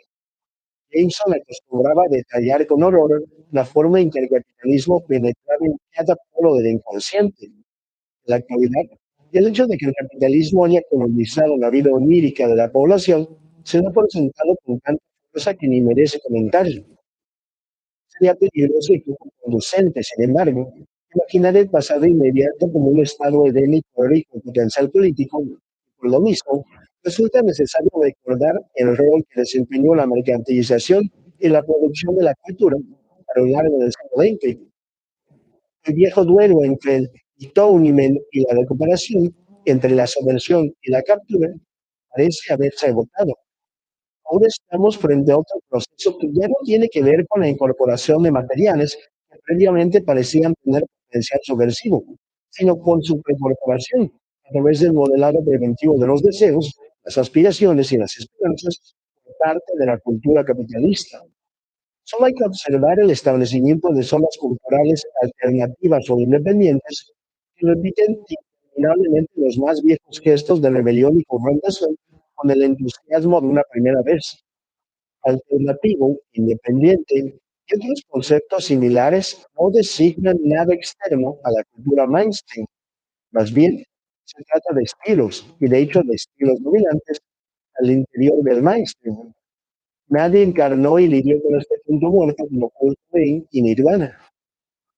Una actitud espantosa y soforia sin objeto, Cobain parecía dar voz a la depresión colectiva de la generación que había llegado después del fin de la historia, cuyos movimientos ya estaban anticipados, rastreados, vendidos y comprados de antemano. Cobain sabía que él no era nada más que una pieza adicional en el espectáculo, que nada le va mejor en TV, una protesta contra el TV, que su impulso era un cliché previamente guionado y que darse cuenta de todo esto, incluso era un cliché. El impasse que lo dejó paralizado es precisamente el que había descrito Jameson. Como ocurre con la cultura postmoderna en general, Cobain se encontró con que los productores de la cultura solo pueden dirigirse ya al pasado, la imitación de estilos muertos, el discurso a través de las máscaras y las voces almacenadas en el museo imaginario, una cultura que es global. En estas condiciones, incluso el éxito es una forma del fracaso desde el momento en que tener éxito solo significa convertirse en la nueva presa que el sistema quiere devorar. Pero una angustia fuertemente existencial en Nirvana y Cobain, sin embargo, corresponde a un momento anterior al nuestro, y lo que vino después de ellos no fue otra cosa que un rock pastiche que, ya libre de esa angustia, reproduce las formas del pasado sin ansia alguna. La muerte de Cobain confirmó la derrota y la incorporación final de las ambiciones utópicas y prometeicas del rock en la cultura capitalista. Cuando murió, el rock ya estaba comenzando a ser eclipsado por el hip hop, cuyo éxito global presupone la lógica de la precorporación a la que me he referido antes. En buena parte del hip hop, cualquier esperanza ingenua en que la cultura joven pueda cambiar algo fue sustituida hace tiempo por una aceptación dura, la versión más brutalmente reduccionista de la realidad. En el hip hop, escribió Simon Reynolds en su ensayo de 1996 para The New, lo real tiene dos significados. En primer lugar, hace referencia a la música auténtica que no se deja limitar por los intereses planos y se niega a cambiar o suavizar su mensaje para venderse a la industria musical. Pero vean, también es aquella música que refleja una realidad constituida por la inestabilidad económica del capitalismo tardío, el racismo institucionalizado, la creciente vigilancia y la acoso sobre la juventud por parte de la policía. O bien, es la muerte de lo social. Es lo que ocurre con las corporaciones que, al aumentar sus márgenes de ganancia, en lugar de aumentar los sueldos, los beneficios sociales de sus empleados, responden reduciendo su personal, sacándose de encima una parte importante de la fuerza de trabajo para crear un inestable ejército de empleados freelance y de medio tiempo, sin los beneficios de la seguridad social. Al fin y al cabo, fue precisamente el primer significado del oral, lo auténtico que se enfrenta con los intereses creados, el que permitió la temprana absorción del hip hop en el segundo, la realidad de la inestabilidad económica del capitalismo tardío, en el que esa primera autenticidad adquiere un alto valor de mercado. Y es del todo cierto que el gangster rap apenas refleja sus condiciones sociales preexistentes, como pretenden sus defensores, es del todo cierto que sea en realidad la causa de esas condiciones, como quieren creer esos detractores. Más bien ocurre que el circuito por el cual el hip hop y el campo social del capitalismo tardío se retroalimentan mutuamente es uno de los dispositivos con los que cuenta el realismo capitalista para transformarse en una suerte de mito antimítico. La afinidad entre el hip hop y los tipos de gángster como Scarface, El Padrino, Los de la Calle, Buenos Muchachos y Pulp Fiction reside en su pretensión común de borrar cualquier ilusión sentimental y ver el mundo tal como es, al estilo de una guerra hobbesiana de todos contra todos, un sálvese quien pueda, un sistema de explotación perpetua y criminalidad generalizada. En el hip hop, escribió Reynolds, ser real significa confrontar con un estado de naturaleza en el que el hombre es el lobo del hombre, en el que solo se puede ganar o perder, y en el que la mayoría va a perder. El mismo tono ¿no? puede encontrarse en la visión del mundo que plasman los cómics de Frank Miller y las novelas de James Ellroy. Existe una suerte de machismo desmitologizante en las obras de Emos. Tanto Miller como Ellroy usan de observadores a los que no les tiembla la mano y no buscan embellecer el mundo para adecuarlo a los contrastes éticos supuestamente simples del cómic de superhéroes y la novela policial tradicional. Pero su fijación con lo venal y morboso les dibuja más que pone en crisis este realismo, que a la vez se vuelve un poco payasesco debido a la insistencia hiperbólica en la crueldad, la traición y el salvajismo. Esa negritud de Brea, escribe Mike Davis sobre realismo capitalista. No hay alternativa. Por Mark Fisher. Capítulo 1. Es más fácil imaginarse el fin del mundo. Capítulo 2. ¿Qué pasaría si todos estuvieran de acuerdo con tu protesta? En el Gangster y en Milroy, el realismo capitalista adquiere la forma de una sobreidentificación con el capital en su aspecto predatorio más despiadado, pero no siempre tiene por qué tomar esta forma. De hecho, el realismo capitalista puede estar muy cerca de un cierto anticapitalismo. Como ha dicho de modo provocativo Zizek, el anticapitalismo está ampliamente difundido al interior del mismo capitalismo. Cada tanto tiempo vemos que el villano del último film de Hollywood debe ser la corporación maligna. No es que socavar el realismo capitalista, este anticapitalismo que explota o refuerza. Pensemos en Wally de Disney Pixar. El film muestra una tienda tan arruinada que los seres humanos ya no pueden habitarlo. No quedan dudas de que el capitalismo de consumo y las corporaciones, en particular la megacorporación By and Large, son los únicos responsables de la depredación.